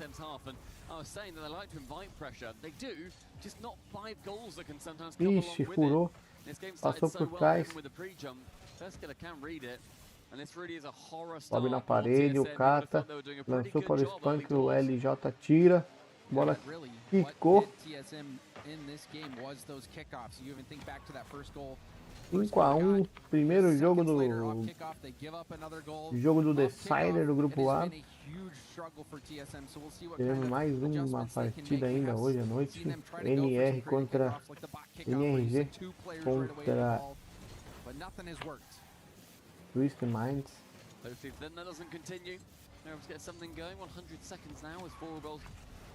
Twisted e NRG em alguns minutos, 45 minutos mais ou menos.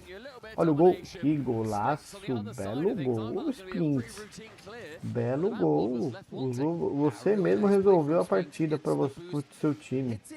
Ó, que golaço, bicicleta, bike, the bike, bicicleta. Great stuff from Sphinx. And you're seeing those little The flashes bike's here and cool. there from TSM. You're seeing what they're capable of. And I think even this loss isn't going to deter them. Tocou pro amigo, tira a bola o time da SR. SR tentando manter o 5-2 ou fazer o próximo gol, mas tentando não levar o golzinho. Pegou o time da TSM. 1 minuto para tentar empatar ou virar. Olha o gol. 6-2. O time da TSM é tudo ou nada. Não tem o que fazer por conta do placar.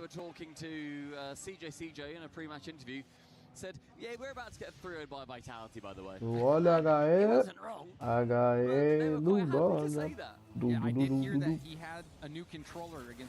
Tem na leite.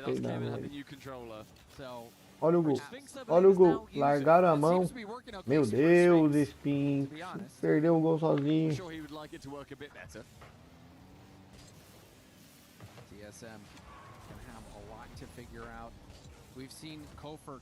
Olha o gol, que golaço, hein? Se entrar é gol.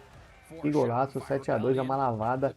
Estamos num jogo simplesmente uma lavada. 7-1, 7-2 no caso. Adidas. 30 segundos restando no placar. Nossa, tá explodido. Explodiu. HE do Doda. Bum, bum, bum, bum, bum, bum, bum.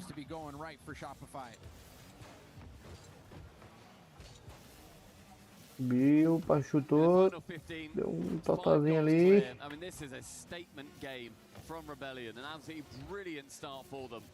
I think shaking off those cobwebs that we saw from them against NIP, well, they were ultimately disappointing as NIP ran all over them. I think having a good series against Foot really set them up for success. They went up against their countrymen. They primeiro jogo decidido. They had to come back in that series, bear in mind. They were 3-1 decidido. down and had to win 3 on the trot, ending in a 2-minute overtime. 7-2, fora os ameaças. They are here, and I'm sure that they're looking forward then to getting through to the top 8 if it can continue to go their way. Without a doubt, Stuffy. I think that series against Foot, an amazing warm-up game, one to build rapaziada. Perdi, cara.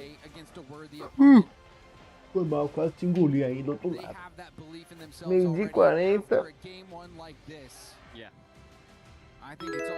Obrigado, João Henrique, pelo follow. And TSM actually had more shots overall than Rebellion, but Rebellion managed to score 7 of them. And it did take 100 seconds in that game before a single goal went in. and then 8 more followed. Incredibly heavy for the second half of that game. It becomes very tough, I think, to bounce back from that. The first killer and Kofi in particular, I think, looked absolutely remarkable in that game. First killer, he's that born leader, and I think that getting into the stride of that and sitting towards the middle means that he's able to chill with his team, guide them to victory, and it takes a little bit longer, I think, for him to get going. But when he does, James, he's on a roll. Yeah, born leader, also born killer. 9 demos to 1 for against TSM. Shopify Rebellion heavily winning the demo game in that one. They controlled every aspect of the game. We'll see if game 2 is any Começamos o segundo jogo. TSM will certainly be hoping so. And this kickoff off the rip 0-0, 5 minutos. From FK. And you kind of Preb, hope and wait to see which SR, tournament will TSM. be first killers. Which one can he take down on Fazendo. We don't count the Copenhagen kickoff LAN because that was just the open. We're not counting it. He had to have won it internationally. I think he also agreed with that. O jogo para ver quem vai para as quartas de finais. Out there, Rebellion heads. You'll be feasting at this one. The defense so far for Rebellion has been very strong. As I said, TSM actually had more shots in the previous game. They just scored significantly less goals.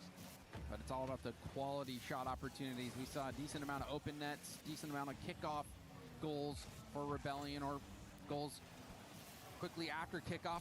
We do see the first goal of the game go to Primeiro gol para o time do TSM. the one who puts it through. E aí estamos para mais um. I'd love to see when Cathism was up for that. How was he up so Vou early? ver esse negocinho. This the pre-jumps that TSM That pass was crazy from Kevin. 1-0, golzinho feito. Possibly a pre-jump that, and yet maybe TSM with a team that can. I don't know. That's one where I wish that we had a different angle on it. Production, get on it.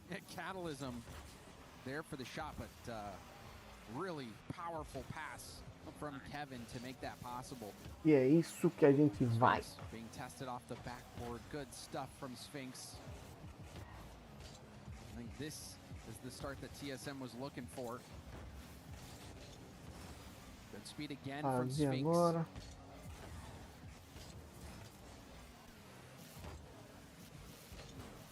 First minute and a half has been TSM with a lot of pressure.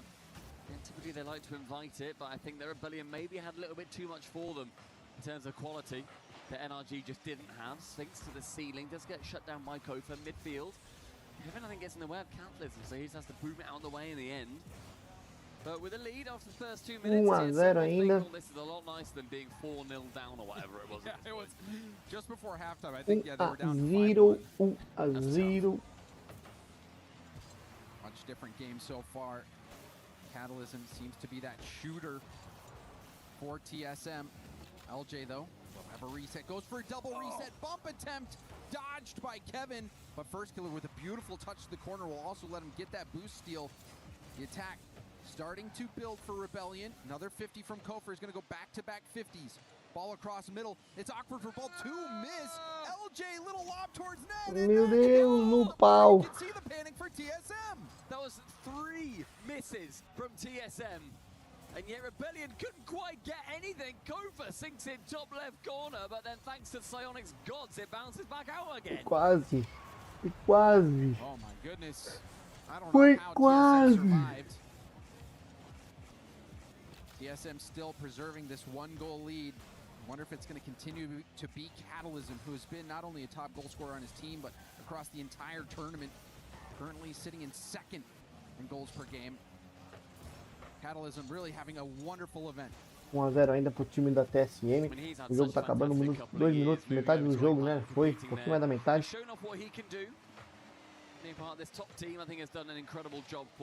Vamos ver aqui. So good, 2/3 of the players being from APAC themselves as well. Catalysm, chance to get it round 1. FK didn't like that. The Sphinx did. Gets the shot on target. Rusty. Back into the corner. Still this lead being held. Feels treacherous for TSM. It feels wibbly wobbly like they're walking a tightrope bridge. But the lead does stay firm for now. Rebellion, where has the offense gone? How many goals did they score last game? And now E a they can't gente get one. está indo para. Último minuto de jogo. This final minute, this single goal from TSM enough to maintain the lead so far. That's dangerous. It's the fake low as well. Sphinx had to make very vital contact. We sneak into the final minute. FK with a 1v0 until the final man dives Gol home. do SR. SR voltou ao jogo 1-1. Not going out of the play, staying in the play with low boost. SR no jogo ainda. Generating a goal out of nowhere for Rebellion. And that's what you want from First Killer to just keep that initiative. Know what you can do with low boost. It was TSM thinking they were safe for a second. How silly. There's always more players coming through. Sphinx, redirect opportunity. Passes, Catalysm, backboard, opportunity for the 1-1, faltando 30 segundos. again by FK. Great game from First Killer 35, so né? far. That was a 34, very 33, dangerous 32, tap ball. 31, 30 segundos faltando no placar. Just on the back of Vamos getting that próximo. First Killer showing you why he is one of the world's best. Seeing far too many misses though until Sphinx challenges. The crossbar is dented, as are the egos of TSM. O jogão vai por prorrogação e o SR não precisa ao bolinho. Quando for pra prorrogação, quando acabar o jogo, eu vou no banheiro, rapaziada. Tô precisando urgentemente. The ball lingers and lurks, as does an attacker. Overtime in game number 2 found. See if kickoffs are any better for TSM. They do land a demo and see if 1-1 ainda, prorrogação. Entramos no período de prorrogação. will try to slow things down. Hoping his teammates can get back in position. Ball high up in the middle of the field. Sphinx, great speed to get that ball up to Catalysm. Catalysm, the double tap pass around the corner. TSM playing fearlessly. Huge clear from the back, just to Olha alleviate lá. some pressure. Bounces Olha o out gol. back middle Tira a again. bola no meio do caminho. Center of the net. Can then therefore dive through? These opportunities, they are coming for TSM. There are moments that they can sink it, but the defense from Rebellion has been great, and it continue to be so. Deskiller clears it only as far as Kevin in his own half. Who's pre-jumping for him? That's normally what I'm thinking. Look to the skies, there will be someone. This time it's Sphinx on defense. Ball right back to LJ. LJ looking for Kofor, who has to half Cara, flip. Also preciso gets do bumped a banheiro bit. Tries to stay in the play, urgentemente. but ends up getting the ball taken from him. Sphinx. Reset didn't do much. It's a battle in the trenches right now for this ball. Oh, LJ! When the game seemed to slow down, he knew where he could put this on such low boost as well. Sneaks it around Sphinx and Catalysm low boost, knows where E it's going. SR Just faz about o sneaks gol. past his fingertips. And Rebellion in an overtime secure their second win. And it's a tough loss for TSM to accept. Decisivo nessa prorrogação. Nowhere, LJ, he's got the whole TSM team ahead of him, and he's still 2-0 no placar nos jogos, né? Como um todo, 2-0.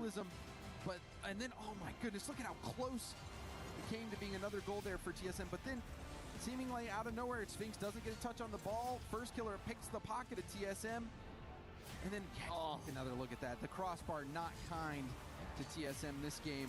But you could see Catalysm so deep out of net. He was a little bit too far off to the side, leaving that far post vulnerable, perhaps expecting Sphinx to block out that low far post shot. And he was trying to cover high and near, but Sphinx not getting high enough on that challenge, and LJ able to pull through a big game win for Shopify Rebellion. So what do you make of this one so far, Stumpy? TSM, do they have a shot? Is there still room? I think they do have a shot. Unfortunately, Shopify Rebellion take a lot more. We've seen just how clinical they can be in front of net. In game number 1, they had a 63% shooting percentage, and double what you would consider to be great. In the next, they had a 28%, so they're averaging somewhere in the 40 to 50 range. They've had so many chances, they've scored so many goals. TSM, they've had a few, but when you're competing with those kind of numbers, you can do as well as you like, but sometimes you just need to watch the show. Catalysm wants to make the show all about him, but LJ is going to shut him down for now. And that shooting percentage not there for TSM. You saw how many times they hit the bar And now we see Kofer score early. Gets out on that air dribble bump play, paving the way for himself. Little touch forward. That final touch just sneaks over the top of the final defender. He might have been there for it, it might have got bumped out the way, but Kofer made it so that question was answered by his own volition. The first goal for Rebellion is going to be so frustrating for TSM, who must have felt incredibly close in the last. We haven't really seen that reverse sweep pan out either, so it really does feel like it is now or never for TSM. Must-win game. The Shopify Rebellion, they looked unstoppable in Game 1. They clutched up Game 2, despite being forced back. Game 3 already out to an early lead thanks to Kofer. And we've seen a lot of individual gameplay from Rebellion pan out, whether it's First Killer staying in the play with low boost, LJ beating all three defenders back, or Kofer going for those solo air dribble vamos perder, vamos ganhar, vamos perder, vamos ganhar, vamos ganhar, vamos perder. Vamos. Yeah, and I think it comes down to the sheer number of shots, like you're saying. The way in which Rebellion are happy to shoot, they will just take pot shots. They will make it so you have to have somebody back the entire time. You definitely don't need to be doing the pre-jump passing plays like TSM's been able to. Yeah. All it seems to take for Rebellion is one player on ball. I mean, that's lovely. Optional. Oh, that was the chance for Sphinx. Ends up sending it wide, and you're right, the shooting percentage, yes, it's a shot, should have been a goal. Ah, vai se ferrar sem a win ainda. Ah, eu ganhei um sorteio do Liminha, ganhei o AK-47 igual sem a win, mano. Vai ficar no lixo. Maybe I'd like to just see somebody from TSM take the initiative, go for a solo play, É lure louco. two in. Catholicism here wants to go for a solo play. Tomar banho. Low 50, a pinch central, blocked by First Killer. And Sphinx and him make contact on the way back out. Good boost still from Catholicism. He is there! And the pass, this time of asking, is successful. Yeah, I think TSM disagrees with your analysis, Stumpy. I think they're going to stick with the game plan of pass the rock over to Kata. Find the man, find the goal. 1-1. There's a nice equalizing goal too. And even if they didn't score there, Catholicism with a boost advantage would have given them something as they immediately lose the advantage. O jogo da SR, o SR ganhando 1-1. 2-1, agora acabou de ganhar. E para os que chegaram agora, Lucas, muito obrigado pelo seu follow. Muito obrigado pelo seu follow, Sr. Hard. Bruna está aí, muito obrigado pela presença. Quem ficar até o final desse jogo, 2 minutos, eu vou sortear a Carga Altéria 47. E quem não ficar, vou fazer questão de mandar. O último que sair, eu vou ficar olhando aqui, o último que sair vai receber a carga. Eu vou fazer questão de enviar.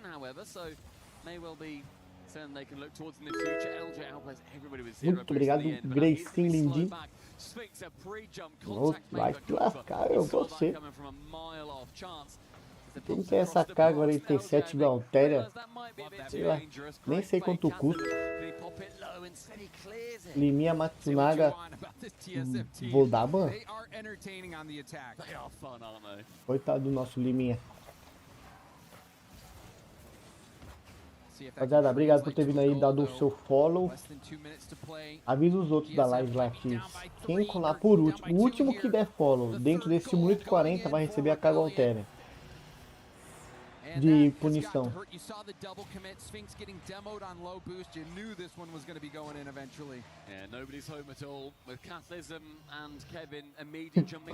Você quer a carga altéria, Liminha Matsunaga? Se você quiser, eu te dou. Eu tenho uma aqui que ele já me deu esses dias. Oh, tá merda aí. Obrigado, Gracinho Lindinho, pelo o seu 1x kick. LJ, another one. Shopify Rebellion. They are leaving TSM Essa in the cá rearview mirror. tem uma história. No sorteio, no primeiro sorteio, oi, cara, obrigado. No primeiro sorteio que ele fez, o primeiro sorteio de todos, a primeira semana, só caía nessa carga altéria. Só caía nela. Tinha 1000 skins, só caía nela. Ninguém mais queria. Sphinx only goes as far E a as roleta do all-in não existia ainda. James, we approach 1 minute Depois left. que surgiu a roleta It do does all-in. feel somewhat inevitable for Sério the mesmo. Rebellion. At least in this game, we saw R8 make a valiant E fight pra quem tá back, acompanhando aqui, ó, o Rocket League, the a roleta é reverse sweep viciada. has been elusive, to say the least, Cara, here at caiu the no Esports Limas World Cup. Peida de novo. And that is going to be the position De that novo. TSM will Ele find themselves in. caiu 2 vezes seguidas nele. But for E olha que eu não Shopify coloquei o Rebellion, catarro do you just Liminha look online, at what they've been porque o able to catarro do do in Liminha é this meu. series and just on the Né, day. na This conta is a do celular. confidence builder going Aqui, into the celular. playoffs, without a doubt. Yeah, I think as well, like, you know, coming Vou into this colocar series, ordem em as we quem? mentioned, Em mim? Só tem uma pessoa. they had to not Do full time, reverse geralmente. sweep them, but they Eu. had to win 3 in a row. So just being able to realize that you can do that, you are still this kind of team after being knocked down by NIP earlier on. And they're going to be feeling good, and I think that these kind of wins is going to be Colocar ordem bolstering aqui. their belief in Colocar themselves ordem too. no Ícaro, que Now and aparece. then, you know, if they do then get the next win, because we in the first 3 Agora games, aparece with todo Carmi mundo. Agora o earlier on, Lucas, o Hard, o Greicinho, o they Liminha ended up estão going aí, to né? 7 against R8. Se não já correram para o Liminha, porque o último que respondeu foi o Ícaro. Então ele que vai ganhar a K. Não, foi o Liminha Matsunaga. O último que respondeu. O último que responder vai ser o vencedor da carga altéria. Yeah, I was gonna say maybe a glimmer. There's maybe a It's glimmer. like a candle 2 miles Yeah, away. you can see it, but I don't know how much light E there is. falando TSM, em they have been beaten down que once foi que esse again rosto by aí. Rebellion. The kickoff woes Aí, ó, o último respondeu. Tá aí. TSM Quanto mais forced to gente use falar, their timeout. We'll see if they can menos make chance any de ganhar, adjustments here. Rebellion dominating dominating pretty much every aspect of the Pra quem game, não sabe, a aside AK from que ele vai me oferecer, né? Não sei se eu vou querer. É essa aqui, ó. Vou mostrar aqui a tela já que acabou essa partida. Aqui, ó. Olha ele aqui, ó. Assistindo a live dele. A ver a carga altéria. Não é essa. Eu vendi, mano, a carga altéria. A última que ele tinha me dado. Vendi. Vendi não. Fui na CS Money e troquei. Essa aqui foi que eu ganhei. Ah, não. Eu tinha ganhado essa aqui, ó. A tons de preto eu tinha ganhado. Não era carga altéria. E essa aqui eu... Isso tudo aqui eu peguei lá no site. Na CS Money. CS Skin. CS Go Skin. Peguei duas. Uma última. O que ele quer é esse aqui, ó. Essa AK aqui, ó.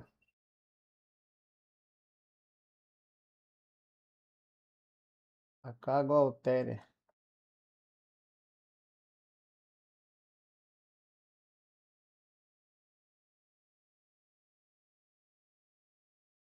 Não... Qual que é?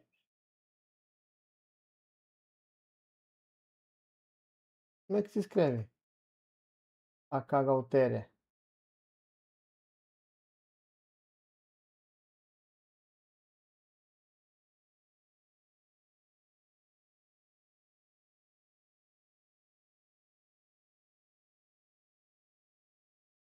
Gual?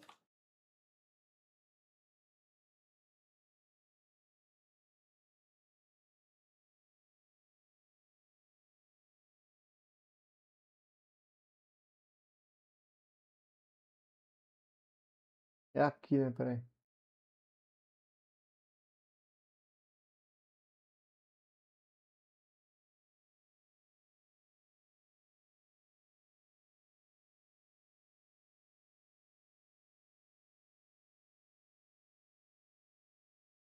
Como é que escreve? Gual? Não deve ser assim em inglês, eu acho.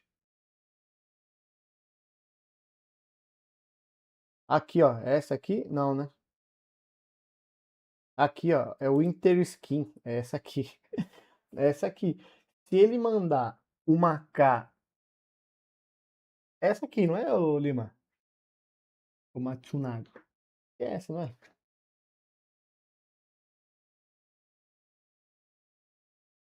Então, se ele te mandar uma minimalware, É 11 conto, pô. Ele mandar uma Battle Scare é 3. Se for Factor New, é 34. É 34. Fechar antes que o YouTube me bane.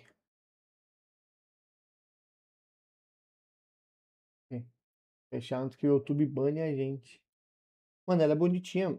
Dá pra fazer uns craft da hora nela. Dá pra fazer uns craft da hora. Dá pra fazer aquele craft do Brasil, né? Tipo, você coloca lá o símbolo do Brasil. Dá pra fazer.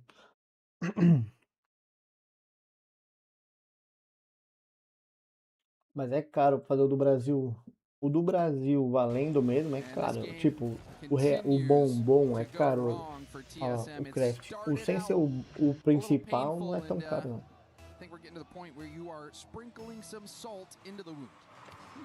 E temos aqui agora o time da SR já 3-0 no TSM. SR ganhando o jogo 4-0, só porque eu falei. Esse jogo vale para a classificação para as quartas de finais do Rocket League da EWC. Para quem não acompanha, você joga o Liminha Rocket League? Liminha, chamar de Liminha é muito engraçado. Você joga Rocket League? Quem tá no chat aí, joga Rocket League?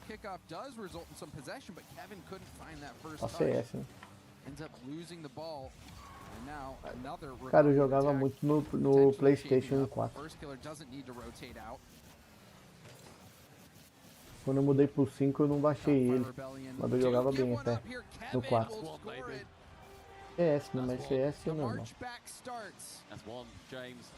E é isso, acabando o jogo, já 3 minutos para acabar, 4-1.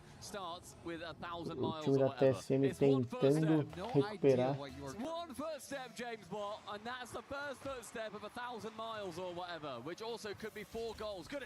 quer um mod? Não precisa. Por enquanto. Por enquanto não precisa. Quando tiver mais que 2 assistindo, mais do que 10, aí eu dou mod.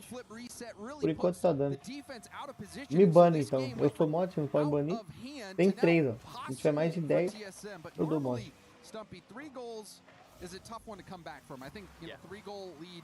You know, over 90% of the time you still lose. Once you get to a 4-goal deficit, mas o mod só serve para quando tem gente maloqueira no chat. Aqui só tem gente boa. Não tem maloqueira. Só serve para isso. Aqui só tem gente da paz. And this is not what they typically like to do, TSM. Qual que era só outra conta? Olha o gol. Basta a zaga de qualquer maneira. Jordan FC. Aí a Luna tá aí, reclama com ela. No ao vivo. Olha o gol. 5-2 acabou. O jogo acabou. Não quem tá assistindo. O jogo já foi pro vinagre. Tem que tomar cuidado, o Jorlan. Essa aí gosta de banir até a alma dos outros.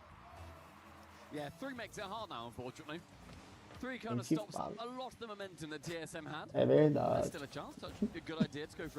Ontem tava jogando com o Flavinho. A gente não parava de falar, mano. É verdade. Ai, cara, tava jogando Zomboid no server do Flavinho. Muito engraçado, mano. Quero ver. O Flavinho acho que nem se arrependeu de eu estar jogando. Eu só falo muita besteira. Tô botando áudio.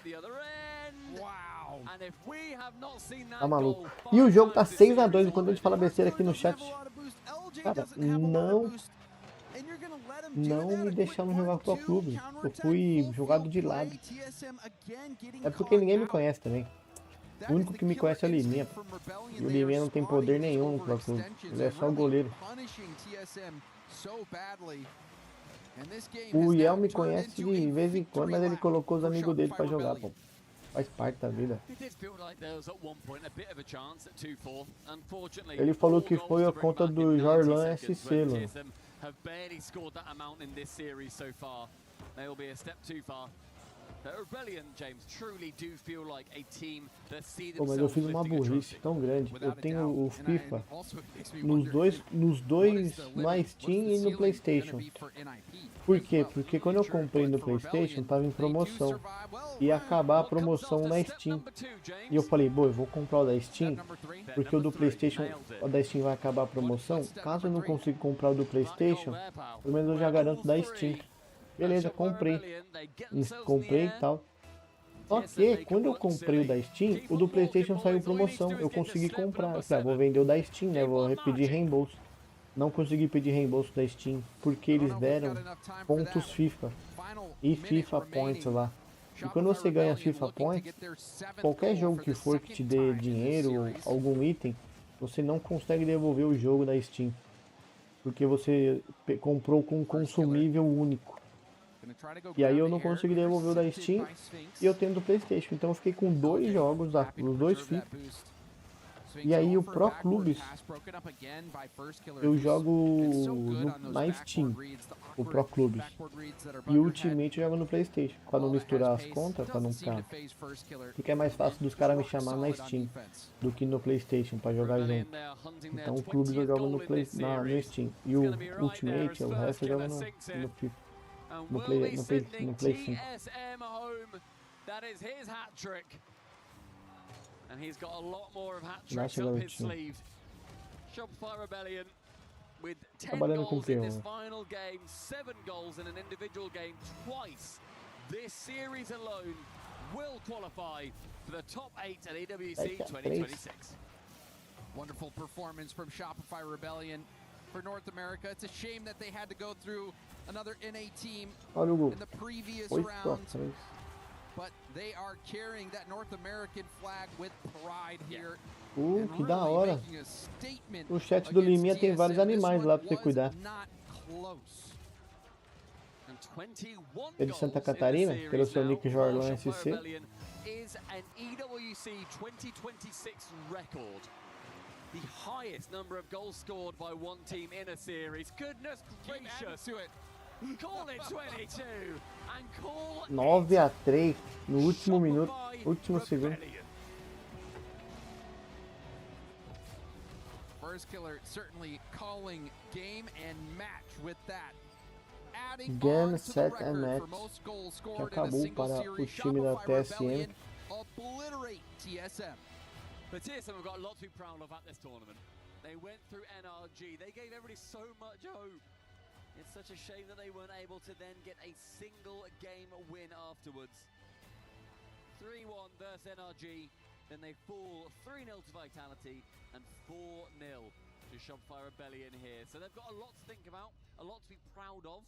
The best result that TSM have seen, the best result that Kevin has seen at a LAN. They have to be proud, but Rebellion even prouder.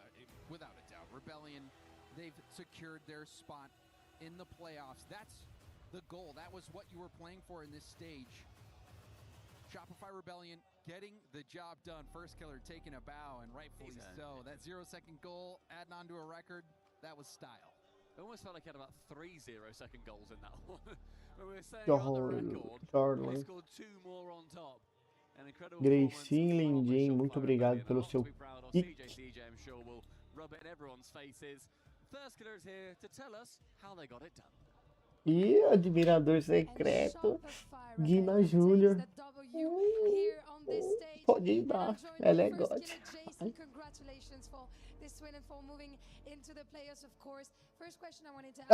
Ele tá aqui. Você tá aqui, safado.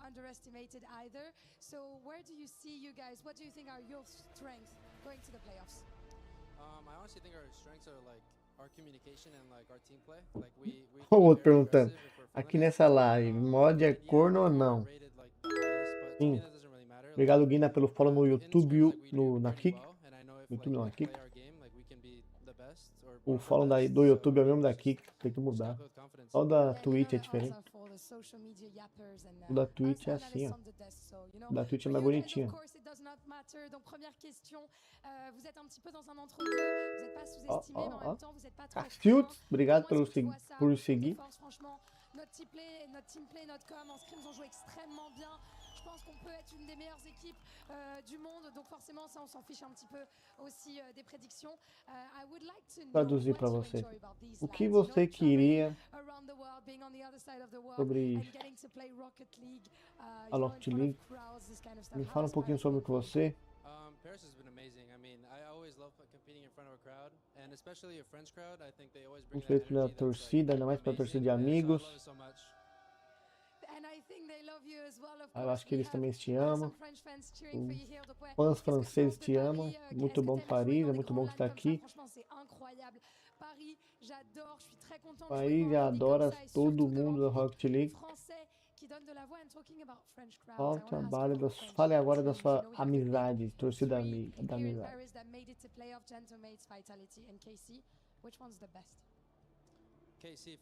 KC ou Fatality, qual que é o melhor? KC. É francês as duas, né, então. Cara, tem que banir, ô Luna, se fez merda tem que banir, agora.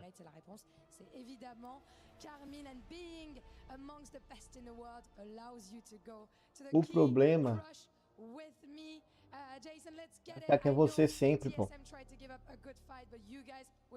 Tá na cara, né?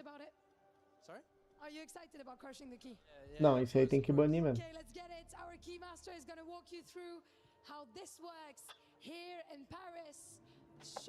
Olha lá o cara. Olha, o cara vai quebrar o triângulo de ouro.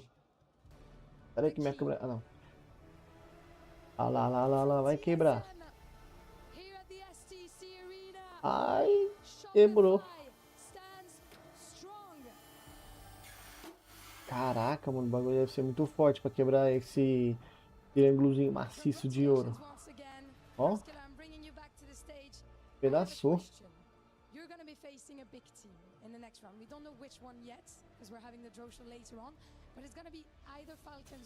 Mano, eu não vi o filme ainda. Não vi. Esse cara.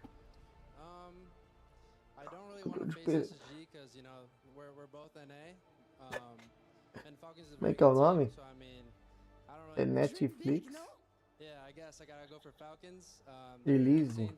Nome do filme, Matsunae. Nossa, aí é muito igual, bicho. É muito igual, mano.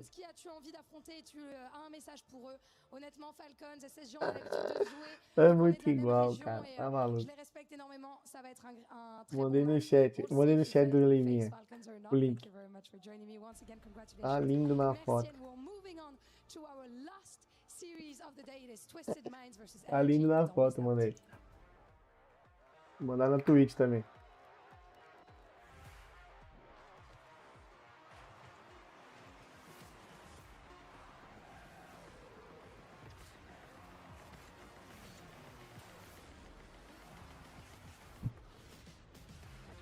É isso, rapaziada. Tem mais um jogo ainda, hein? Fica vendo aqui, ó. Aí esse é o bracket de agora. Nossa, tô com dor de cabeça. Opa.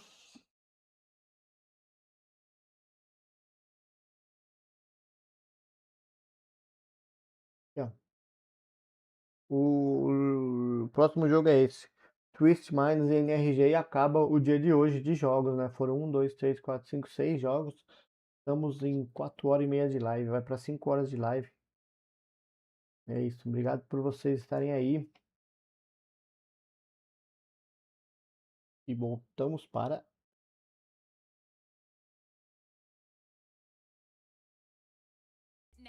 Nossas apresentadoras.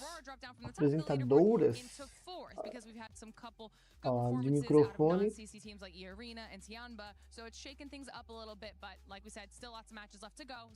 Não tem cara de francesa. Essa da direita também não. Então não são franceses.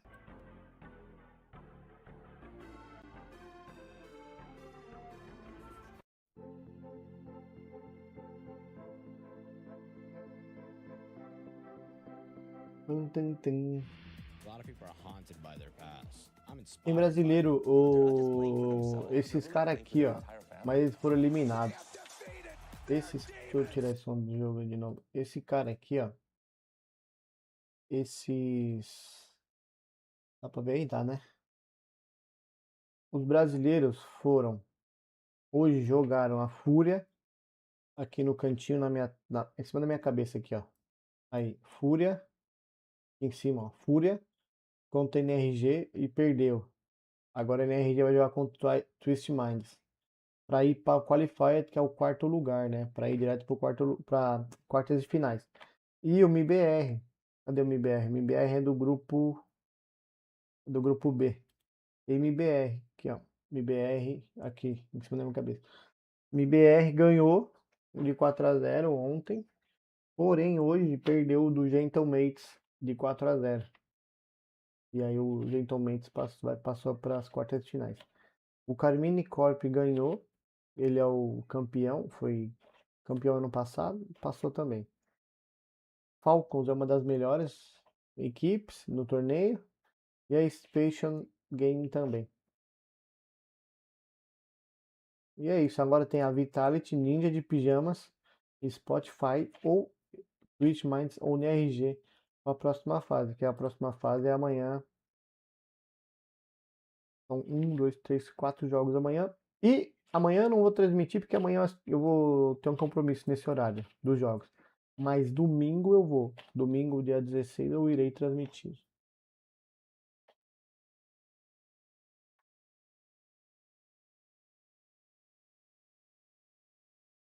E é isso.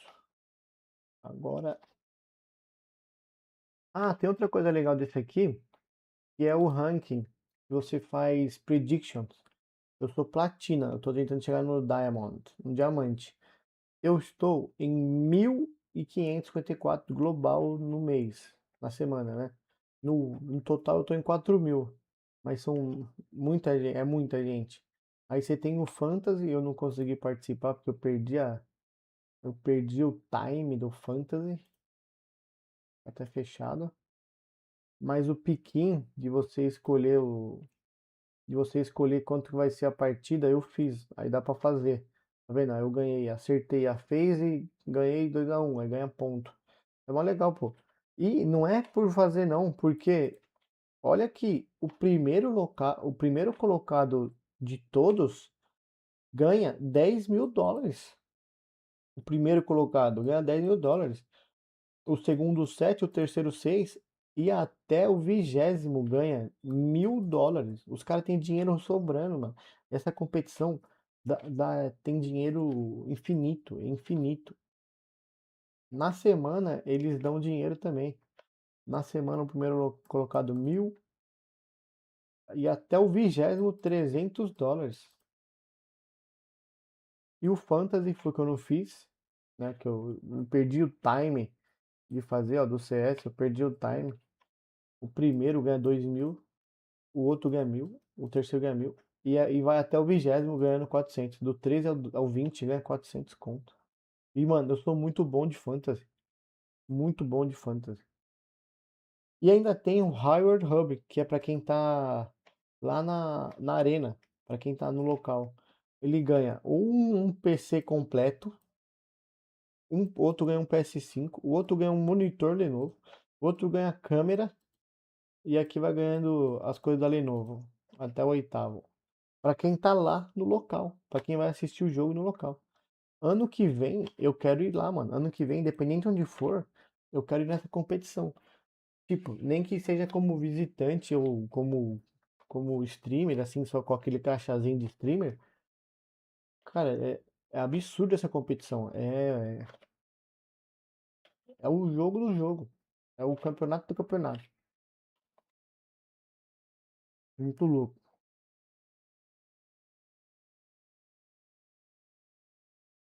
Que é o Fantasy do CS vai abrir em 2 dias.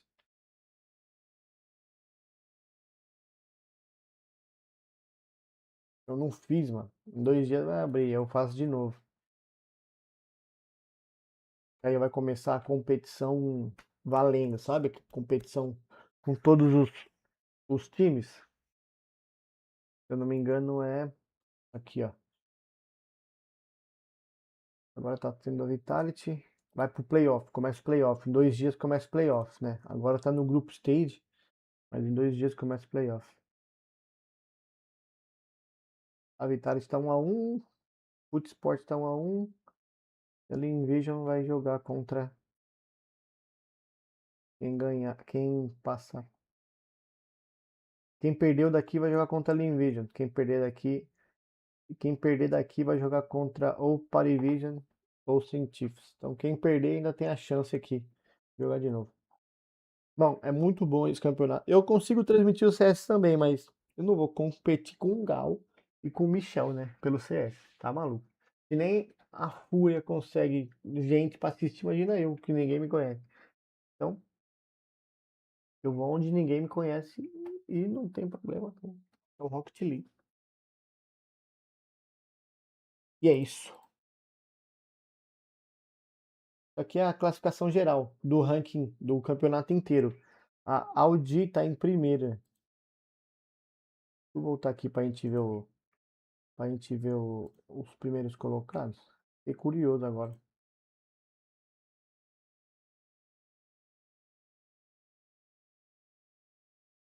Aí, ó, aqui, ó. Fiquei curioso, eu vou pôr de novo aqui no monitor. Primeiro colocado, Adi Pontual, 4.100 pontos. Segundo colocado, Falcons, foi campeão 2 anos seguidos dessa competição. Terceiro, Vitality, Natus Vincer. Quarto, Vitality de Virtus Pro. E aí tem os outros times. Times que a gente conhece são esses 1, 2, 3, 4. Joga CS, né? 5, 6, 7, 8. 8 times que jogam CS, que a gente sabe, CS competitivo da maior categoria. E o restante são times que jogam outros tipos de Valorant, essas coisas. Cara, esse campeonato é muito legal, eu gosto pra caramba. E é isso. A Fúria perdendo. And so I think that they are going to take it. Stumpy, look at big picture here. 78% of our fans on esportsworldcup.com/play picked TM. What are your realistic odds for the NRG fans out there? Harley always so biased. Every time it's a crazy number. And he's still sleeping. That's my theory. NRG looked brilliant earlier on. I was so impressed with them. I am going to lean towards TM here personally. Really? But I do think that NRG looked good, James. He's got Twisted Minds. James, are you backing your boys? NRG all day. How many maps? How many games we playing? 6 games. We're going 6 games. I'm thinking 7. at least 23 goals. We can't let 22 be the record here in group stages. Let's get into the final match before playoffs. E vamos para... Opa, não me coloquei. Ó, não pode, o YouTube não pode ver que eu pus isso. Não cai minha live. Do YouTube. Tá em pé ainda aqui. Eu vou ver lá no YouTube se tá viva a live aí. Mesdames, messieurs, les équipes qui étaient favoris aujourd'hui ont toutes répondu à l'appel. Mais il en reste 2. The teams we had question marks on all answered today, Ian. They did, but there's one more question that needs to be answered here on the stage.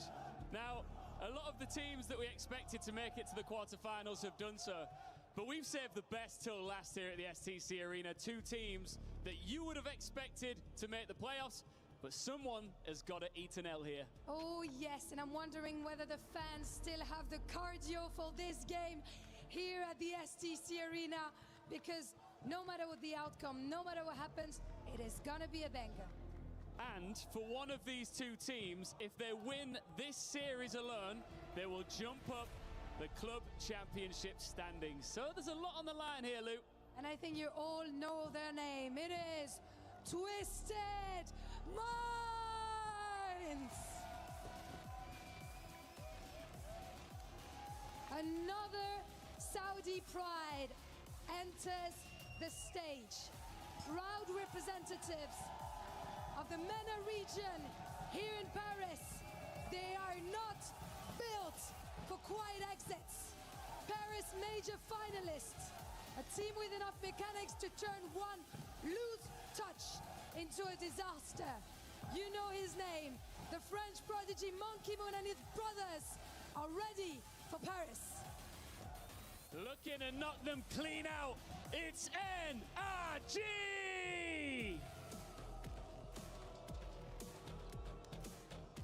As they arrive to a chorus of boos from the Twisted Minds fans. The world champions have already been pushed once at EWC. Then against Furia, they're pushed back. NRG are at their best when patience becomes pressure and one overcommit becomes 3 cars flying the other way. And this one carries weight beyond Rocket League. Top 8 keeps their club championship payday alive. Pink and blue, white and red. Choose your color before the last key of the day gets crushed. Let's get this show on the road. And while we've been on the road for a bit, we're near the end of it, at least for today. One last team gets a date in the playoffs tomorrow. Achieves Twisted Minds. NRG, we casted NRG just earlier Vamos today. para a Boy, they última look pretty good. partida. Yeah, much better than their initial showing against TSM, and Twisted Minds, of course, getting knocked down from the upper bracket. Cortar o cabelo urgente, ó, tá muito grande. Ó, Very long series, I think. NRG is obviously found precisando de great step up uma back to banha, where they de banho e expect to tosa be, and urgente. I definitely believe Twisted Minds is a team capable of putting them through their paces. That being said, I'm not certain there's going to be a lot of goals. Thinking about NRG, I mean, they like to play all these tight, one-goal, very controlled games. I wouldn't be surprised if it's a lot of one-goal thrillers. Twisted Minds, coming into this, you have 2 players that are leading in goals scored in EWC. TRK at 51, and then Monkey Moon at 49. So it is a high-powered offense. And if NRG can thwart that, then their chances just may be pretty good. But Atomic has to be real frustrated, constantly running into Monkey Moon. And, Vamos para o último jogo do dia, valendo a vaga nas quartas de finais. O time do I've been waiting for this ever since I knew the matchup. O Smiler. Tem que trocar, né, o título aqui. If it's not, we failed you. Yeah. Well, we didn't fail you, they failed you. We're just telling you what's Que happening. muda o título direto da live, do chat. Não tem como, né? On who? Trocar o título. You were looking at in-game because Definir o título da transmissão. Aqui, ó, definir o título da transmissão. Ah, dá pra pôr. That's a high quality place to look though. If I've learned anything from Ratatouille, it's that anyone can cook. And I don't know if it was actually Ratatouille, it's just like a rat with a chef's hat on. So I just that's Ratatouille. Okay, just because you put a chef hat on a rat, it's in the game. That doesn't mean that he's Ratatouille. Well, it is. Okay, well, that's fine. It probably is. Ready for battle, Achieves? I am. I'm ready to see it. Ué, caiu a minha tweet Players are aqui. taking their sides of the field.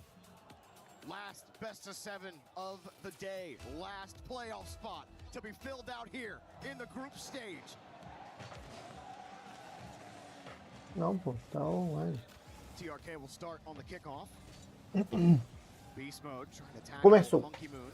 Gets around it with a quick pass. Nupo finding TRK, who finds the net. Dirty bit of placement from TRK. Look at the way his car flips when he puts this back post. Ver Obviously, beast mode feels like this one's por coming right at him, but the late flip just to the backside, that's nasty. No chance to save that one. What a start from Twisted Minds. No time wasted.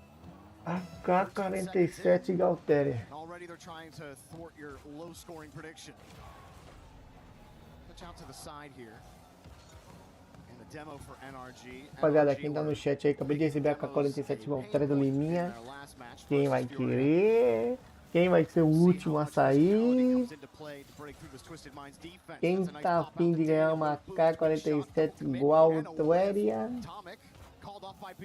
Testado em campo. You know, I respect Twisted Minds all trying to force NRG to make a bad touch, jumping at something they know they can't get to. But they followed the oldest rule Testado em campo. Lembra quanto que era a testado em campo? But NRG knew they couldn't catch up. Eu não lembro quanto que era testado em campo. For NRG to respond. Beast mode 1-1 já. Já perdi 2 gols. excellent on the field. Fitting for him to get Another Ver aqui quanto solid que era o... goal for NRG. Just to stuff the 50. TRK gets bumped by Nupo. I think he was just trying to pull shot and, well, nerves. Daniel with a nice high touch. Beast mode on the follow-up. Fio de teste, sabe quanto custa? 4 conto. Muito grande. Muito. R$4,35. Fio de teste. Vale menos que a Well-Worn, pô. Mas aí...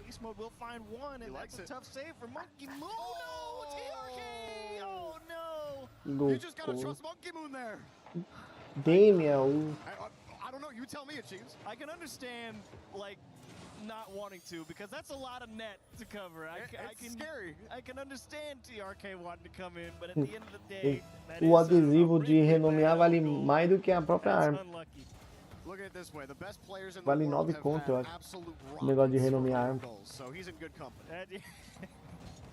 Not the best company to be in, but I feel like it's like a rite of passage. When you black and white it looks great on the montage. Exactly. No one will forget it, that's for sure. Who knows, you can make people forget it real quick after this game 1. Down 2-1, gonna need to do some work to get there. Beast mode. Rocket League na tela. Que animal que você trata aí, Happy to receive a clear here. Mano, eu vou lembrar seu nome. NRG's game, you know, they've got this one goal lead. You're about to see a lot of balls just go straight into the corner. It's what they do because they're good. Seu nome é Jorlan, certeza. O Nick Jorlan. Jorlan, de que animal que você trata aí? Good call there from Nupo to bump Atomic. Atomic tried to recover to get back to it, and Daniel thought he could come in and support. Trying to play tight to the play, but 50 gets away from him. Yeah, Daniel thinking, it looks like a pretty decent 50. I'm going to take my few 12 pads on the way up the field, and just like that, over his head. No chance at it. Tough break. Expecting a little more out of the challenge. Never quite planning for straight into my net. Daniel will hold the ball here. Beast mode was demoed in their net. Que papelão, Flying hein? in off the spawn. Doesn't get the 50. Daniel has to come in to support. Papéis. Atomic. Actually, real tight here for NRG. Beast mode playing tight support. TRK will shove the ball away. Mas você trabalha mais na mesa ou você fica andando pelo consultório, essas coisas? Ou é bem burocrático? This is basically a solo play as his teammate is respawning and one guy in front of him is just hoping to open a lane. Beast mode on the respawn will get the ball to Atomic. A little bit of room to operate. Gets through 1.5, but Nupo able to get back there and push that one out into open space. This one could go on for a NRG while. deixou empatar, tava 2-0, 2-2 agora. See if anything can develop. Ball is lied. Olha o gol! Gol! Defendeu, mas entrou. 3-2 NRG. I look down to take a look at some notes. I hear a goal explosion go off. Oh, he was so close. That feels bad. Legal, pô.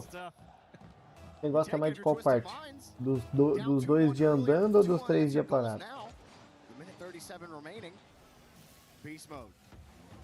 Feigned high, went low. Monkey Moon stays high. Monkey Moon. Olha o gol. Golaço. Bateu na perna, entrou ainda. Bateu no chão. O cara inventou.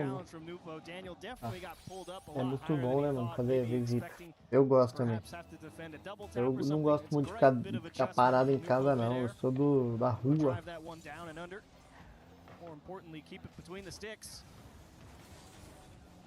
Also not getting the low scoring you might thought we would get, at least in game 1. But with this Twisted Minds offense, it's going to be hard to keep them pinned. Yeah. Daniel's got a full tank of boost. Eu trabalho com esportes, né? Com eventos esportivos e dados esportivos. Tipo, gerenciar competição, gerenciar um time, gerenciar um clube. Eu faço mais ou menos isso. Tudo com os dados, né? Voltado a dados.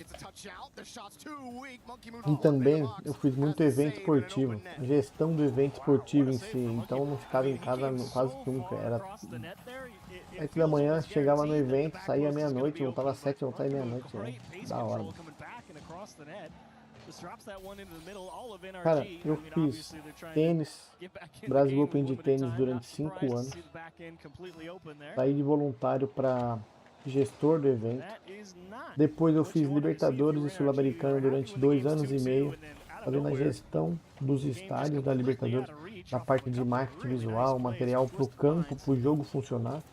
Colete, totem, LED, tudo que é dentro do campo. Aquele totem que fica no meio do campo lá que os jogadores entram, na bola.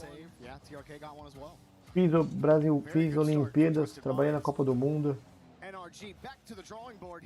E, paralelo a isso, eu trabalho com dados esportivos, com atleta. Faço com que o atleta seja mais valorizado através dos dados. Por exemplo, se ele vale 1 milhão, com aqueles dados ele pode chegar para o clube e falar, olha, você vale X, o valor do meu atleta é 1,5 milhão, mais ou menos isso. E o principal disso é a inteligência esportiva dos clubes. Por exemplo, você tem a veterinária, trabalha na veterinária. Dentro da veterinária tem números, tem dados. E você atende 100 animais por dia.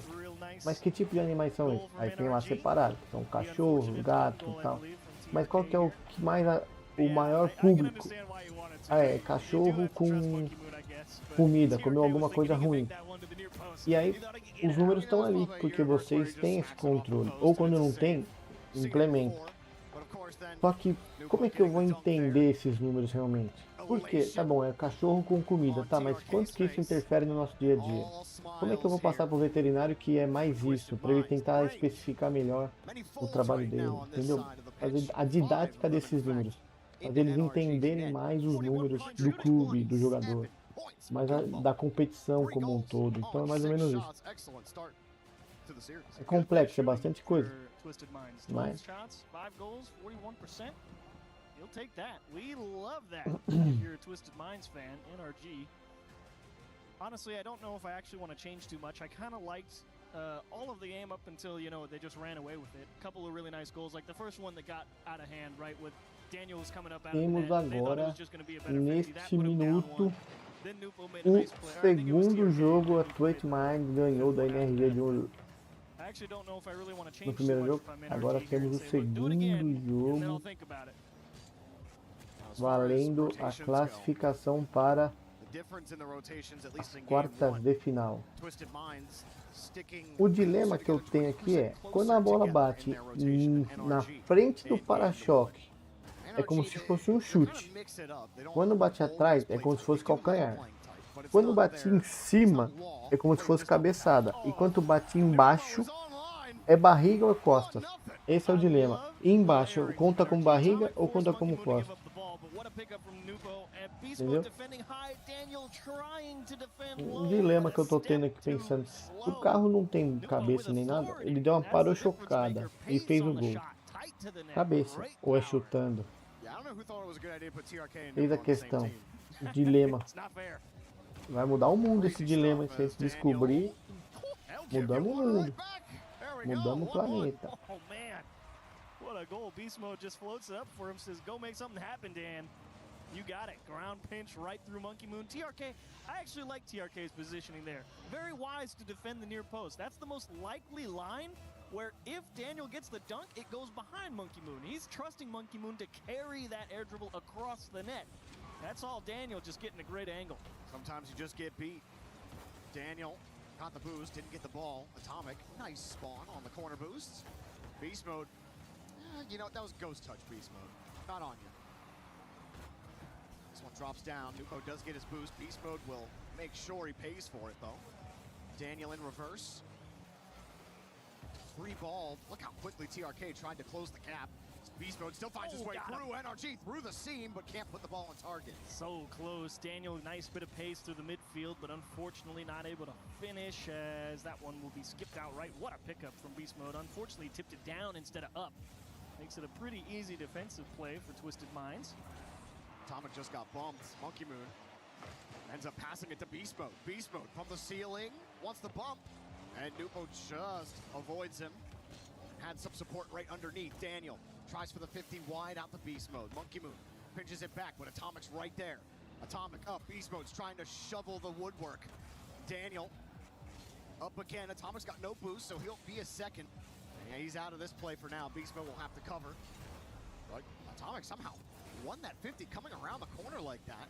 And they still can't really move down the field. Monkey Moon just wow, what a job. Completely. I mean, Monkey Moon buying all that time there was huge. I mean, Beast Mode did a great job zoning out all of Twisted Minds. NRG actually stole all their boost. So Monkey Moon finding two big 50s there. Gol saindo agora, tirou em cima da linha. Tô perdido aqui que eu mandei mensagem pro Liminha. Olha que bonitinha a mensagem que eu mandei para ele. Um coração. That's a nice little pop to force Atomic on the back foot. Back post is no good. Daniel's already there. And Monkey Moon says, get out of net. You're on defense now, big dog. He's a menace right now in game 2. O último que escrever no chat vai receber uma cagual séria assim que liberado, né? Só daqui 7 dias, hein? Mas vai receber, vou marcar aqui o nome. He's next up with the first touch. Has to leave it. Atomic also leaving. He's got the corner boost. And Daniel and Atomic run into each other. Depois me cobre. Tries to collect something out of this and does buy some time to get reset. Yeah, not the worst thing. Good adjustment there from NRG on the accident. Sometimes it does happen through the smoke. Beast Mode, no chance. That's tough. I mean, that shot came right as the smoke screen appeared. That's got to be a brutal save to try and make. No chance. Menor ou maior que pouco usada. And that's tough after they just had such a good possession in the blue half. And then Daniel and Atomic running into each other like short.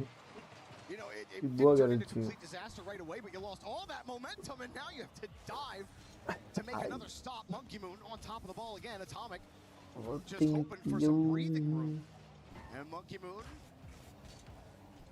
gonna bring it down. Good read. Daniel sticking with the play is Grupo. Stuffed by Beast Mode. Got the corner boost. Monkey Moon won't let him have any fun though, as Grupo to TRK gets the flick. That one-touch flick is such a valuable skill. You pick the ball up on a dribble. O jogo está indo para o seu finalmente 2-1 para Twisted Minds. Não temos um vencedor definido ainda. Porém, estamos vendo que o Twitch Master já pode ter uma vantagem no placar de 2 jogos a 0, hein? Faltando 1 minuto para acabar. And it was Twisted Minds' adaptation. They saw the bump coming and they said, look, let it bounce, and TRK will just play it again. It's a great idea. Trying to handle some pressure as Beast Mode, he's going to have to fight with Zero, not an enviable position. NRG don't get a little too greedy here. Got to be careful. You do have 40 seconds, so risks may have to be taken. As Beast Mode demoed right after he got the touch. Twisted Minds kind of beating NRG at the 30 segundos, NRG ainda. TRK stuffed. Beast Mode gets across. Daniel right behind. Atomic third man. Off to the corner. Atomic waiting. Sizing up Monkey Moon. Now Beast Mode with a free ball. Daniel's going to be on the right. Atomic low boost. Tried to tackle Grupo. Not successful. Daniel got the touch. But Beast Mode's got no boost. It's got to be Atomic. Weak. And Beast Mode could not bump TRK out of the way. You got the bump here. You got the bounce at Zero. Pass in front. Still Atomic's there. No corner boost spawn. TRK's on this ball. Oh, no. Decides to go. Oh, he gets a little flip out. There's no boost for NRG right now. There's no way they get this. It's the hope attack. It's the we cannot allow the ball to touch the ground. And you got to say, those are good tries with Zero boost. I mean, Daniel digging that ball off the sidewall with Zero with that much power. That's a dangerous pass at 0 seconds with Zero boost. And NRG will take their time out here. I guess I can understand why. You did lose 2 straight. Yeah, I mean, dude, they got stuffed that game. Like, Monkey Moon. But it was relatively even. I mean, you look at the scoreboard. It's 4 shots to actually 5 shots for NRG. But as we both know, stats only tell a part of the story. This is true. And one thing the stats don't tell us is how many times Monkey Moon stuffed NRG on the 50s. How many times he bumped Beast Mode in, like, contextually in a situation where they would have had an advantage. The difference between a 2-time world champion and 1-time world champion. Is that what you're saying? You mean 3 times? Even better. Even bigger difference. Peida leite. The Monkey Moon power-up is always inevitable. But also credit to TRK. TRK was doing a lot of that as well. He was getting harassed in his net, avoided a couple of key bump attempts to make saves, and then also had some moments where he stuffed NRG. Game 1, we were talking a lot about Nupo, his firepower, his ability to score and score quickly. In this game, it was grindy, and the grind was really won by Monkey Moon and TRK at the front. 67% of the time. Guess what the ball was, Jorby? Twisted Minds half. Wow. Does that feel that way? Yeah, it does. NRG were there like so often. They just couldn't do anything. And Twisted Minds playing a great bit of defense. I mean, what a job, because 67% of the time in your own half, you know that's not easy, because that means here comes NRG right behind it, right? And now what do you do if you're NRG? What's Sathu telling them? I mean, they had some good pushes. Like, you were pointing out a lot of good things about their approach. It's just like they started running out of resources. Maybe, maybe it's the simple rules to get their boosts. But I don't know, man. They seem to be doing pretty well on low boost too. Twisted Minds.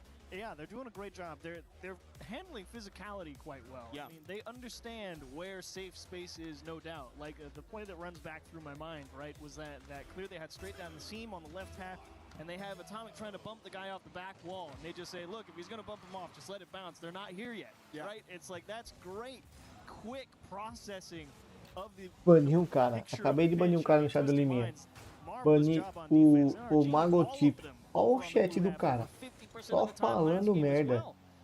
Dia 13/8, primeira vez que ele escreveu no chat do Liminha. Arrom volta pro gol. Não, Arrom tal, né? Ao invés de estar com Gal, tá jogando esse jogo imundo. Volta pro TU, Arrom. Aí eu tiro esse cara horrível. Fica no gol, Arrom BADO. Arrom BADO. Aí mandou. Agora ele me baniu no chat dele porque perguntei se ele parou de tomar monjada. Tô errado. Aí mandei. Aí ele mandou, ué, o Liminha, ué, quer crescer, cara? Não pode perguntar a vida dele, é pública, pô, mandou pra mim. Baniu o cara. Olha o tipo de gente que acha que pode falar o que quiser no chat. Tá vendo? Não pode, pô. Não é assim que funciona. Tem que saber comportar no chat. Ainda bem que aqui no meu só tem gente boa, né? Até o momento. Like this flip reset from Atomic, right? Yeah, it's a great pickup. Yeah, it's a good attack on net, but it's too low. It's too easy to save. There's not enough vertical pressure. This one's come straight back down off the backboard. See, you throw the ball up, good things happen, Jorby. It's a rare gap as well. I think TRK left to go get boost. Atomic was also chasing him. So if TRK doesn't leave the net, he's probably getting bumped anyway. And that left a small gap that we haven't really seen in the net from Twisted Minds. A great job from NRG and a good pass from Beast Mode as well to set it up. Good bump on Beast Mode. Here's Atomic. Can you drive it all the way home? Yes, you can. The kickoff will go in favor of NRG. Great job to come back here in Game 3. Start setting the tone early. This time a little bit of cushion. Beast Mode getting some payback on Monkey Moon, who was shoveling him and scraping him off the side walls, the back walls, all of Game 2. And Beast Mode deletes him that time. Opens up an opportunity. 2 quick hitters for NRG is huge, considering how the last game went.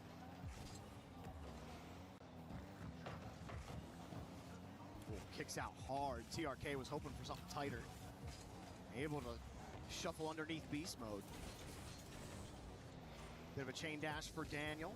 Wifty. Works out for NRG. They get some time. Daniel gets the corner boost here. So here we go again. Oh, maybe just straight in. In the blue half, just saved. Off the post, got the boost steal as well. Twisted Minds maybe starting to feel the squeeze as Beast Mode takes the pass way wide. Monkey Moon did have a full tank sitting in the box. Twisted Minds get a chance to break. Not quite shootable there for Beast Mode as Nupo actually, I think, wisely not wasting too much boost there. It's been a fight with physicality and a lot of boost steals. I think Nupo just knew that even if he tried to take that one all the way to net, he was just going to end up stranded on the other side with not a lot in the tank. Decides to take the best bet he can find off the floor as this is a pass across the box. TRK will pick it up with 0, and this is a great job of hesitating. You don't need to press the attack just yet. Just try and take what you can get. You have plenty of time. If you force it, you're likely to go down more. And they actually do retain possession by not pressing too hard, too quickly. Good pickup here from Nupo. Back to TRK. Was off the post, but a great pass on the recovery. O jogo já está 2-0 para o time da NRG. There's no boost for him to steal either. He'll take the midfield as NRG move back to the blue half. Atomic up high. The other midfield boost taken by Daniel. Atomic needs time. Beast Mode also needs time. Daniel gets the bump, and he's beat. Atomic just makes the stop. Rebound denied as well. Second save for Atomic in a row. Great job on the goal line, considering the double flip reset pass from Twisted Minds. A beautiful effort, but ultimately not enough. And Beast Mode wins a big 50. Monkey Moon sees a little bit of green grass in front of him, and is promptly removed, saying, great, good try. Beast Mode just hit that right into TRK. And now a double commit. Atomic thinking he had a play. Caster Mode. Beast Mode looking downfield, top of the box. Drops down. Twisted Minds won't give NRG anything to look at. Another clear, but for all of the stability their defense has had, missed opportunities are killing them here in the orange half. Pass across. Monkey Moon's got a cut here. You do need to score one. He elected to leave and pick up a few pads. Now here he's at a corner. Grupo aiming bottom right, not quite able to squeeze it through the line. Ainda temos Nice uma job from chance NRG to de slam the door shut. 35 seconds. NRG looks like they're going to hold on here. High hit again here from Atomic. Trying to buy himself space for boost, and now he gets the ball anyway. Beast Mode against Monkey Moon. Fake the challenge. NRG talvez consiga fazer esse joguinho, né? Agora 2 a 0, vai fazer 10 segundos e iremos para o quarto jogo. Gol faltando, meu Deus, faltando 10 segundos. Faltando 10 segundos. To the top shelf, gives his team a chance. Can you find an equalizer now? You can't put all that effort in and not have a look at 0 seconds. What a kickoff! It goes right back to him. He's got no goal to seal. Oh, he missed the Olha o gol. 3, 2, 1. Só acaba quando a bola cair no chão. Acabou. The ball will drop to the ground, and The NRG ball. are in the series. Someone saved that kickoff. That one's worth looking at again. Double fake, they both split for the side boost. They get the ball rolling straight back to the corner. And the plan was pinch up the right side, go across the ceiling to Grupo and into the net. I love that idea. When you need one, that's what a game plan off the kickoff. I love that. Well, both of these orgs, Twisted Minds and NRG, they've only played each other twice. And it was last year, 2025.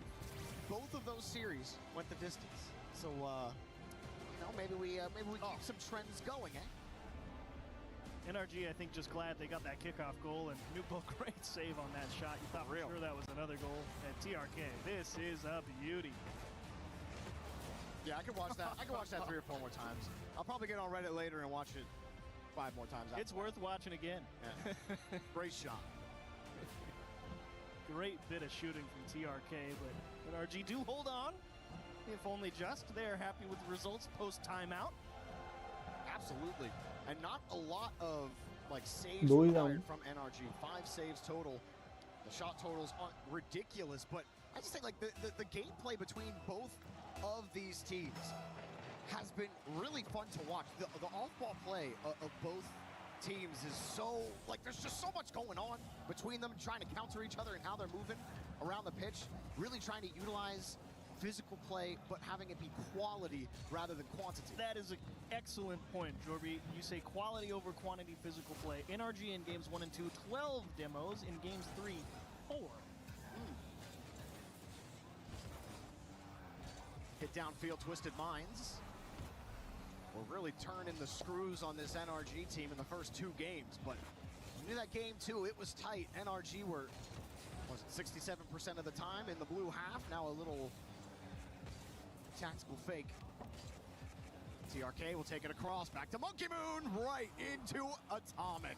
Scary save, and Daniel, he was a little worried. Someone was right at the top of the box. That's why he jumped across, and then when he saw nobody there, he was hoping his teammate would go get it. Problem is, Atomic still on the line with nothing. The only one who can bail him out is Beast Mode, and Grupo, great piece of shooting. Don't think too hard, just hit it hard. If they had boost in the net, they would have went to clear it. Just hit it hard and high, make them stop it. Atomic had been denying all of Monkey Moon's opportunities in the last game and a half. He denied that one, but then Monkey Moon went right into the net and bumped him out and said, yeah, do it again. Atomic trying for the 50. NRG set up. Well, they were set up, but seeing Monkey Moon getting back to the corner. Beast Mode looking for a release, and he finds it in Atomic. Atomic quickly back to the ball, trying to read where TRK was gonna put that. Trying to get ahead of where he thinks safety is. Beast Mode trying to go down underneath on the touch. It's a good catch and flick from Atomic off the bar. Rebound for Daniel. Denied. TRK float. Thank goodness TRK just for whatever reason didn't believe that clear was coming through because that one was just going straight in, popped high and just wide. Beast Mode with a free ball here. Just kicked it. Did get back to it. Grupo will play with Monkey Moon here on the left side. Atomic gave it right to him. Grupo all by himself. 2-0. 7 out of the 10 goals now scored by him. Goal scoring machine this series. Atomic oh so close, but you're not keeping that one out. Too much power and too much cross face. Credit to Monkey Moon for setting that up. He knew where Grupo was. Drops it right in front of Atomic. Doesn't try to drive through the challenge. Twitch Master, como é que é? Twitch Master. You think you're putting it somewhere your team can get it. Instead, you gave it to my teammate. Monkey Moon. Really well played from him so far in this series as well. Daniel kind of stranded out in no man's land. He'll need just a second here. Nice fake from Atomic. Love that. Give and go. Does he give it back? Yes, he does. Nice job, TRK. Such composure on the line with 0. I mean, if they knew TRK had 0 boost, it was going in the net. But they had no idea. They tried to get fancy with a pass. And TRK just broke it up. Great job. His goaltending has been awesome. Now Beast Mode gets deleted and Twisted Minds are twisted NRG. Uh-oh. Does not feel good.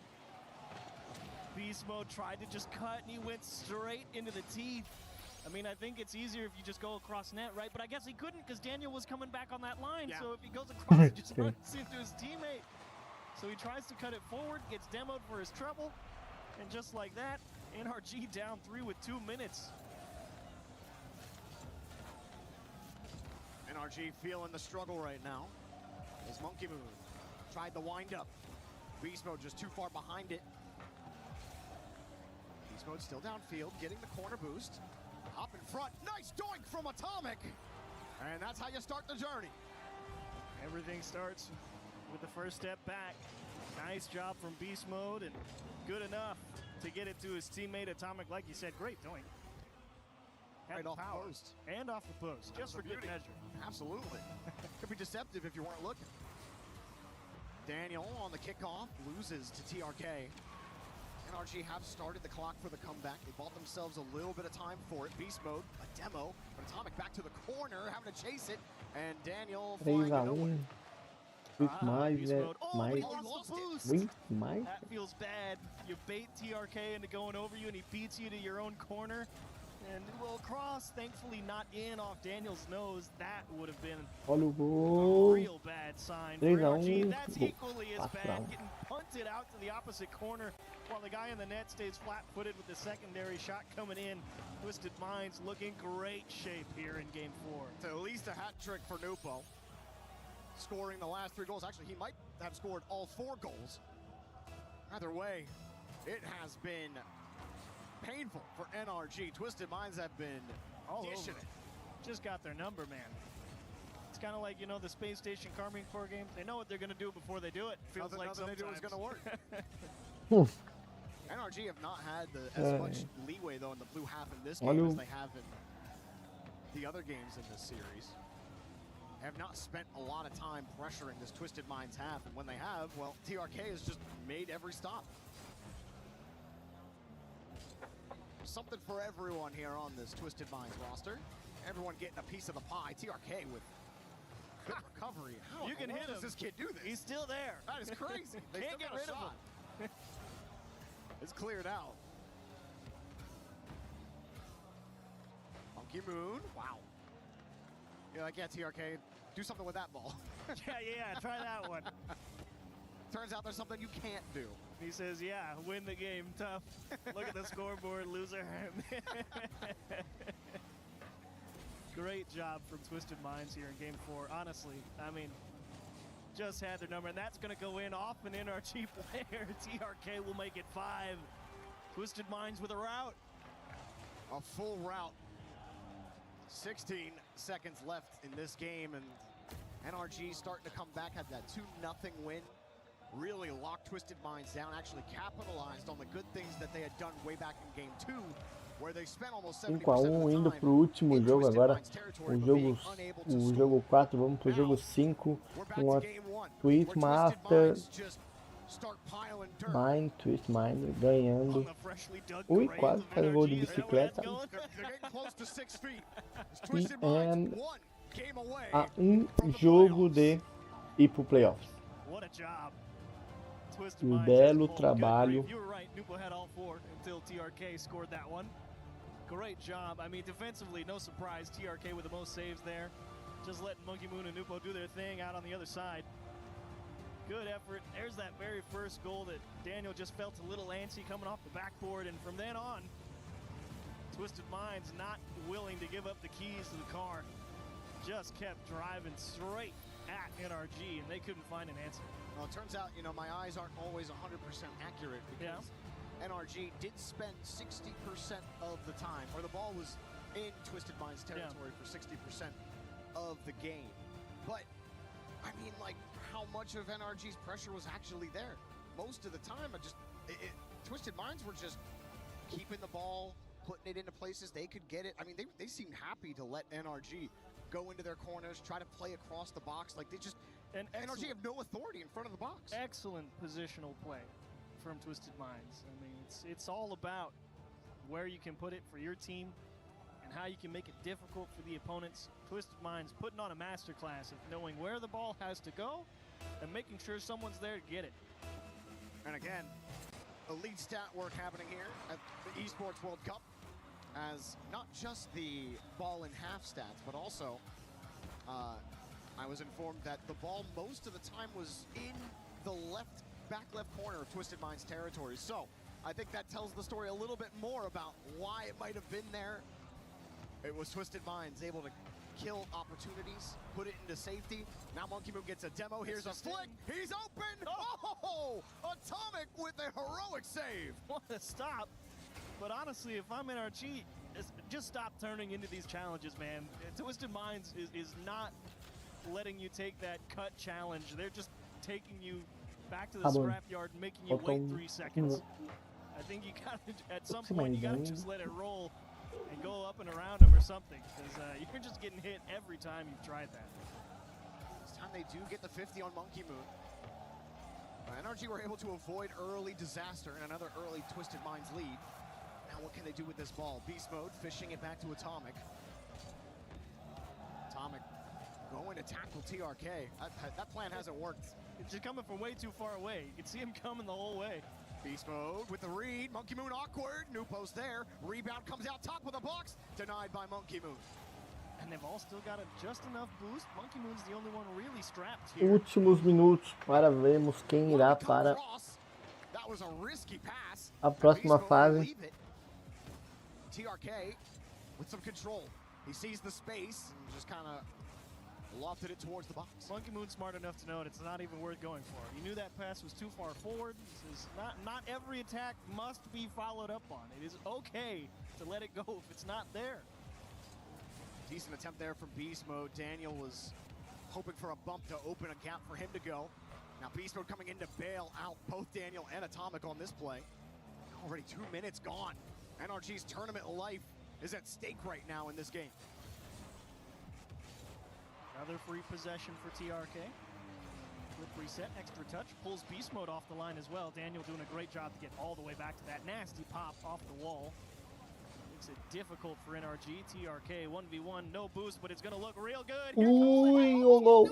I think he got pushed by Atomic as he went for that shot and it threw it just wide. Dude, Atomic got bumped, recovered off the bump, got the save on top of it, and then had that rip off the post. How in the absolute world is that not a goal for Twisted Minds?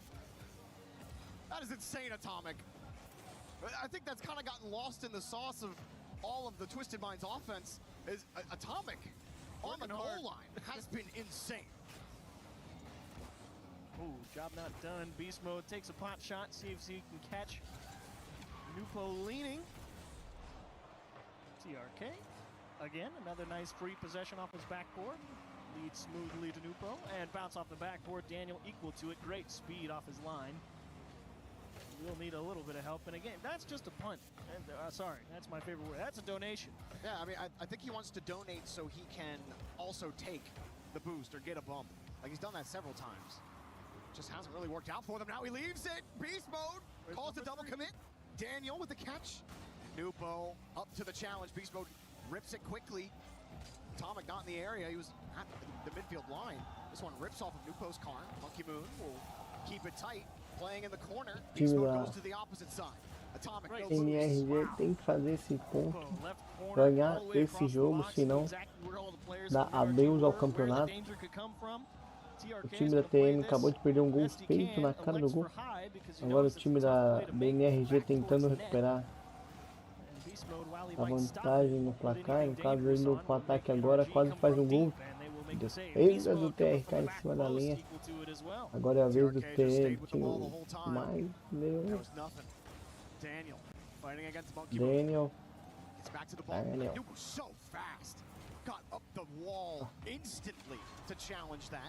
Passa a bola o time do Dani.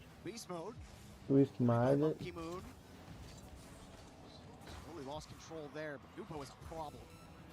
30 segundos, então vamos para a prorrogação. Vamos descobrir o nosso novo quarta de final.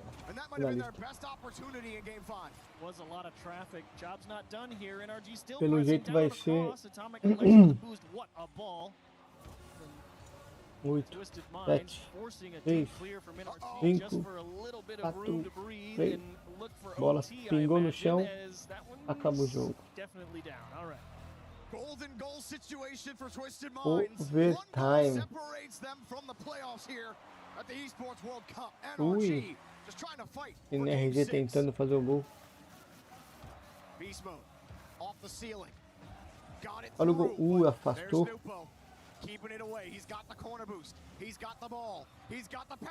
Olha o gol. Na trave de novo. Gol. TM. Twisted Minds.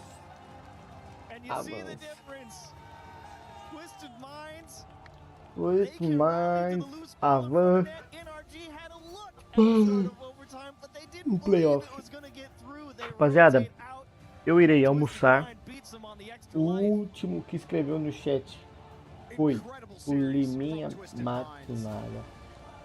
Então, a carga altéria vai para ele, que daqui a 7 dias, quando liberar o trade ban, eu mando para você, garotinho, me adiciona na Steam depois.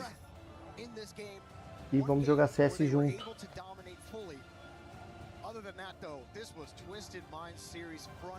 Então, é isso. Vou deixar vocês com um evento acontecendo ainda, porque eu vou almoçar, mas eu volto. Tá bom? Vou deixar o evento acontecendo aqui. Vou deixar vocês com tudo que tá acontecendo. O único guerreiro que ficou até o final foi você, garotinho. Vou deixar no CS. Porque o CS eu posso transmitir também. Twisted Mind alongside Mahmoud, who's going to be doing our translation here. First things first. Depois me chama na Steam. É Massone, é M4, mesmo nome daqui. Qual é que eu vou fazer live também ainda? Até lá você vai me ver muito. De boa? Então, rapaziada, é isso, vou almoçar. Vou deixar vocês com o evento acontecendo de CS. E eu já volto, tá bom? Tamo junto, rapaziada. Deixa eu só colocar aqui pra vocês. Vamos sair e vocês. In the 1v1 world, you are the world champion, right? How much does that give you confidence playing in 3v3, and how does it carry across when you're playing with your teammates? صراحة صعب إني أوازن بين ونز وثريز بس الحين بس فوكس إن Aqui, ثريز achei, bora. وإذا جاء وقت الونز إن شاء الله إني بركز بالونز. It's really hard for me to like focus on Boa. ones and threes, but right now I'm focusing only on threes, and it comes back to ones, then I'll focus on that again. Okay, cool. So after what has been I guess a tough lower bracket run, what do you think you and your teammates need to improve on going into the quarterfinals? ما يحتاج نعدل شيء لعبنا كويس رجعت ثقتنا بالستيج. Tamo junto. أي فريق بنقابله بنفوز عليه وبنكمل إن شاء الله. We didn't improve much. We think we did really well, and any team that comes in our way will prove our best again. All right, well, the team that came in your way is about to have their key crush. Do you want to go do it? For sure. For sure. All right, come on then, Nobu. Let's head over here as Twisted Minds are about to crush the final key of the day here. Just join the key master. And it is time for a little bit of EWC brutality. The Twisted fans are going to enjoy this one. Não, vou deixar vocês com o do Rainbow Six, que eu também posso transmitir. É melhor que o CS, o Rainbow Six é mais legal. Então, vamos ver o cara espremendo o triângulo do outro. One more question from me. Mahmoud, come on. Let's take you over to your fans for a second here. I want you to enjoy this. Twisted Minds fans, make some noise for your team. E é isso, rapaziada. Fui almoçar, já volto.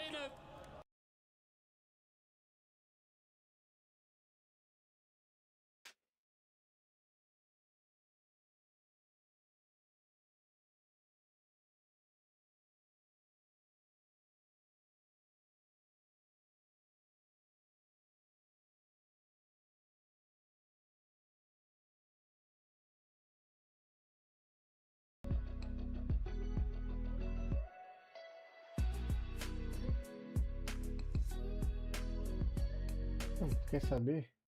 Vou colocar aqui, ó.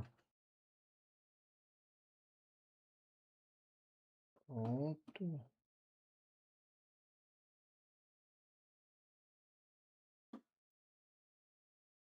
Não preciso disso, preciso só disso.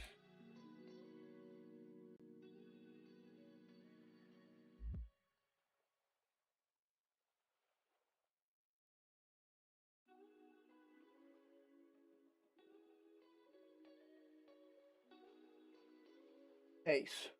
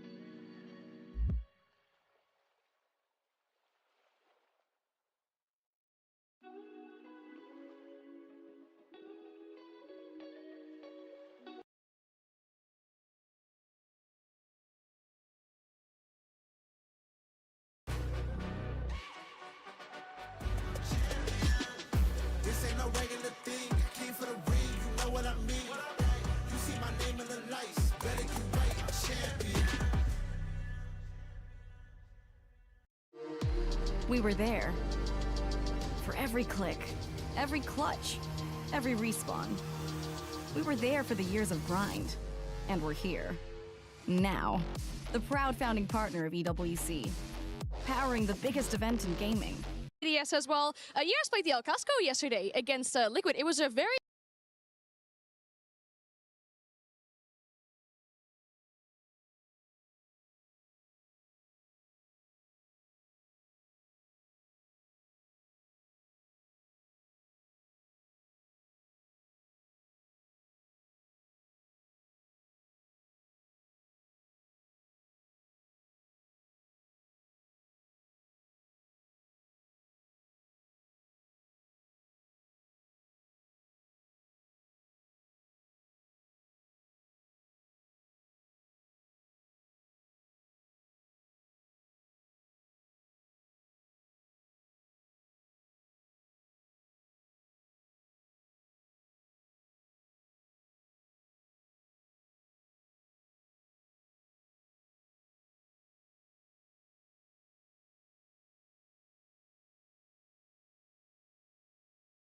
Very confident. I think we made a pretty good pre-game, so I think we're going to win and go to the finals. All right, awesome. Thank you for your time and good luck.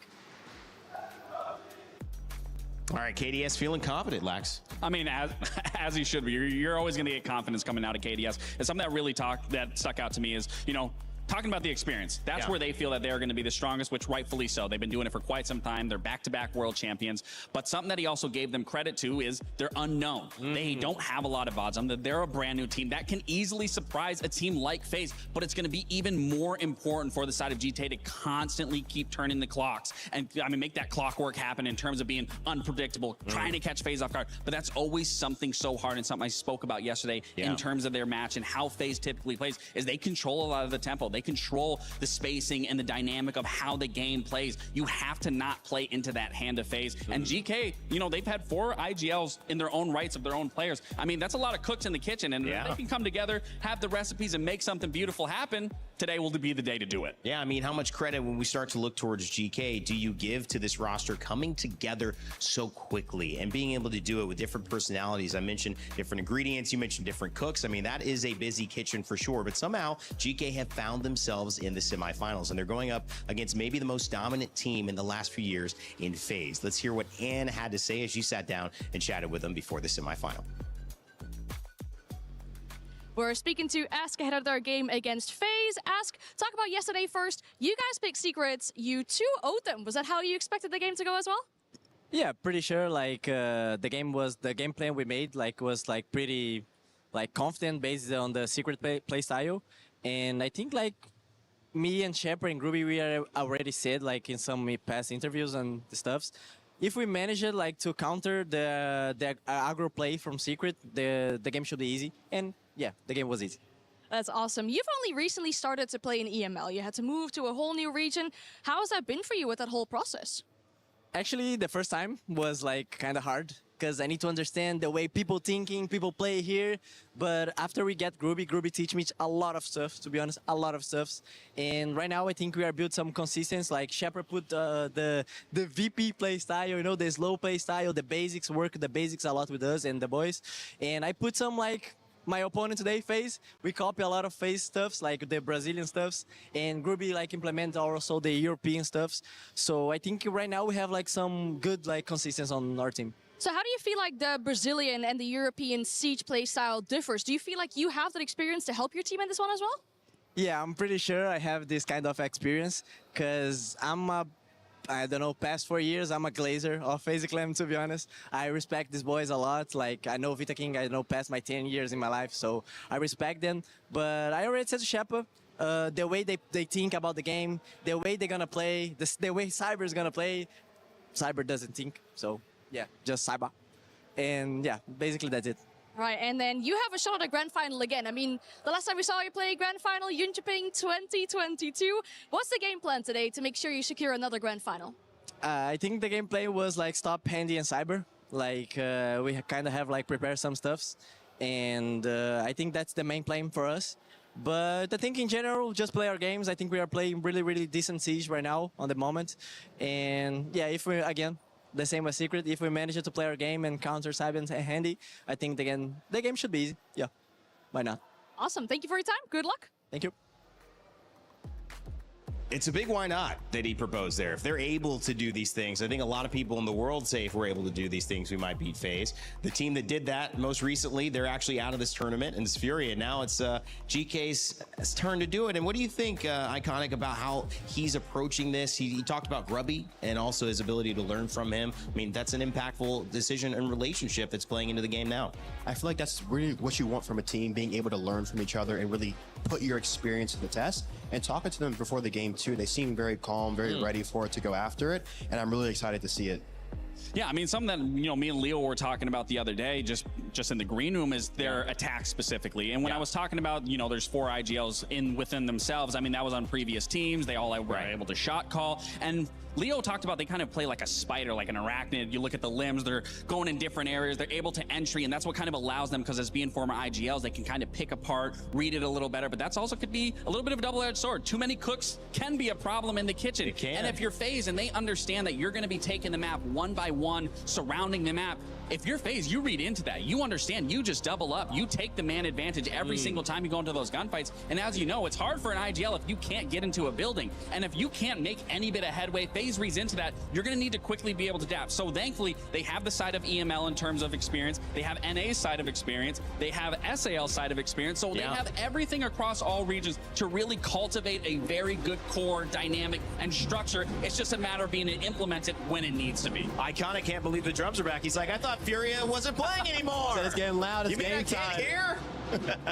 Let's take a look at these maps, gentlemen. FaZe picks defense on GK's pick of Chalet. You see consulate response from FaZe, and GK picks to defend as well. What's your take? What's most important about those? I feel like Chalet, one of FaZe's best maps. Absolutely. Like GK, they do have a strong record. They're flawless on it. 6-0. So I feel like it's, you know, it's one of FaZe's strongest maps, but it's one of your also strongest maps. So you're going to have a lot of information on it. You're going to be able to go out and just play your game. Fortress Decider, but I want to go back to Chalet. What does it look like for GK to be successful on that map since FaZe is so strong? Starting on the attacking side of Chalet, you really need to make sure you can get rid of those operators, maybe like a zombie castle, maybe a Womai here, to make sure you can kind of make it so they can't shell up inside the map, make them exposed, and then you can work it slow, work your opening picks, and then like I said, they are an arachnid. They like to spread out, go for the gap. Chalet's a map where you can start the round slow and really build your momentum throughout. I mean, you can end the map just being outside the map. And as long as they can, you know, cut off, block these rotates, get that man advantage going to their favor. I mean, we also heard in KDS in that series, it was that man advantage, always getting that opening kill going into their favor, and you can do that pretty aggressively. So just being outside the map, taking that control then from there, and using that man advantage in your favor when you go into that late round execute. But again, it's going to be so important for them to understand if FaZe is reading into their play style, they need to adapt. They need to rotate a play over to get that space, and then they can move the pieces around. Then they can try to get to that mid to late round, but they're going to need to get the opening pick into their favor. Doing their best, FaZe, to get back to a grand final, to add that elusive trophy, the EWC trophy, right in the middle of the stage into Handy's hands. Iconic, what does FaZe need to do to make it there? I mean, FaZe, they already have all the answers. They have all the keys. They have all the tools. It's just about going out there and just shutting down GK's strength and making sure that they're playing extremely well, they're staying calm, and they just keep adapting. Well, on that note, it is going to be a EML battle here that is set up to take away maybe the potential favorite of this tournament, maybe the best team in the world, FaZe. GK Esports trying to do something special here, and it is their chance on the main stage to kick it off. Yes, you have heard it right, my friends. Furia are set in. They're going into that grand final tomorrow. But that's story for then, Adam. We still got more to get through today. I made you a promise. You did make me a promise. Yeah, I'm kind of taking a leaf out of Hertz's book here. You promised me that it was going to be a cataclysmic couple of semi-finals. The first one was amazing in every way, shape, and form, but there's still one more to go, Milos. One more semi-final. One spot remains in our grand final tomorrow, but who will take that final spot? It's all to play for. There's a lot of stories in here. We mentioned it in Furia before. Diaz Lucas, his first time making it to an international grand final in over 3 years. That is massive for him. In this game here, FaZe, they know their finals, right? GK on the other side, never seen it before. Okay, this is going to be absolutely incredible. Paris, are you ready for this semi-final? There's an energy in the room, Milos. I say we get the teams out right here, right now. And first up, would you please welcome to the stage, it's Fase Clan! Quashing the Liquid Stallions yesterday in a quarterfinal. Now it's the turn to take on the Dark Horses in this competition. Will they keep them at bay? And will they ensure a way into the grand final here at the Esports World Cup? They're ready, they are focused, they're fiery. And this is going to be a real test for FaZe Clan. We cannot wait to see how they get on here. For the millionth time, they made it on the stage, though. Their opponents, please join me in welcoming GK Esports!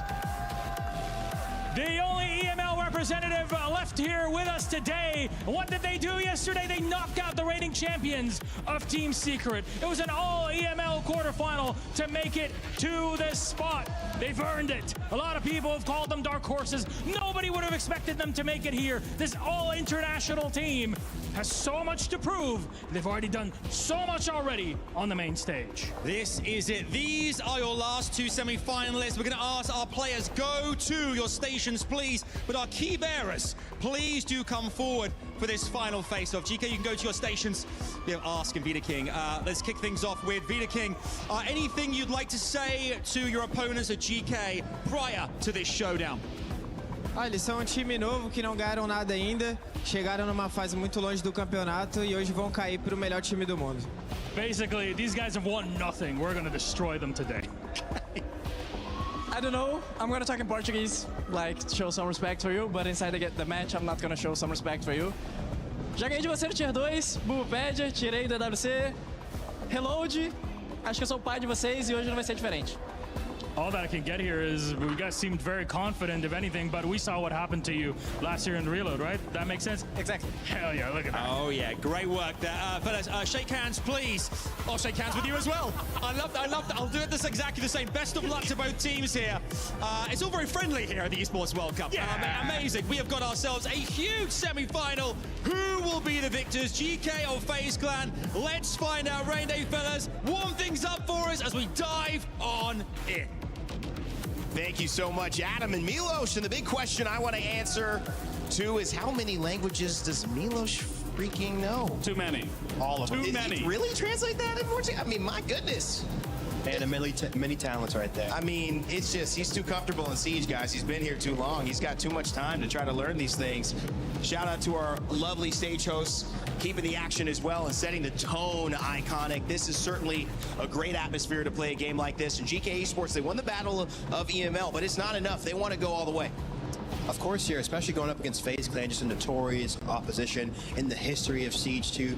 Talking to them too before the match, very calm, very relaxed, just ready to go out there and do it. And I feel like that's what the best teams show you. Talk about the eye test, just having that coolness before the match, going out there with the team. You see them in their huddle right now, getting ready. Vita King stretching the neck out. Expect him to just be showing up for his team right now. Vita King showed up big yesterday, Lax, and obviously they need him to continue doing so today. Yeah, absolutely. But I mean, you also heard from the side of Ask, the players that they're looking to shut down specifically, which is going to be Cybar, and it's going to be Handy as well. I mean, both those players have been exceptional throughout this far, and yeah, Cybers, he's very elusive. You don't want to be able to let him move around the map, get those opening picks swinging into FaZe's favor, because as we were just talking about, the opening kills have actually been very well on the side of GK, and if they can swing those opening kills into their favor, convert those into rounds, win, they can have a very good half on this attacking side, but then it's going to be switching onto that defense, and again, you don't want to fall into FaZe's game. You don't want to play into their tempo. You want to play your game. You want to play at your own speed, your own pace. Do not let FaZe take control. Chalet will be our starting map as well. Both teams deciding to defend on the opposing team's pick. And so iconic, this sets us up for a very important few rounds if you are on offense. If you can get an advantage here, I mean, that's going to be huge heading into your map. Especially too on the defensive side. We talk about defense, just being able to build that momentum. You saw in the game yesterday in El Clasico how just defense-sided those first few rounds were, and that really just established a momentum throughout the whole game. So if you're starting on the defensive side, you really need to put your foot down and make sure you're stopping what the attack's going to do, because if the attack can build that momentum and run away with some rounds, it's going to be very difficult for them. How much do you think FaZe want to avoid what happened yesterday? I mean, I don't think they'll allow it. Yeah, I mean, because that felt like they knew they maybe made a mistake on that second map. They probably want to come out swinging. Again, when you're looking at those fundamental errors of yesterday, they were playing against a former team that they constantly have played throughout all of SAL. Again, those idiosyncrasies I'm talking about, that is not going to be applied here. If anything, they don't know what GK is going to do outside of what the VODs and they've watched. And as we know, that's only a blueprint. You have to be able to adapt. And whoever's adapting the best is going to be the best team in the server. And that is where Vidiking is going to come in and shine. And to the other side of it, the adaptation that we've seen in real life in this team has been on GK Esports. Fase is familiar. This roster has won everything. GK's the one who had to do all of the putting these pieces together, finding the right ingredients, and it's proven to get to a semifinal. Iconic, does this finally prove that we shouldn't be considering them a dark horse, that they deserve to be here, that they are legitimate contenders in this fight? I mean, I feel like they still are the dark horse because this is their first time here. So I feel like if we see them building this consistency in the next EML stage into the next major, I feel like that's when you start to strip off the dark horse title right now. But right now, they're in this unknown. They don't know what's next for them. So they have to just keep moving step by step and not let any pressure build upon them because like we said, no one expected them to be here. So them being here is a gift. All right, already getting rid of the Blackbeard. They're taking away Yaga's ability to be able to be that spearhead, open up some rounds for them. Getting rid of the Azami, I mean, you were talking about that on the defensive side. I mean, great call from the side of GK. Allows them to easily push through Highway, get through all the way into Fire as well. And then the Grim, I mean, these were already bans that you were already previously speaking about. Yeah, perfect bans from GK. Gonna be a strong half for them. Let's see if they can really just punish Fase here. Well, GK Esports have a tall task ahead of them. Take some of the most top performing, most consistent players in Siege and not only win one, but 2 maps against them to earn their spot into the grand finals. If they did that, certainly the Dark Horse title would be removed. But that's a lot to do and a lot of pressure, and we know how FaZe is ready to show up. They bounced back from the loss to Liquid. Now they're looking to book their ticket to the grand final and face Furia for an all-Brazil matchup. But series will be determined by who can do it the longest and the best. So as we kick it off, we've got 2 casters, excuse me, who are ready to go with the action. It's going to be Xenox and Guz. Well, it's semi-final number 2 on the way coming up. It's FaZe Clan seeking that EWC Grand Final spot against their Brazilian brothers in Furia. But for GK, Guz, the hope of EML and maybe the rest of the world on their shoulders in this series. They do get Chalet, spoken about on the desk from Lact, a 6-0 record. They've not ever lost this map since this team was put together. Let's get this semi-final underway. Has to be a very heavy weight though on their shoulders. FaZe, the most formidable squad to face in Rainbow Six. And if they are to produce an upset result today, this will have to be the greatest couple of hours of Siege that this squad has produced. They've done a phenomenal job to get to this point, GK, but to go one step further, it's an almighty hurdle. Both as a team, as individuals, needing to be at their very, very best, expecting FaZe to, well, be at their very best as they typically are. They start on the defense. Very clinical series yesterday. Sark's looking for early contact against Cyber. The death mark, of course, activated onto Cyber. Sark really should be better off for it, but at the moment, a stalemate. Reloading. Over towards Games. And the Chugga payload call from Ask onto Cyber will also be answered. GK fighting for this library side control, forced into a bit of a util dump, and FaZe have called reinforcements. KDS doing a good job to retain presence and control and not forfeit his life, resulting in an attacking stall at first fight, though. It does go the way of GK. A nice opening kill for Upor onto Handy, one of the top players for FaZe. Grubby, though, down, caught as Vidiking finds the trade pretty quickly for FaZe. Nitrous Cell to the yellow ping, and it's Yoga that eats most of that. He's down as well, low on health with Upor. There goes Sarks, here come FaZe. They find kill after kill. Ask was able to get one back, but it is all going the way of FaZe to begin in this opening round. And 1 versus 2 with 60 seconds left for Ask. Oh, not unachievable. Vidiking on an island over towards Piano. But that opportunity now subsides as Souls rotates solo. Souls gets himself over towards Solar, and with that closer to Vidiking, he does still have 1 gas babe available. Ask needed to probably find that kill onto Vidiking quickly. got the chance, but Vidiking's just better on the swing with the SMG. Fase will take the opening round on Chalet. And that's the formidable Fase that we know and love. Their ability to trade out of even the most challenging of positions, especially defensively, a massive strength of theirs. They stored out GK pretty nicely library side initially, and then even after GK found the early pick, those power positions still coming into play as the round progressed. And a solid start for the Brazilian outfit. I mean, that's what you're going to expect from Fase. GK going to have to be at their very best. They did get a little scrappy, and maybe that is an element that can help GK here on Chalet. And it is their map pick 6-0 record over the last 2 months. GK Esports, but it is, of course, a very high preference pick as well for Fase, a 7-3 record over the last 4 months.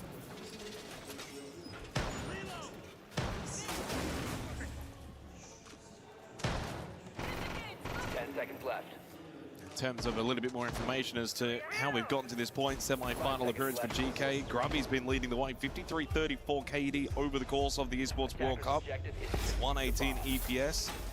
Ask and Newport, Sarks all 100+ as well. As for FaZe Clan, well, Souls has actually been their best statistically up until this point with a 121 EPS. No surprise, the rest of them are all 105+. They've been absolutely perfect. No one is letting the team down for FaZe here at EWC. Second round coming up, Bar Games. Once again, looking like GK early here will lodge the attack on the library side into this Mirror and Arena combo, though. It's going to be quite frustrating and require a lot of util layering to clear that. Keep in mind as well, the Kite Electro Claw also helping reinforce KDS's position over towards Mez. If GK are to force this play, it's going to require clinical attacking work. Our games has been very difficult to attack into so far at EWC, and even more difficult without the Capitao. Lovely early kill from Vidiking on the poles, playing off that heartbeat sensor with the Nitrosol. Shuts down a key piece of utility for GK Esports. Our game sits at a 71 defensive win rate percentage at the Esports World Cup. That's going down, and then Yoga as well. KDS putting the DMR to good use. Well, the early warning signs are clearly here at the semi-final for GK. It's been a great run, but now you face the most difficult of tasks. Grubby might have to just take the next minute or so outside of the map. An informal timeout. He doesn't even get that. Flawless from FaZe. Well, 2 rounds in the books. They've done nothing wrong. All they've done is sent the warning to GK. It's not going to be an easy series. Yeah, they have very much sent that warning shot. Make it 2. Strong start from FaZe. We expected no less.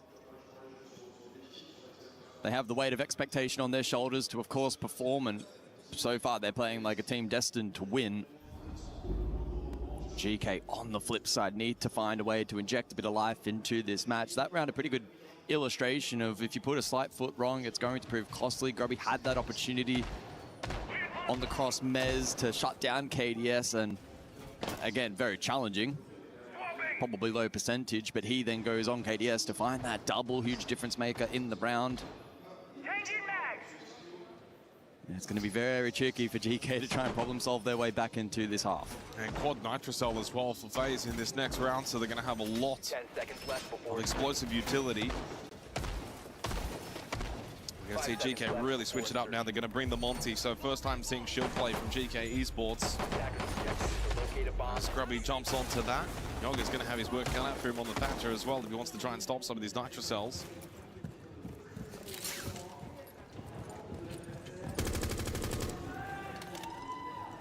I think GK coming into a series like this, they know they're the underdogs. They know they've got really not a lot to prove against FaZe. It's a free shot.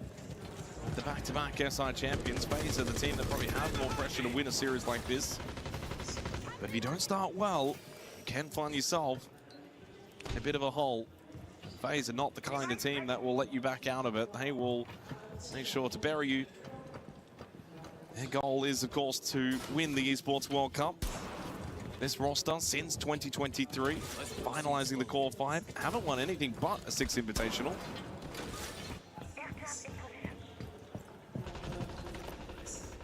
GK taking pretty good ground here, courtesy of the Monty. And pressure to follow here in towards Office. One of those 4 nitros utilized, and Vidiking now goes for the trick. Has the coverage courtesy of Handy. The Zoda, of course, to stall out the hard breach, and so far, so good for Fase. Yeah, a bit of space taken from Grubby on the Monty, so he can counteract this mirror shield. Of course, needs to be careful of the Nitro Cells. KDS ripped one towards Piano, and he can still get a lot of information as well playing behind the mirror shield. You've on the roof looking for a rotate halfway through this 3rd round. Enemy devices are on the board. Enemy devices are welcome. Looking to disrupt the shockwire batteries of Vidiking.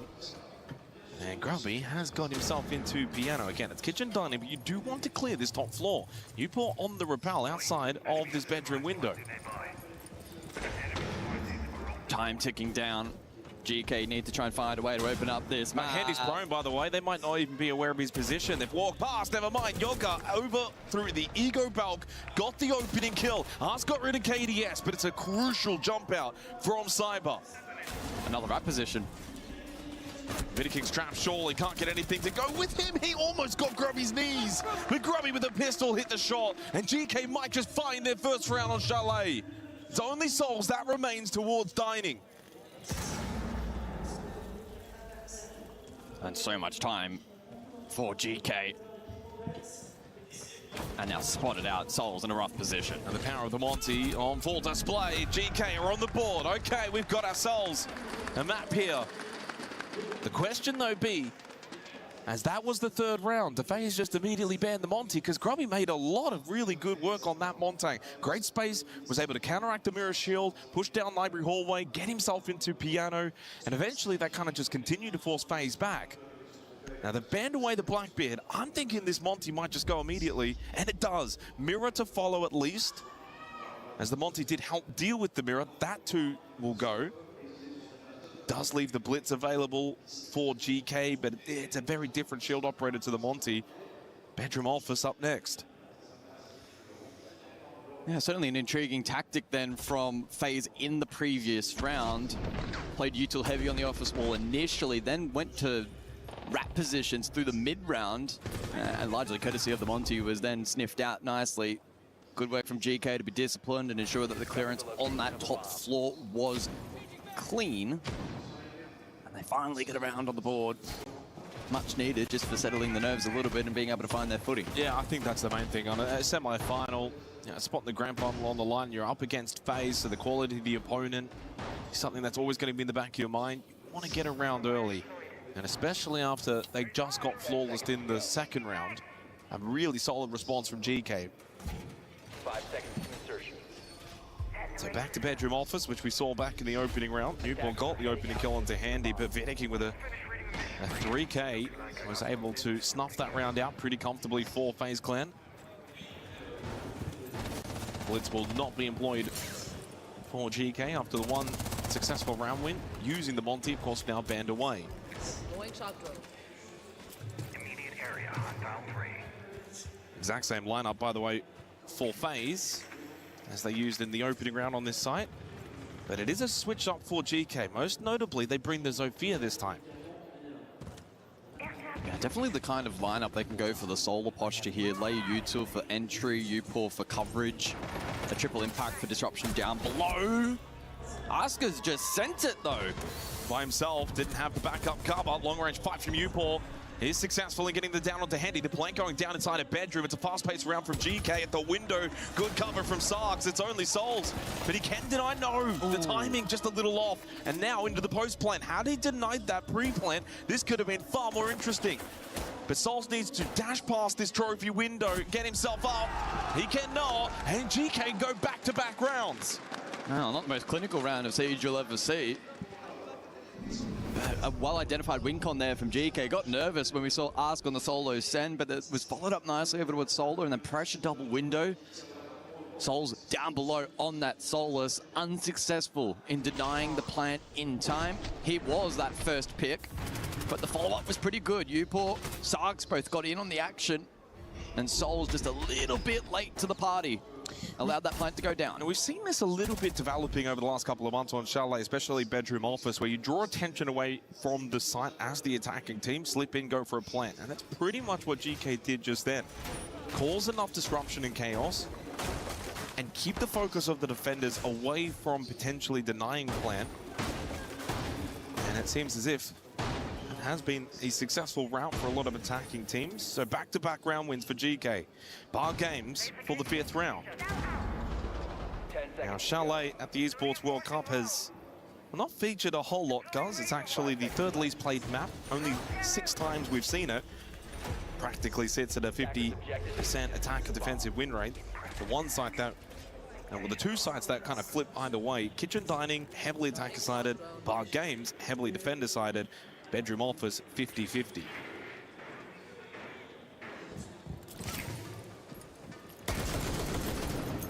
Mags. Of course, last time out, didn't really get a good opportunity to see what GK really wanted to do on this site, as they lost Upor straight away early on the Capitao. He'll bring that again. Courtesy of the Solid Snake, I believe GK will have a strong read here as to the heavy roam presence being deployed here from Fase. We saw the early raid up. That was to spot Vidiking bar stock. And as evident by the player cards, it's a very well-dispersed defense here from Fase. Maybe there's an opportunity in which GK can look to exploit that. But the longer they posture, I think FaZe are probably going to get an inkling that a direct hit may follow. Sarks goes searching. GK eager to exploit the site. Easier said than done.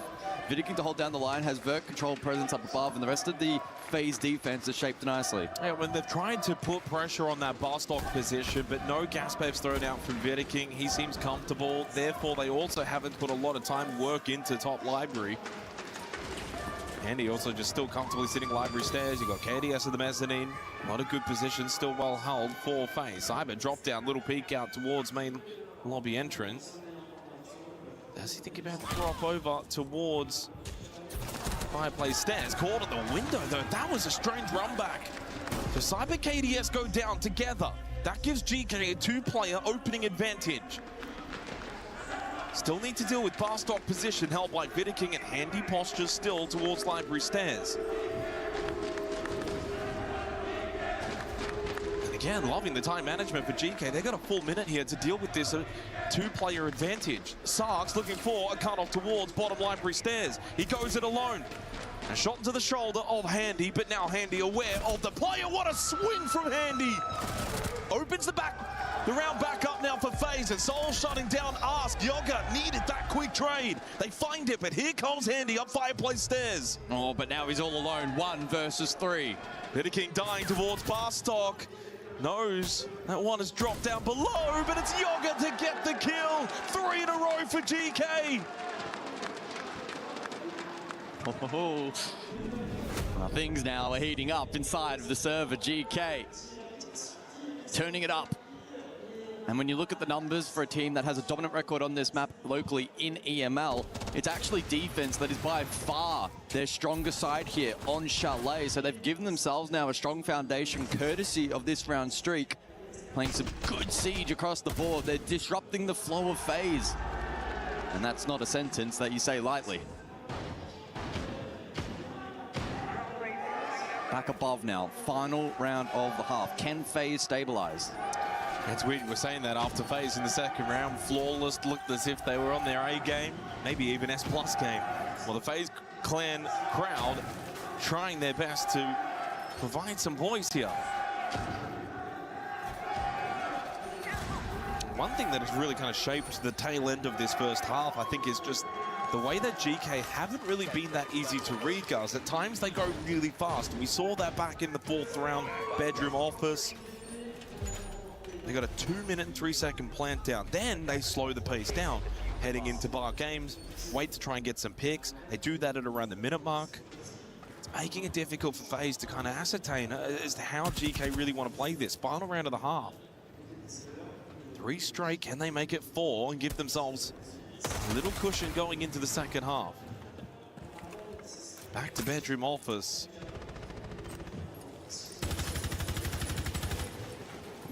This time the Solus will be dropped for the Mozzie.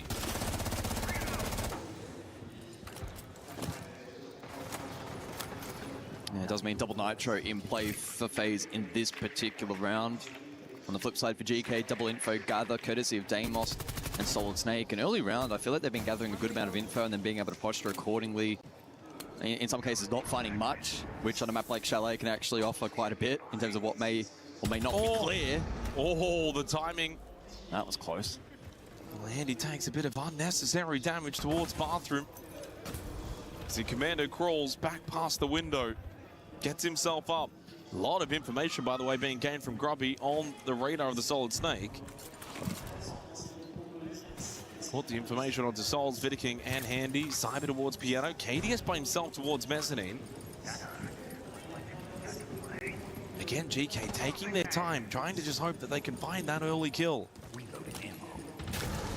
A lot of utility still remains for the dislodge here. If they are to commit Soul aside, that layering will be critical and dislodging the defense. As you can see, Yoga double window, that's good for the backline, but this initial entry, precarious for GK. This looks like the time they're going to get into solo. You pour down, but a King Trey. That's 1-for-1. You'll take that if you're the attacking team. Handy, though, keeping control towards Solo, but a little bit pinched now with the player at the bathroom window. That was Ask. He's dead. Bit of help from KDS. Sark's just going to be going into Piano now. Split from Yoga, who's still outside. Needs to get into the building. FaZe managing this 6th round perfectly. Diffuser in a bad spot towards Solar, and then Yoga tries to just go quick entry in through the big window. Fall back here from Cyber's clean and smart. Souls can then play the doorway angle. Darks need to be ready for 2 bat players at the same time. Cyber toying with him. We got the kill onto Souls. Now it's a beeline 1v1. And there's plenty of time here for Zarks. He has the death mark available, but it's only onto Handy. He doesn't have the ability to place it onto Cyber, and Cyber catches the head. All tied. To close the opening half of this semi-final, FaZe were off to a hot start, then GK tested them.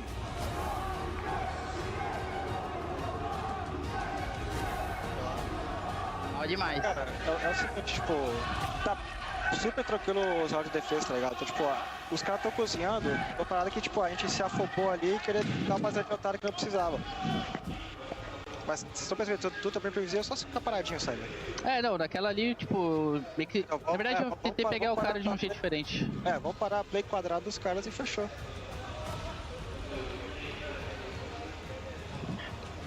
Eles estão jogando bem agora, tá aquizinho.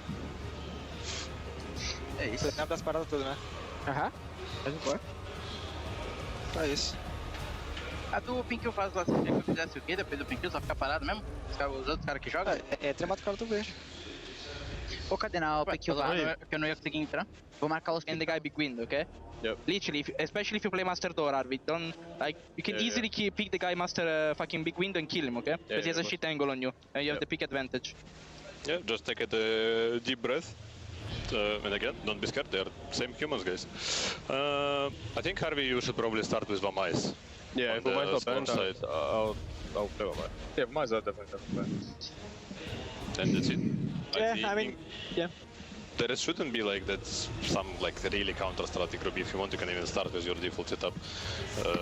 The only like one real thing that you should be kinda proactive is about the reactions. That's it. Like literally, that's it. Yeah. Really, it's all about that. Yeah, I think guys, like, I think we just need to understand that the game won't be easy as we need. Well, a lot of calm on the side of GK as they are tied, heading into their defensive half. And you mentioned before, defense has been a strong point of theirs on this map of Chalet over the last few months. Yeah, you're right. Their success rate is far above the average, 82%, 23 out of 28 rounds. And we'll see if that's enough for GK to get a result across the line. I really love the messaging there from Shepard. Strategy aside, it was just his initial note in terms of mentality, right? Let's not be afraid. They're humans just like us. And while maybe some of the guys on the FaZe team are closer to Terminator form than human, I think it's a really strong message to just reiterate. They're in this game. They're a real shout at being able to take this opening map. So the Wamai gets banned away along with the Montang, Azami Grim to follow as we head into the second half. FaZe won the opening 2 rounds. GK then able to rattle off 3 straight before Fase closed out an all-important 6th round. Opening kills split 3-3. That was a little topic conversation yesterday in the Fase Liquid match. They were dominating a lot of opening kills there. GK have done well to split that battle.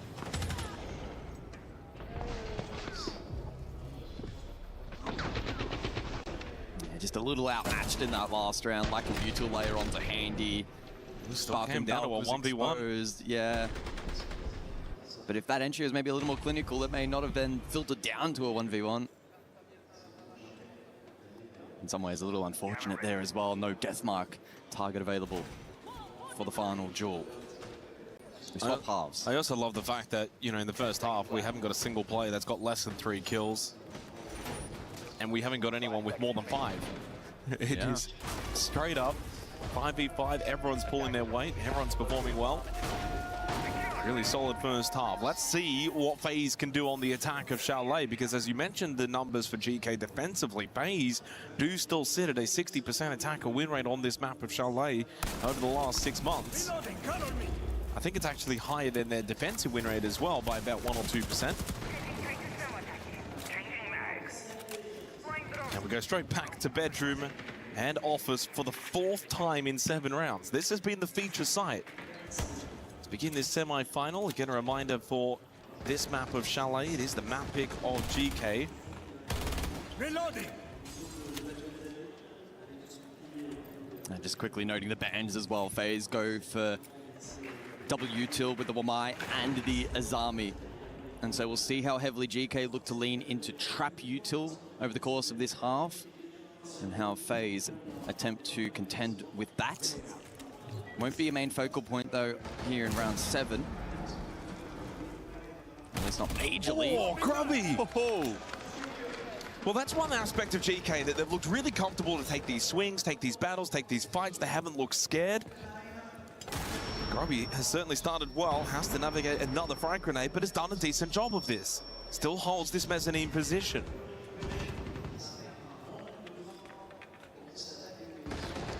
A lot of util already spent here by Fase, and not a lot to show for it. This is a really strong position for GK, courtesy of some brilliant play over towards mezzanine from Grubby. Uport also close by support. Sarks as well, top library. This is going to be a bloodbath. Well, this is where Grubby's got to be careful, but he does have the ability to get some help from Sarks, along with Upor as well. Upor, speaking of, found the kill onto Souls. He was inside library. So now it's only the solo push from Cyber. KDS outside piano window. He really wants to try and help Cyber out, but he also needs to try and deal with those towards him close in piano. KDS will fall. This attack was absolutely torn to shred from GK. Flawless. How many teams at this event will flawless Fase? Not many. GK Esports will take the lead 4-3.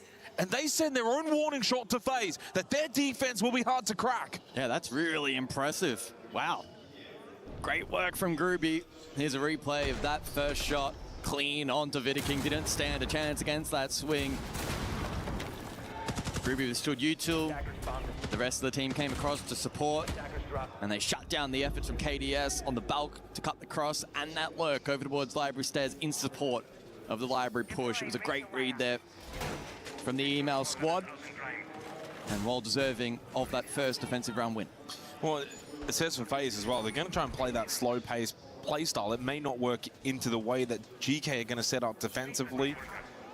Therefore, look to maybe amp the pace up. And interestingly, as I'm saying it, they've locked in, well, almost haven't quite locked it in yet, but they've selected at the moment the Ying along with the Amaru, and it's gone. They're not electing to go for it. Again, it may not have also been indicative. That's why I never like to talk about attackers until they're locked in. May not have been indicative of a direct. It could have been quick take bedroom side, for instance, but won't be the case. And so we'll see how they look to deploy this utility. The Maverick suggests to me with some garage lurk into the bar, backstore clear. That then often will shape up into a double window vault later in the round. One of the critical key pieces is going to be this Maverick. When you bring the Maverick bar, games open up that bar stock wall. from fireplace stairs, it does make it far more difficult for the defense to hold inside of that position. That means if GK can actually deal with Souls before he even can accomplish that, that is going to be a big piece off the board. Now, Grubby over towards Dining. Zyoga makes his way back over through Piano. There is a little bit of presence around the map for GK. It's not just going to be the full 5-man huddle close to site.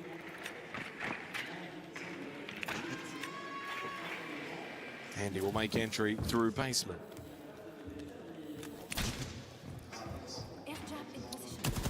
Yeah, with the Nomad in play, they can flank watch accordingly from that Solar side, and then eventually top Library and the like once they obtain that control.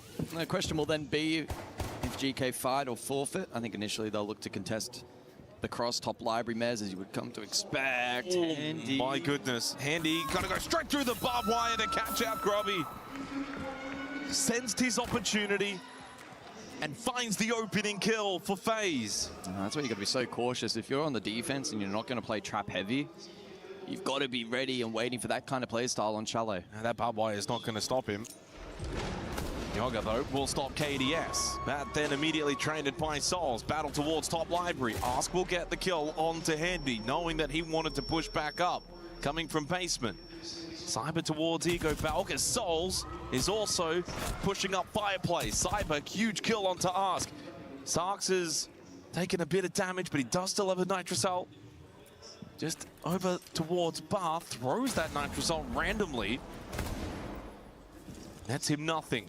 Newport, though, still able to play Barstock. And time down to 35 seconds. Sark somehow wins that battle against Cyber, and we are in a 2 versus 2 with 30 seconds left. Double stack from Fase, Fireplace. And then there goes Vidiking as Newport clutches up for GK. Back-to-back rounds again, and they take a significant lead. 5-3 over Fase on Chalet. Fase did not use the Maverick on that backstore wall, ultimately proving costly as Upor was able to anchor. And courtesy of a nice push up there from Sarks as well, Library Stairs prior to that. They were able to bring back round number 8. It was a strong lurk from Handy. Oh, Handy just wasn't ready for even that got caught, yeah. But then that got traded. I mean, this was a 3 versus 2 in favor for Fase, and that's that swing, that spot there. Sark's big battle 1, that sets up Paul, who's playing Barstock. DMR long range, and again, there was no pressure on Barstock because the Maverick didn't go for the blowtorch to open up the wall. GK with a 2-round advantage against Fase.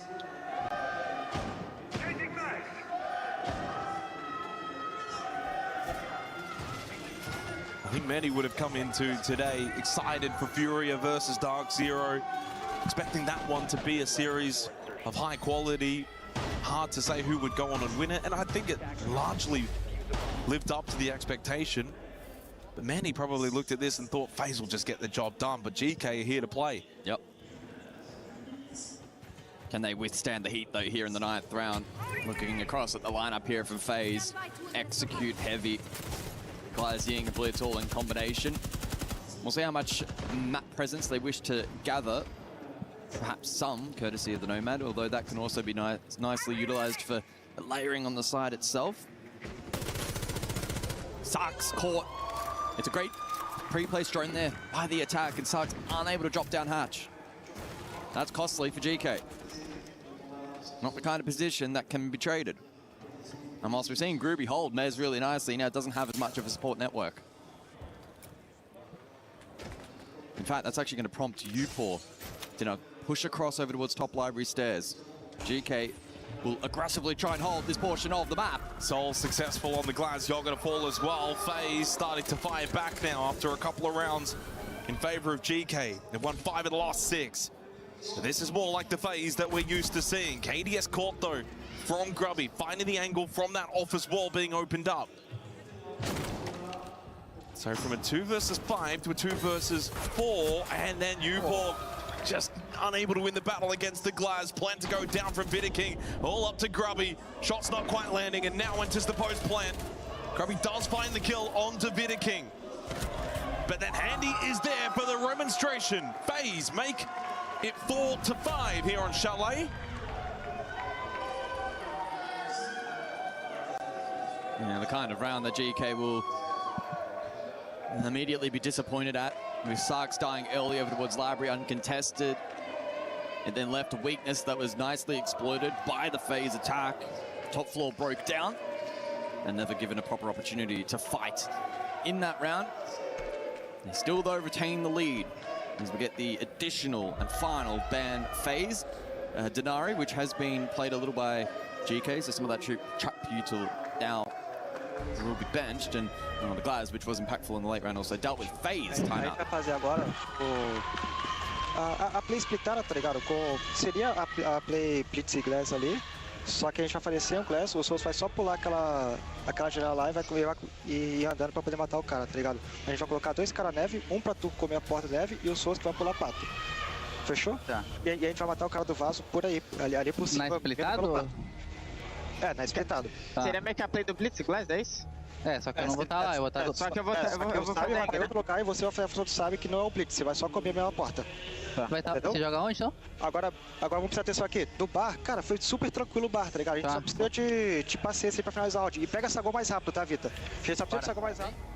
So timeout expires for Fase. Rafael going for the... We won a round, let's try and follow up with another round win into the 10th. It's 4-5. Fase finally broke a big streak from GK, winning 5 of the previous 6 rounds. Handy, by the way, is putting on a clinic, guys, in terms of opening kills. He's gotten Fase's last 4 opening kills, 5 they've got overall, and he's got 4 of them. He's 8-6 with the KD, 4-2 on the entry. He's been a difference maker early on in these rounds. And for the 10th round, back to master bedroom and office. And this time, Fase, and one I was going to say we'll go the Zofia, but they love an attacker repick. We didn't learn our I definitely knew they were going to switch off the Jackal. Vidaking's not playing Jackal, but I thought maybe they would play the Zof. That will not happen. I didn't think the Nook was too crazy either, especially with the Denari ban, maybe trying to extract some of the trap, but there's still so much up because Fase don't full commit, as they initially went util heavy with their first couple of bans.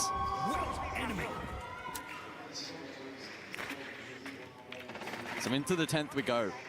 Can Fase equalize, or can GK be the first to get to that point? Noah's just walked up to me, by the way, and he's got a sign that says, "Ask me for help." I don't know who he's helping. Directions to the airport, perhaps. Oh. So out of the timeout for Fase. Newport Nitrosol ripped.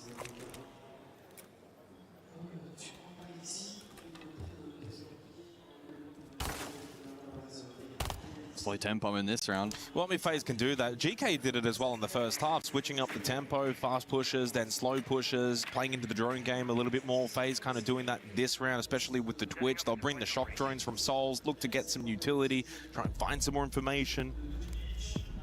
Because GK are playing a lot of the map here. Sark's over towards Library, Grubby's still over towards Mezzanine, so they are stretching this top floor. Speaking of Grubby, he does win the battle against Souls. Handy also making his way into Library, then gets the trade.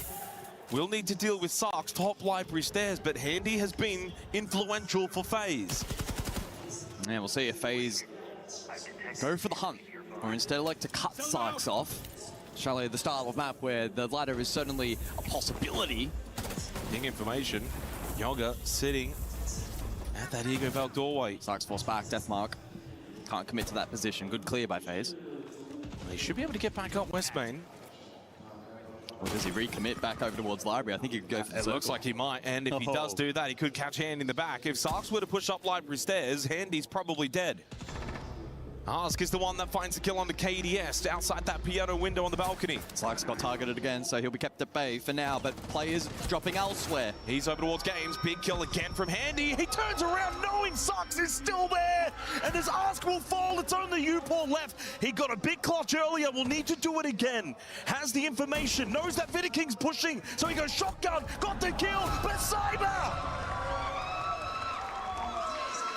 Cyber. Big clutch, 5-5. Oh, that was such a close round. It could have gone either way. They're at the end with a shotgun up close, but the trade work from Fase, too good. But once again, it was handy to be the difference maker. The Deimos util and his presence of mind to cut off this flank attempt was huge. Sarks was in prime position to be a difference maker for GK. But Handy is switched on right now. You take him out of the equation, Fase would be in a much more compromised position. He's dominating early kills. He's also getting big impact plays mid-round. Doing it all. 5-5. GK need to win this map. They're playing really, really good Siege, but Fase are now testing them again. 11-7 for Handy with a 130 EPS. Grubby 9-6 with a 116. They've been the best two for their respective teams. Attackers are moving.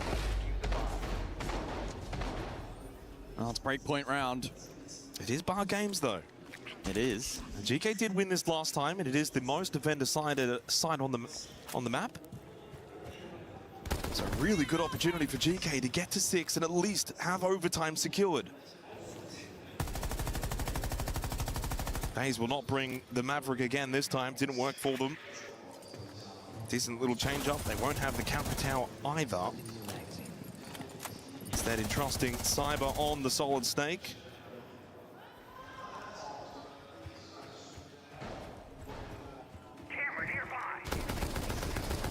Again, every single round for Fase, they really just take that first minute, drone, get information, open up different ways to get into the map. They're not looking to take fights on the attack. GK as well themselves not really providing a lot of opportunities. They're not really peeking windows, not looking for any kind of aggressive play early.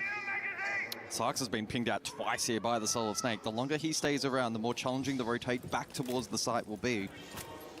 Souls has also just re-droned him as well. Nitrocell at the windowsill gets 2! Oh, both KDS and Cyber. Huge Nitro from Sarks. We thought maybe he was the one in danger, but no, he was the danger. That might be enough to secure them overtime. But Handy's still inside of the server. We know what he's capable of. But as Vinicking falls, they're losing troops, and GK are looking far more likely to get to 6. Yeah, the fight back now for Fase in this round seems incredibly unlikely. And in fact, flawless for GK. Another flawless for GK. They go and get their second flawless to get to 6, and it was all off the back of that Nitrocell from Sarks over towards Solar. Catches a good timing and catches 2 for 1. GK go to 6, Fase will stay on 5. GK get a map point here in the opening map of the series. I'll tell you what, the confidence it takes to play that position for the Nitro against this team, that takes a healthy amount of ego, but that's the kind of confidence you need if you're going to take down this Fase roster. Great work from Sarks, he committed to the play. And they're now in a position where they could close out map 1 of this series. And they're also in a position where they know we're going back and forth with Fase. We're meeting them head on. We're up to the fight. There's always a bit of fortune with these sort of Nitrocells. How often do we see those get thrown, get nothing? Yep. How often do we see the timing of it? Usually miss a kill, but this time he gets 2.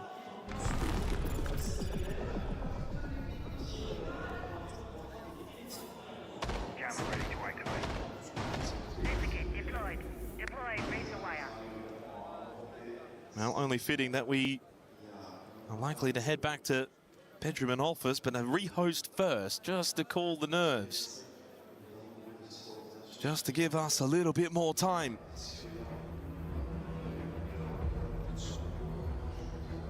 And let it build the tension at 6-5 in favor of GK. What a run this would be.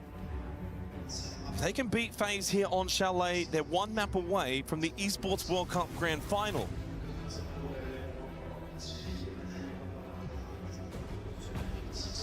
And it really has been an incredibly close match. When you look at some of the metrics for Chalet so far, 1 plant each, a couple multi-kills going the way of Fase, but not a huge volume.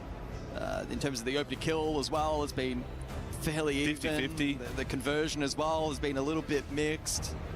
It's come down to a couple of key moments where players on both teams have kind of stepped up, made heads-up plays. A couple of key moments from Handy. We saw, of course, a crucial key moment from Sarks in that previous round, and that's what semifinals and then later to come tomorrow, grand finals are all about. Key moments, individual plays, they can be the difference maker in an arm wrestle, and that's what this has turned into. You don't get to 6-5 against Fase if you're not hitting some good shots, having a good day. And Baby Shark in the crowd there as well. Yeah, they're both playing a strat book that is reliant on those individual moments, going large. And sometimes we say that on the map stylistically, like Chalet, and it's made for an entertaining but volatile game so far, where neither team has been able to gain meaningful momentum. We have all 10 players almost back inside of the server. In fact, that's all 10. So I don't think we'll be too far away from concluding regulation. I almost said concluding the map, but maybe OT will be required. Well, maybe. You might be right. We'll have to wait and see. It is a possibility. Can't help shake the feeling. If this goes overtime, though, the experience of a team like Fase, it'll be hard to shake them. Here and now, this is the chance and the opportunity for GK Esports. Up 6-5 on Chalet, their map pick as we head back into the server. Can they close it out against the back-to-back SI champions? A team of misfits that many wrote off probably going into EML Stage 1. Then they caused some huge upsets. They had an amazing group stage, knocked out G2, qualified for EWC and are here in the final 4. And 1 round away from being 1 map away to a potential grand final spot. Bedroom and office will be the site choice. Do we go to overtime, or can GK take the lead in the series? So top 4 we go. A site that has been 50-50, played in rounds 7 and 10. GK won it first time out. Fase responded on the attack on the reattempt. Was though quite a close round, and it was Handy that gave them a great opportunity to convert with a 3K on that reattempt. 10 seconds to go. What we've seen from Fase, though, is a lot of slow play in the last couple of rounds. Do they go for a little bit more fast pace? They've got KDS on the sands, they can throw out some ROUs, they could look to hit quickly. Bedroom Office does enable that. You draw the attention away from the site, throw a couple of shield screens out, and try and cause some chaos. It seems like GK's defensive setups, they've been really, really solid in terms of where they've been sitting, anchoring key positions. They've been hard to break down, but what if you just make it a bit messy? What if Fase flip the script, go from this clean, clinical playstyle and go and get aggressive? You've got the Solid Snake, you've got the ROUs of the Sands. But what we've been seeing the last couple of rounds is drone game, try and get as much information. And that's keeping GK pretty well set defensively. Yeah, I'd be pretty surprised if the ROUs are for the direct. It's probably for bathroom bulk. Facilitate that position, lay a more pressure mez piano. Sarks is all the way over towards games. Now makes his way up library stairs. It's one thing GK have done really, really well in the second half. Really stretching the map, playing a lot of different positions. Making it difficult for Fase. Figure out where are they playing. They like to move around. Smoke over towards big window, just outside office.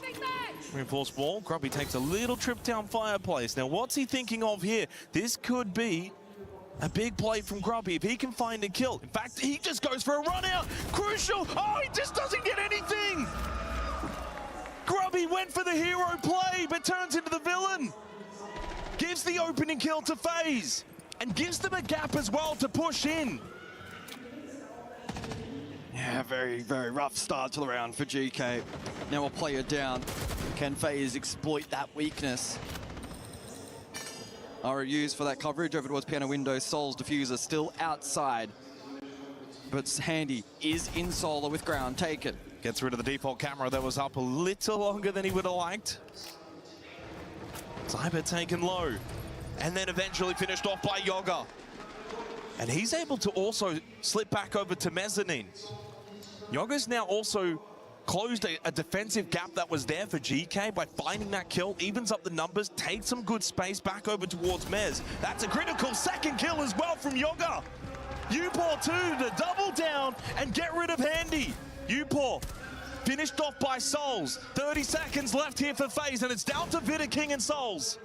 Very difficult to envision FaZe being able to win this round. It doesn't look likely. Souls, half Howl, GK on the verge of taking the opening map here in the semi-final against the SI champions. Souls has got 15 seconds, a hope and a prayer as he goes for the plant to try and bait anyone out, but no one makes a move. Souls, he's gonna get one, but no more. Ask will finish him off. The opening map of this semi-final goes the way of EML. It's GK that takes Chalet. They are one map away from the Esports World Cup Grand Final. FaZe Clan are on the ropes. Look, you can make whatever concessions you want. It was their map selection, but still to produce that result against FaZe is a phenomenal effort. And full credit, they played well. But it's best of 3, Jake. They need to play a lot better from this point onwards. It's not a best of 1. No. It's not. Marathon, not a sprint. And the next map of Consulate is not going to be easy for them, but they've got the first map in their pocket from here. In fact, already coming into today, playing as an underdog team. Little to no expectation against FaZe, yet they go and take the first map.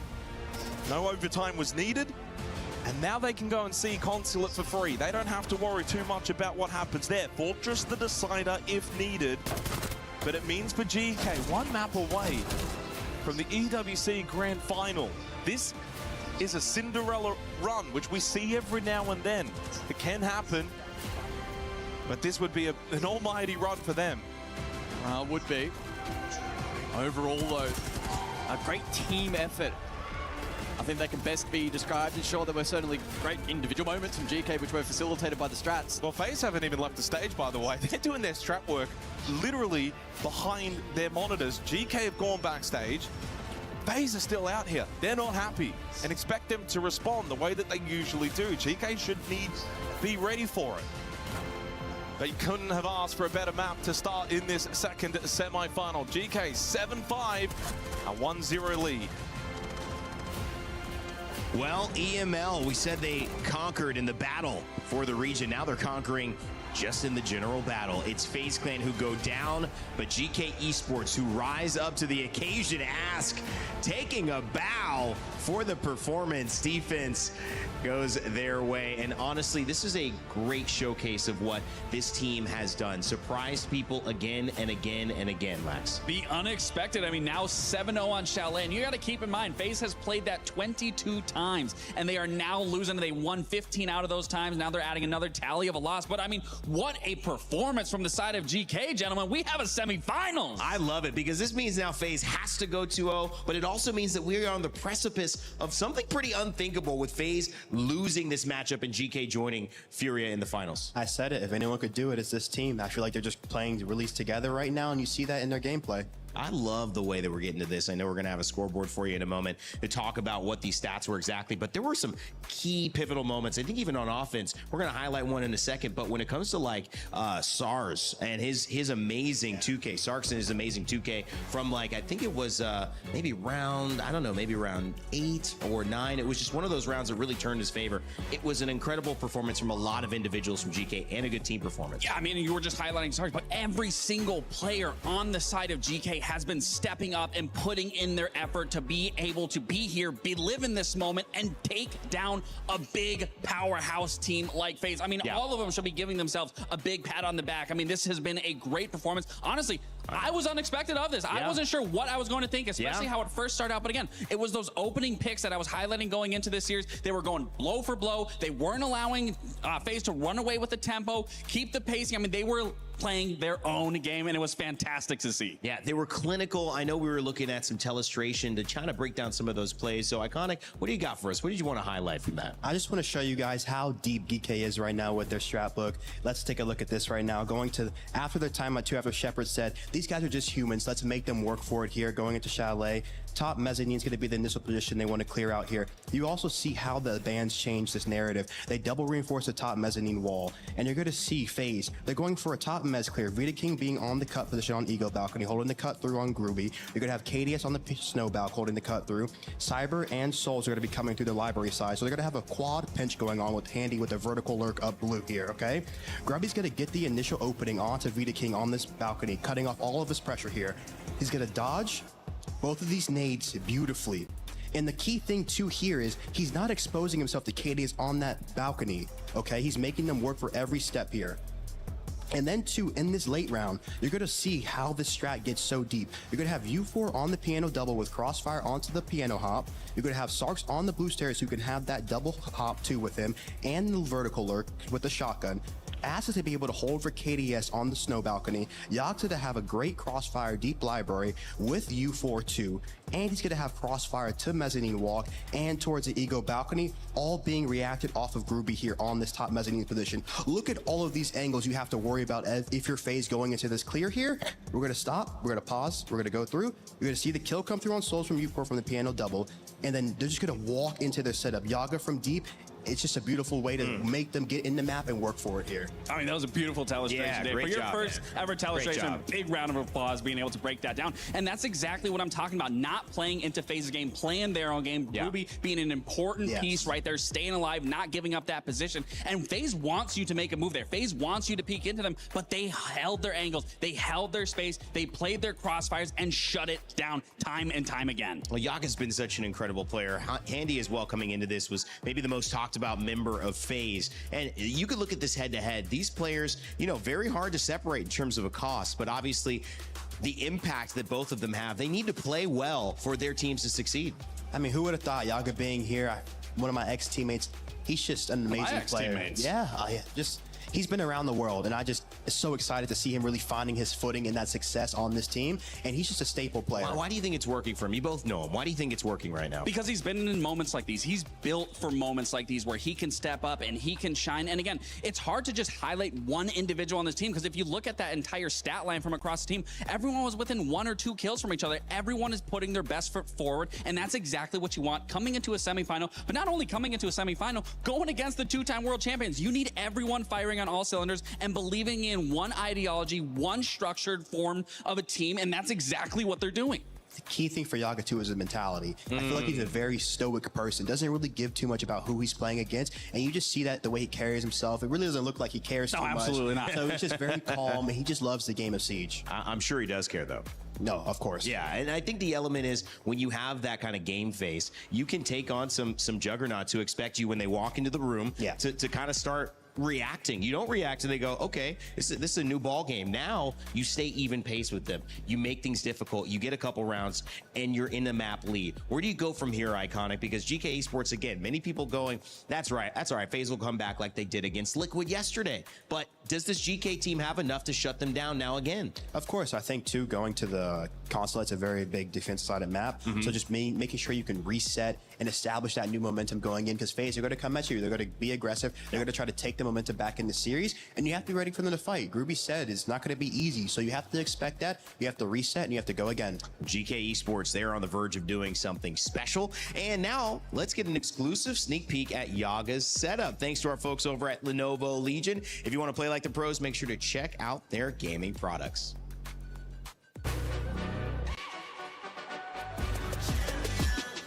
This ain't no regular thing. Came for the ring, you know what I mean. You see my name in the lights. Better get right, I'm champion.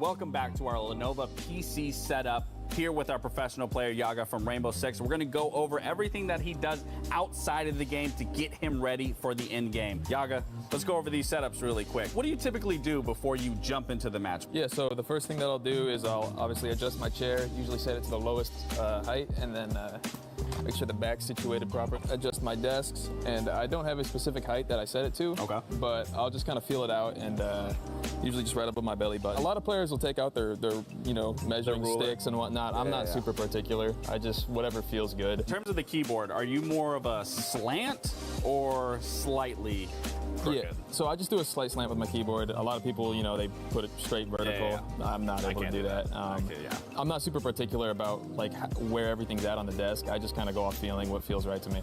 Do you do anything with mouse settings? Do you do anything with monitor settings? Yeah, so I'll obviously make sure my mouse is all set up correctly.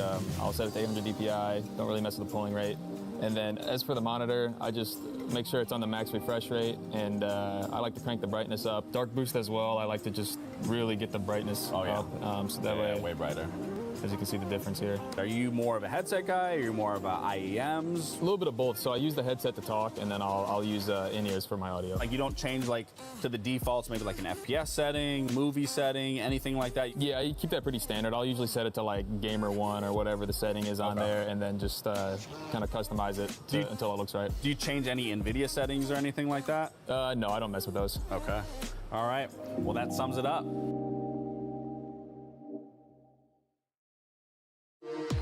We were there. For every click, every clutch, every respawn. We were there for the years of grind. And we're here. Now.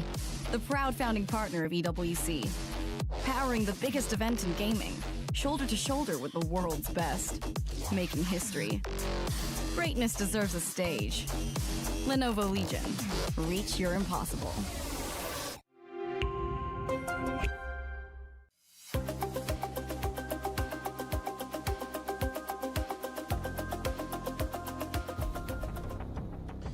Well, history and legacy on the line for Fase. They don't really need to build any more of it. You know what they do. You know who they are in the Rainbow Six Siege scene. But when it comes to GK Esports, Yaga and Yoper and these players, they barely joined together as this roster since June. So it was kind of a underdog story in a way, where you thought there's a lot against you, there's a lot that could go wrong, but things have gone right at this EWC. They found their rhythm, and they've been able to turn it into a map lead against Fase. And Iconic, we know how hard those things can be individually, finding rhythm on a new team, but also against Fase. If GK are to do it here, because I know many people are wondering that question at home, what does it look like? So it looked like just staying calm. I feel like Shepard delivered it perfectly, taking a deep breath and really making sure you don't let them sink too much out of your control, because they are human beings. Everyone makes mistakes and everyone has fear, so you have to exploit that. Good to see the Cade with my band coming out. Gonna be difficult here. Monty, Grim just to stop that initial pressure. Grim just to displace admin side and the yellow side here. Look to see GK start out strong on the defense side. Yeah, absolutely. I mean, especially how they were using those attacks on Chalet. They were able to push and pull all the side of Fase. It's going to be a little harder on console. It's a very constricted map, but something that we see typically from a lot of teams on the defense. They get that early aggression. They play into those layers, play into those traps. So I have no doubt that we're going to see a very similar side of a defense coming out on the side of GK. Well, here is the question. GK, if they have the answer, they'll be moving over to the grand finals, but it's FaZe Clan who's standing in their way. Can they go 2-0 against the back-to-back 6 invitational champions? We'll find out as we send it over to Xenox and Gus. So heading into the second map of today's second semi-final. Fury already in the grand final tomorrow. We're just waiting to see who's going to join them. Right now, GK have got their noses in front after winning Chalet 7-5. They start defense on Consulate as well, Gus, so that can get them off to a good start. 55% defensive win rate at the Esports World Cup. FaZe will be looking for revenge in terms of the map history. Well, Cybers already found a kill inside 15 seconds. Well, is that an ominous feeling? Over the last 4 months, a 1-2 record for FaZe on this map of Consulate. The only win being against Wildcard 3 months ago, 8-7. 6-8 loss, 5-7 loss in the other two results. As for GK, a 7-5 win over Twisted Minds and a 5-7 loss over Virtus Pro. A good start for Fase, getting rid of the Tachanka straight away, 15 seconds into the map. It would be very on brand for Fase Clan to go into this second map and steamroll their opposition on their selection on their home ground. And off to a great start here for the opener. We'll see ultimately what they shape up for here. Admin side clear likely. And then a lot of util layering on offer for the late round. And don't discount KDS on the Zofia here. Triple impact could be useful in dislodging some of this horizontal pressure laid out by GK. The concern right now, though, for GK is without the Tachanka, you've got less denial later in the round. So this Nitrocell that Yoga has over towards managers will need to at least get something. KDS down below inside of Visa. Yoga needs to go for that impact trick. As you said, Yoga needs to be very careful. Does go for the Nitrocell and does connect onto Cyber. Gets rid of the Capitao, gets away safely. KDS has still not used those impacts on the Zofia.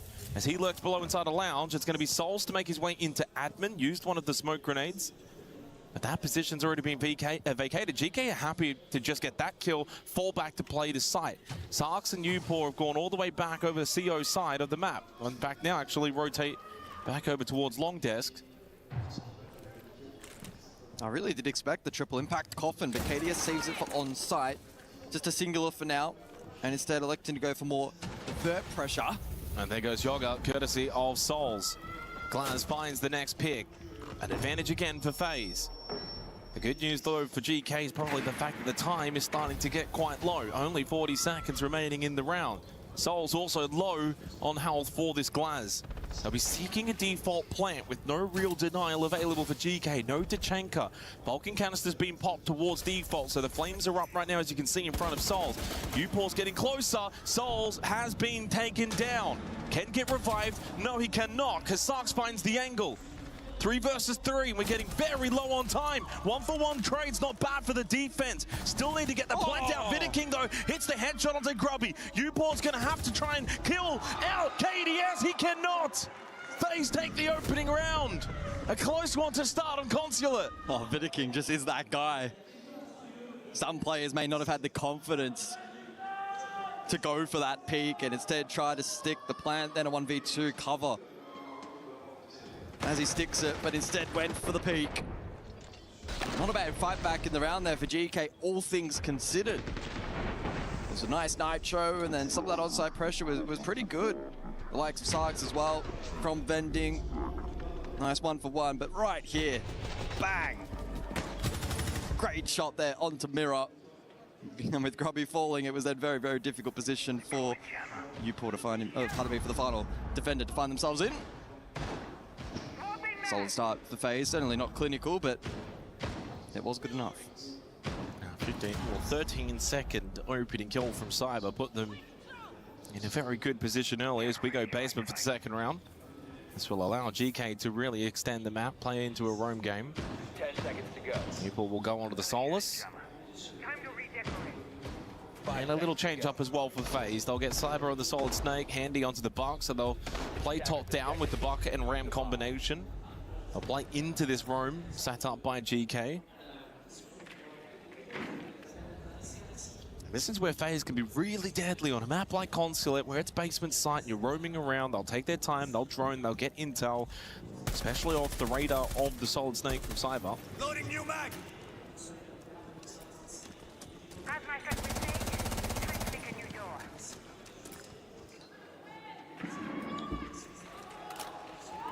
Yeah, Fase the kind of team that will be patient in the initial info gather and then formulate a plan to pounce onto their opposition.